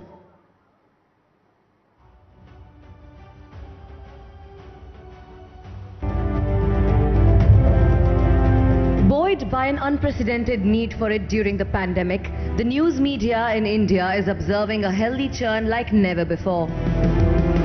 The discerning news consumer is happy to embrace emerging options.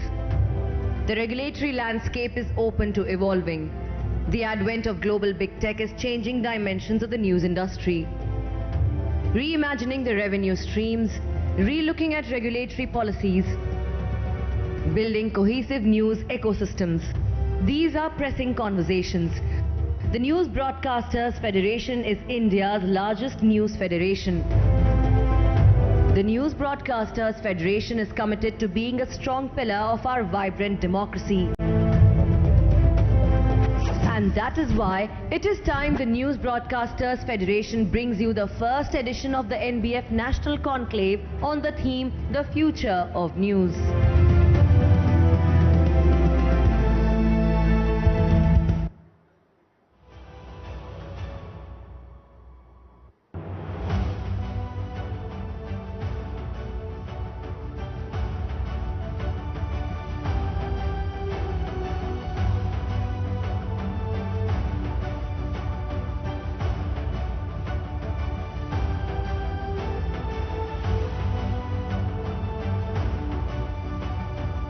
We will be joined very shortly by Union Minister Hardeep Singh Puri, who will of course carry on the conversation on the future of news. In fact, the theme that Mr. Puri will be speaking on is Building India, Battling Fake News. So very important session, Suyasha, that of course Hardeep Singh Puri will be speaking on in a few minutes from now. Remember, he of course is the Union Minister who is in charge of building the new parliament, of course building urban centers of excellence, and that's why of course he will be speaking on building India, but he'll also be talking about the menace of fake news, battling fake news. This is something that is much talked about, particularly before elections, during elections, and this is something that the Union Minister will be sharing his wisdom on as well. Absolutely, and in fact this is one issue that is most talked about when it comes to tackling with fake news, not just on social media but even otherwise. It has resulted in some very, very untoward incidents that has rolled out. And in fact, the insights that most of the ministers and politicians who have been on this stage, Uday, are sharing today when it comes to tackling news, when it comes to the future of news, and when especially the next session that we are looking forward to. I'm being told that the Union Minister will arrive here any minute now. And as we wait for him, of course, it's been a very interesting round of sessions since this morning, because also the media is standing at a very important juncture in the day and age that we are, and some very, very pressing issues are part of the News Broadcasting Federation, extremely important. And once again, to reiterate for all our viewers there, Yes. that 40 channels is where these discussions are streaming live since this morning as we talk. Absolutely, which is why we're creating ripples as we speak, not just, of course, as I told you earlier, broadcasting in Delhi or in the north of the country where we are coming to you from, but from the east to the west to the south, this is being telecast there. These conversations, of course, and remember, are not just going to remain mere rhetoric, but are actually translating into action. Yes. As we speak. Session after session, we have seen commitments of change, commitments of collaboration. The NBF founding president, Arnav Goswami, said earlier too that the NBF is going to get to work immediately, as they have, by organizing this inaugural conclave so soon after its founding, by actually petitioning BARC on some of the key issues that industry is facing. Remember, the News Broadcasters Federation is India's largest news federation currently, with over 55 members. You can see there, these two walls on the sides of the stage are filled with the logos of the various channels that we represent and, of course, that are partnered with the NBF. And remember, it draws its maximum representation not just from English or Hindi media, but from regional broadcasters across the length and breadth of the country. The News Broadcasters Federation that provides a voice to not just national or regional channels, but really penetrating into the interiors of the country and putting out everyone's voices. That is the primary aim of this federation. All its members united in their commitment, like we've been hearing since this morning, to ensure that news media must truly serve as a strong pillar of our vibrant democracy, must serve the true purpose of being the fourth pillar of democracy. And sheer membership numbers is why this federation truly sticks to its aim and agenda and the motto. Let's do one thing, Suesha. Why don't we speak to some of our eminent audience members as well over here? I think we do have some mics that we've also managed to get. My colleague Niranjan is also here. Suesha is also here with me. Let's try and speak to some of the eminent members of the audience here on what they feel about this dialogue and the central themes being discussed today, plus what are their takeaways from today. I'll try and speak to some of them. A lot of, in fact, member channels from across India are here. So let's try and talk to some of them while we wait for the minister. And so, how's your experience been at the NBF, and what are your Captain first thoughts looking at the conversations this morning? Hello, good afternoon, everybody. I am Group Captain Devnath from Indian Air Force, retired, of course. And it has been a wonderful pleasure, very pleasurable meet here. Good to know that NBF is propagating the views of media channels. I thought nobody in India can ignore them. The good times are coming. Media is a balancer of opinion. Being from armed forces, I request media that they must project good things about Indian Air Force, Indian Army and Indian Navy, so that young boys and girls join us. We are looking forward to fresh ladies joining us. Special welcome to ladies of India. Tomorrow's armed forces depend upon ladies. Welcome, join Indian Army, Indian Navy and Indian Air Force. Thank you for that, sir. We always say forces first. I see Mr. Ravi Kumar here, I think, from News First. Let me ask him, a member channel. Mr. Ravi Kumar, you're from Karnataka. So why did you join NBF, and what makes regional channels believe in NBF? In fact, I'm happy and to be part of NBF. News First is doing really good, and we have a regular interaction with Mr. Niranjan and Arnav whenever there are issues in Karnataka and even in national issues. So, the lot of our issues, basically, whenever we have issues, we need to address to the government or to the other bodies.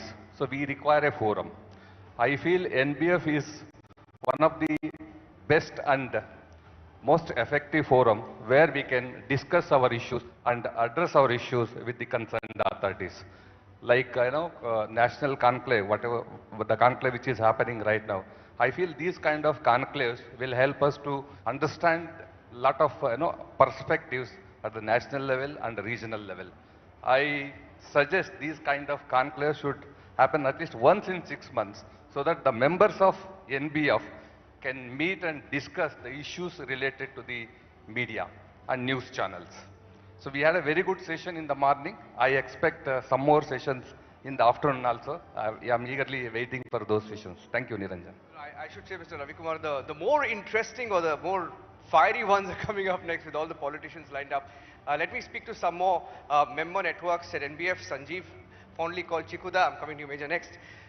So Sanjeev, Chikuda, what is your takeaway from the sessions this morning? Why don't you tell us why is NBF critical for Indian media? Especially when I say Indian media, I speak about regional media, national media, media cutting across different corners of India. See, first of all, I'll have to say, today is something happening which has never happened in this country. We are going live on more than 40 TV channels. We are competitors on our own places, but we are friends end of the day. And when there is a common cause, we all come out together. This was how NBF was formed. And when we had formed NBF, our whole aim was to make the voice of regional. See, most of us are from the regional channel. We wanted our voice to be heard in the national scenario. So that is why it was a mix of regional and national. And today, here we stand. And I would like to thank all our members, for their support. Had it not been there, we would not have reached today. And this conclave is only the beginning where we stand. Yes, the media has to open. It cannot be confined to a limited number of people or a limited number of channels, which was earlier. Let me be very blunt. It was. They were ruling the roast. Whereas there were other channels languishing in the country. So you can see that we have today so many channels over here, and their voices were never heard. Very aptly, Mr. Ravi was telling just now, I heard that now they have got a platform where they can make their voice heard since the interaction is there. Somebody is there to understand their problems and put it forward to the national front. I'll not say national media, national front. So that way I believe NBF is doing a big job, and today I'm very proudly saying that NBF is the biggest body. We have the highest number of members, and we are telecasting it live on more than 40 channels.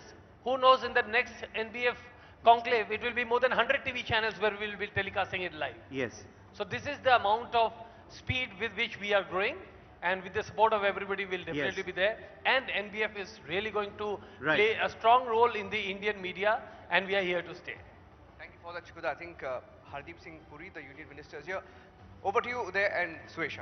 Absolutely. We are now going to move straight across to our next session. May I please invite on stage, and of course we will be hearing shortly from Hardeep Singh Puri, Union Minister. He will be talking to us on the theme, as I told you earlier, of building India while battling fake news. Could we please welcome him with a loud round of applause?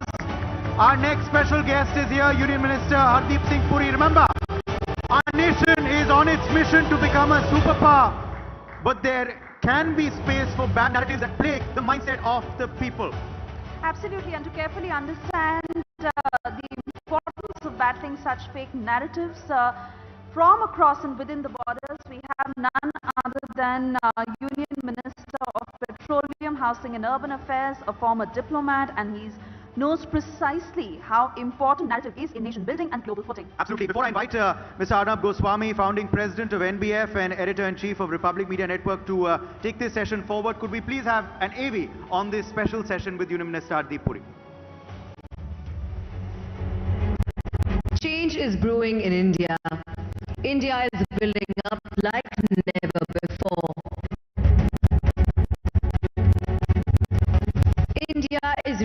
identity. स्वतंत्रता प्राप्ति के बाद पहली बार माननीय प्रधानमंत्री श्री नरेंद्र मोदी जी की दूरदर्शिता, सशक्त नेतृत्व और दृढ़ संकल्प के परिणाम स्वरूप देश के सबसे बड़े ट्रांसफॉर्मेशनल प्रोजेक्ट का शुभ आरंभ किया जा रहा है. India is breaking away from the shackles of the past. Fake news continues. A counter-narrative devoid of fact permeates. The need of the hour is to reclaim our truth. One minister has been at the forefront of this journey. और अभी जो false narrative create करते हैं, हमारे जिन्होंने 2012 में एक article लिखा था, We badly need a new parliament building. This one simply isn't functional and is outdated. ये 2012 का जयराम जी का एक आर्टिकल है. A former diplomat, a fierce nationalist, a man committed to building India. Joining us now on the NBF National Conclave is the Union Minister for Housing and Urban Affairs and Minister for Petroleum and Natural Gas, Mr. Hardeep Puri, on Future of News, Building India, Battling Fake News. Calling on stage Mr. Hardeep Singh Puri and Mr. Arnav Goswami for this fireside chat. Let's have a huge round of applause for the gentlemen as we look forward to this chat. Thank you, Mr. Puri. You're very popular. I must say this, that pre-lunch, I was just telling Mr. Puri that usually, you know, the audience thins out during the pre-lunch and the post-lunch session. Now, in our case, when you have Hardeep Puri as the pre-lunch session, and Himanta Biswa Sarma is the post-lunch session, you don't have the problem. So a round of applause to him, please. He's a freewheeling speaker, and before I start, I want to tell you that he's my senior from Hindu College. And in Hindu College, you're either a senior or a facha, as they say. So I'm like a fresher asking you the questions, Mr. Puri. Thank you for coming. Thank you very much. Anyone who's had the privilege of being grilled by you in Republic, on Republic, or in Times Now before that, knows exactly what he's in for, and that is what makes it more worthwhile. Oh, thank you very much. I'll try my bit. A headline: Ignominy of building the Indian Parliament by breaking the law. Another headline: Bit by bit and trick by trick. Mr. Puri, they're calling you a trickster. Bit by bit and trick by trick, how the Central Vista became a reality. And one last one. Sitaram Yechury.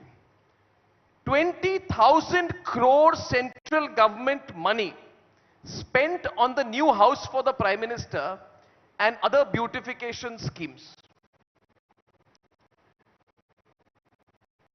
Should I continue, or would you like to start? No, should I provoke you a bit more? No, These are the kind of headlines that you've attracted in the context of see, this is a news federation. In the context of the ongoing debate on fake news, etc. I'd like your response to this, please. Thank you, Arnab. First of all, thank you for having me on your show this afternoon. I don't know whether this is pre-lunch or post-lunch, but I'm ready to be served here, you know. Look, I've been a student of the false narrative for longer than I can remember. I've also written a book in which I deal with the issue of the false narrative. But I think what we are facing here is not a false narrative in terms of an alternate set of facts. Arnab, I really think what we are dealing with here is a motivated,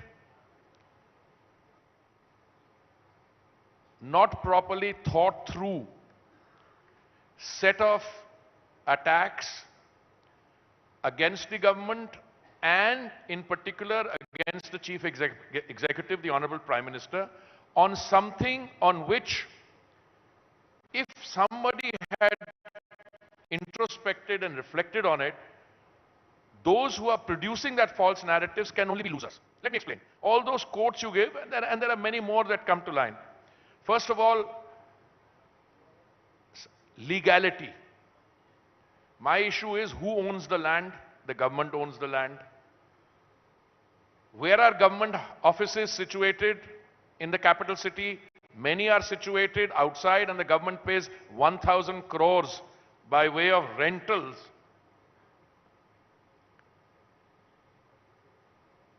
if the government owns the land, is it within its right to build or not to build? The answer is yes. So how can you say it is illegal? Then, lie upon lie. Now, first of all, I would be surprised if it came from people who are not educated or who are not aware of the environment within which they work. But let me share with your audience that I once appeared, and I think you want a clip on that there. When somebody brought to my attention a letter signed by 106 retired civil servants, amongst them former cabinet secretaries, amongst them former foreign secretaries, and the letter went on to say that the new parliament is being constructed because there is a feeling that the old parliament building is jinxed. Therefore, you need a new one. Then they went on to sign, put their signatures on that piece of paper which said, and Central Vista Avenue, what we now call Kartavya Path, is going to be completely destroyed because all the jamun trees will disappear, the green cover will be reduced, and Mummy, Daddy and Pappu will not be able to go for picnic there in the evening. No, they said uprooting, why uprooting jamun trees for the Central Vista revamp is a terrible idea. Now, I addressed that in the press conference, and I said precisely what I'm going to say now. I said, ye kaun padhe likhe विद्वान है जिन्होंने अपना signature ऐसे कागज पे लगाया without either reading the contents or this thing. So it became fashionable to attack the government. So I took some of your colleagues, distinguished members of the Fourth Estate, to the Central Vista Avenue, what it was called, and Kartavya Path, when it was under construction. And I said, aren't you going to ask me कि वो जामुन trees जो uproot किए गए थे, तो he said, हम आपसे पूछ नहीं सकते हैं because you're standing in 1 foot roof. So I mean, from the Kartavya Path, not a single tree was uprooted. We replanted 101 acres of greenery. We built about 19 kilometers of additional footpath. We built 16 bridges over the water bodies because the path, Kartavya Path, the previously beyond the water bodies was not accessible. So all that is done. Now it's there for everyone to see. I have been traveling relentlessly, and I asked, what is the likely footfall going to be over the weekend on one day? It says 100,000 people. Now the people have accepted it, but the quarters from which that false narrative was coming, I mean, one of your colleagues, one of our friends. Why do you keep referring to them as my colleagues? Because you indulge them. Yeah, like you indulge me, sometimes you indulge them. But no, okay, I should withdraw that. I should withdraw it. No, but somebody is fixated on that domesticated pet, which has grown into a angry lion. Yes. Now, 3 angry lions. 3 angry lions. So I had to write a polite letter saying, look, my friend, the original Sarnath lion is on the ground. Its height is 1 meter something.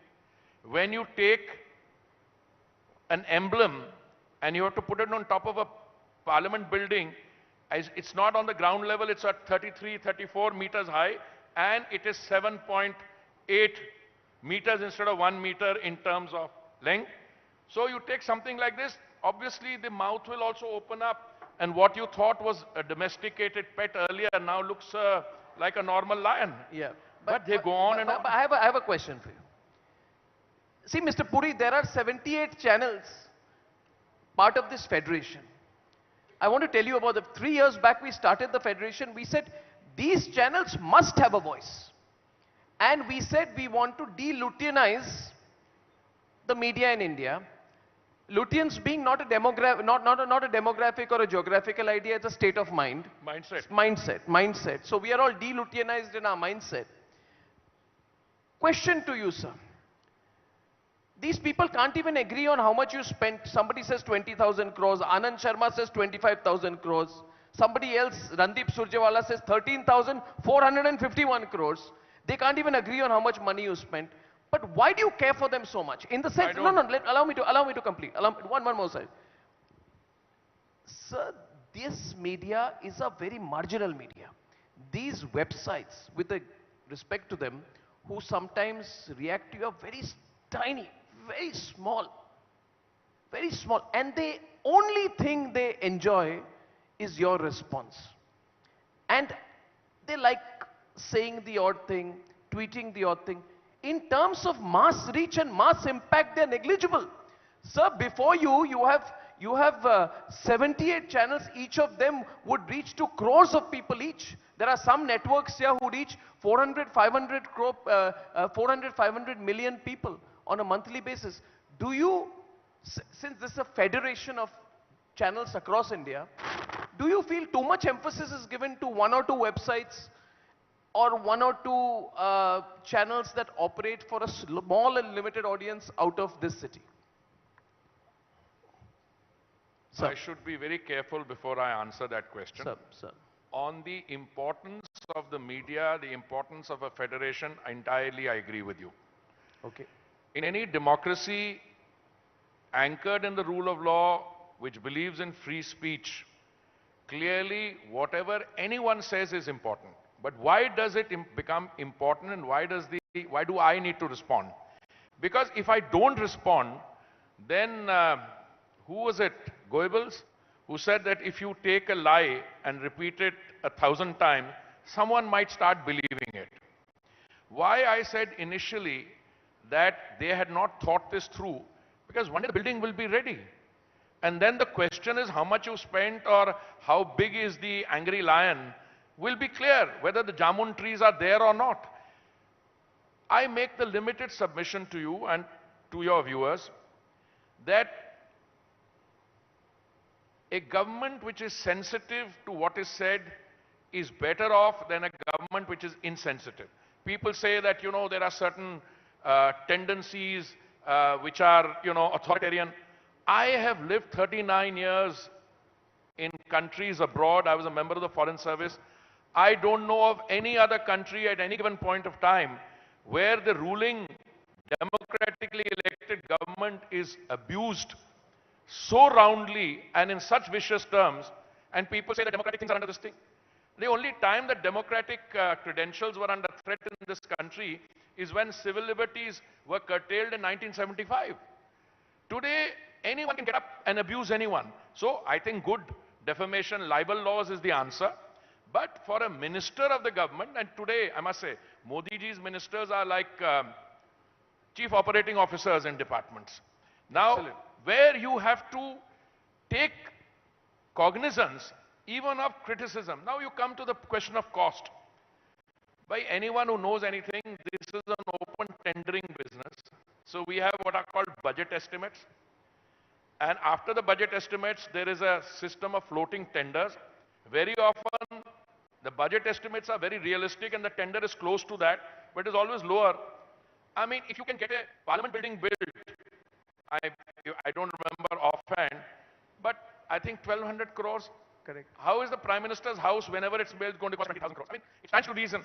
The total cost of the project, which means 8 new central secretariat buildings, all that. But we will only know when the tenders are done. We are at a very initial stage yet. We've done Kartavya Path. I think the budget estimate was, 600 crores or something like that, and we've got it done for, 450 or so, as far as I remember. So, as I said, this is not just make-believe, but they tried to create a narrative to somehow say that during the COVID pandemic, the government was being wasteful and building. I went hoarse trying to tell them that the COVID management is a completely different thing. And look, again, the facts speak for themselves. We have, rather the system, the Prime Minister's operation have resulted in 219 crore vaccine doses to be distributed free almost to all our citizens. Whenever I go into public debate, I ask people, is there anyone amongst you who's not had 2 shots? Not a single. And I ask, many of you had 3 shots? Hands go up. And what was the opposition saying then?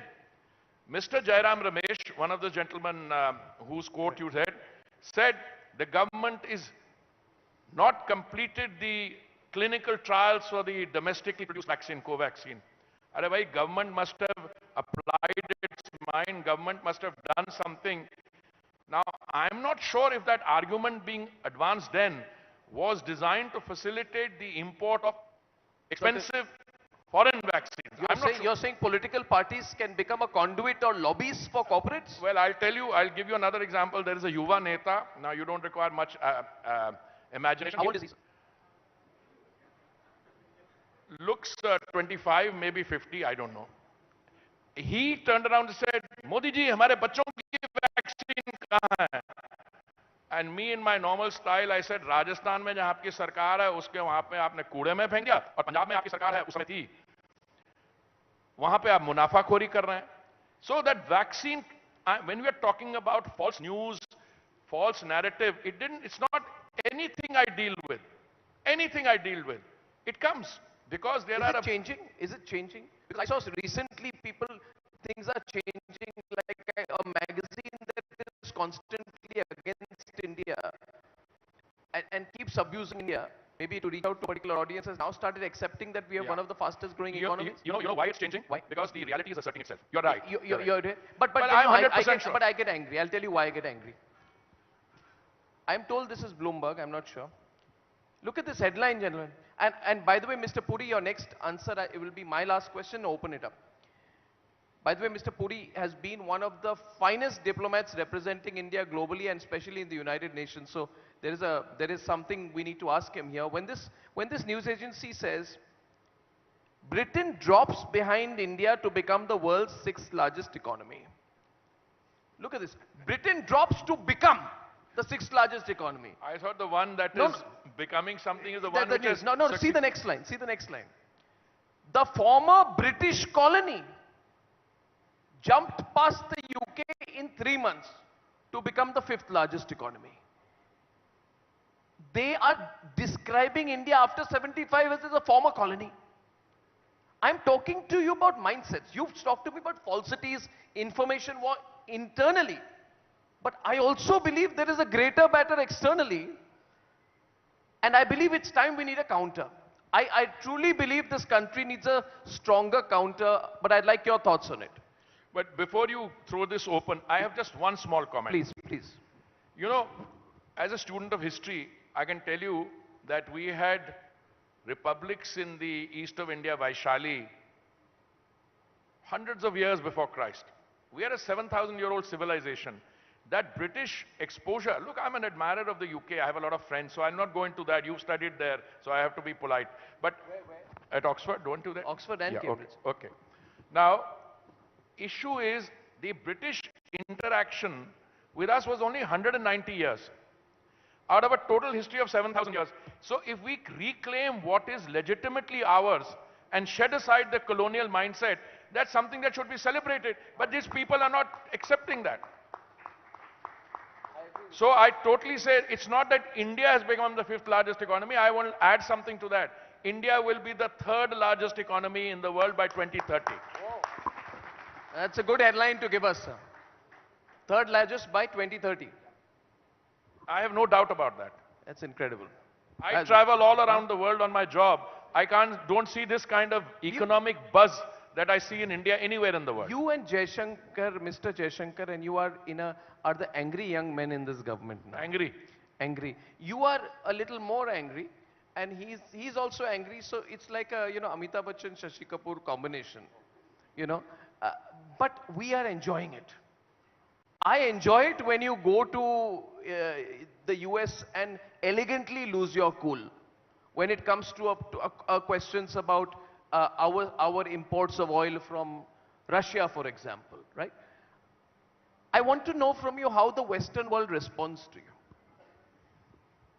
I told a young colleague who's a member of the Foreign Service who's now working in my ministry, and he said we are likely to come under this, that, and the other. He was saying like pressure.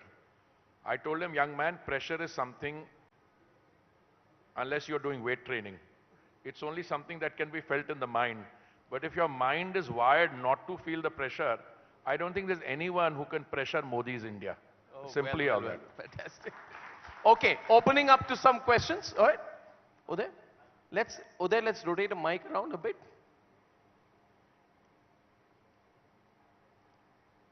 You got a mic rotating? Okay, I'll take 3 questions, okay? Any of the NBF members, anyone wants to put a question here? We'll put a couple of questions here. Anyone here? Anyone internally? Okay, Karthik's putting a question, then I'll take the mic behind. Sir, Arnab just spoke about how Bloomberg had positioned India on becoming the 5th largest economy. Do you feel that the foreign media is fair to India in the way we have progressed in the last 8 years, and India's position in the world globally has become more formidable? Do you find that the global media is giving India its due credit, what it deserves? Look, first of all, my distinguished colleague and friend in the Rajya Sabha, first of all, India is not looking for credit, point 1. Number 2, who is the foreign media?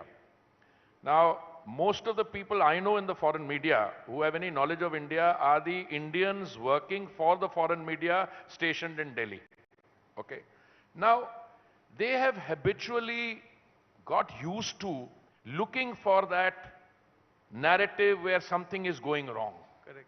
It's been part of their DNA. Snake Arre charmers bhai, wo logic. barish aa gayi. One colleague of my dear friend, the host, one day it rained incessantly, and there were 2 or 3 inches of water which collected in that underpath and Kartavya path. He said, and this MP, who's from a state neighboring here, said, 6,000 crores down the tube.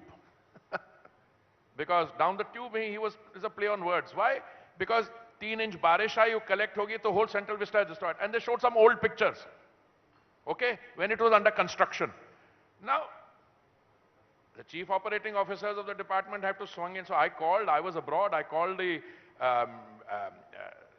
CPWD Director General and I said, yaar, wo kya? Kehta nahi, kya photo to ye hai. तो मैंने कहा ये कौन सी photo तो पुरानी थी whatever नहीं. And then somebody working with him was so illiterate, he turned around and said, we have just uploaded it from Google. But the uploading time is, you can upload an old photo and the time which will be shown will be when by that time it's gone over the world. By that time it's gone all over the world. Look, there is a sneaking streak, admiration and appreciation for what India has done. Even our worst critics will tell you India's COVID management, its healthcare sector reform, its contribution to sustainability, green energy, is second to none. Plus, the economy is growing at 7% for heaven's sake, at a time when the largest economy is in a quarter-to-quarter recession, when countries in Europe are today financial straits. So there is admiration. Is everybody happy about it? I'm sorry, Karthika, let me tell you, in our own system, we have 10 friends to do very well. So, thoda sa to, अरे ये कैसे निकल गया? वो India में एक और होता था, yeah, remember when you were much younger, when we were in the university, we used to call it the crab mentality. If a crab tries to grow up, all the others combine to pull him down. Yeah. So itni kharab nahi hai, but the fact of the matter is, why do you have countries lining up to visit India? Why is the Prime Minister on a personal level in a very dynamic, interactive summit diplomacy thing with all the leaders of the world? And the facts speak for themselves. There's a large country which is completely in lockdown, the major cities, and here I don't see a single one of us wearing a mask. Yeah. One more question, just one more. Let me take it back, Karthik. One more. Pass it on to any one person, please, in the audience. Yeah, I know you've got lots of questions, but... Lots of hands coming up, but yes. Mr. Puri, can you just tell about this Ukraine-Russia war going on? How long it will continue and what are the political... You should address that question. Mr. Jaishankar, okay, you we'll should pass address that question we'll take to another my question. colleague or to one more question. The presidents of the 2 countries or the others involved in supporting them. Sir, I come from the 6th largest economy in the world. So I'm a little ashamed to be in front of you. But may I ask, you have covered this subject of battling fake news with great, really very, very good attitude to it. Why then is it necessary for government to intervene against fake news when the truth surely should be the best tool in battling fake news? Thank you, sir. Thank you. I'm not entirely sure whether I understood the question, but if I think I got, there may have been a sound issue involved. What is the why does the government need to have a role at all in countering fake news? Shouldn't the truth speak up for itself? Yes, Is more or less what you're saying. truth is the best defense in all cases. Only problem is when you have the responsibility of running a government and a piece of false news goes around, social media, mobilization, etc., it can create devastating consequences. Let me give you, if somebody spreads the news that there has been a social disturbance somewhere, Right. and the root goes away and says, well, denominationally this is happening, minority community, government does not need to counter everything. Therefore, everything that's written about me or my ministry, I don't counter. I follow our host's example and say, let the facts speak for them. Correct. But sometimes it becomes necessary in order to contain the damage. Well, Mr. Puri, all I'll tell you is we love the way in which you fiercely counter the narrative. More power to you. And thank you very much for coming for the NBF summit, sir. Thank you very much. Thank you Sir, very much. thank you, Mr. Puri. Thank you. Thank you very much, Hardeep Singh Puri ji, for joining us in that riveting session. And thank you, Mr. Arnav Goswami, for moderating that session. We will, of course, be continuing these conversations through the day, of course, today, Niranjan, as we move forward in the NBF. Yes, we're breaking for lunch for exactly 20 minutes. 20-minute lunch. Ladies and gentlemen, it has to be a quick lunch because we have the Assam Chief Minister coming up after that. Requesting everyone to reconvene at 2:50 p.m. At 2:50 we reconvene and we have a superb lineup in the second half. At 2:50 p.m.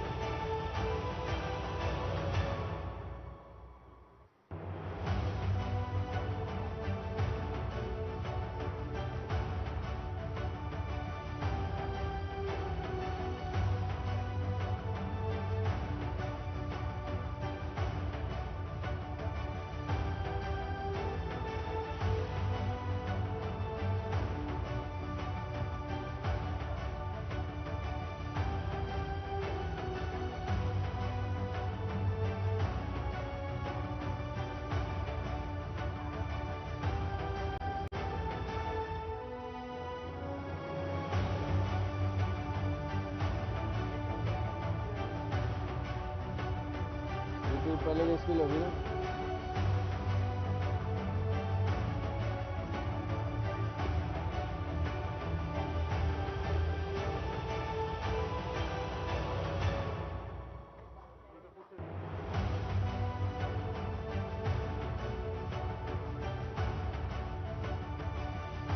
इसका centre out है ऊपर वाली का, ये इसका centre तो मुझे तब आएगी लाइट।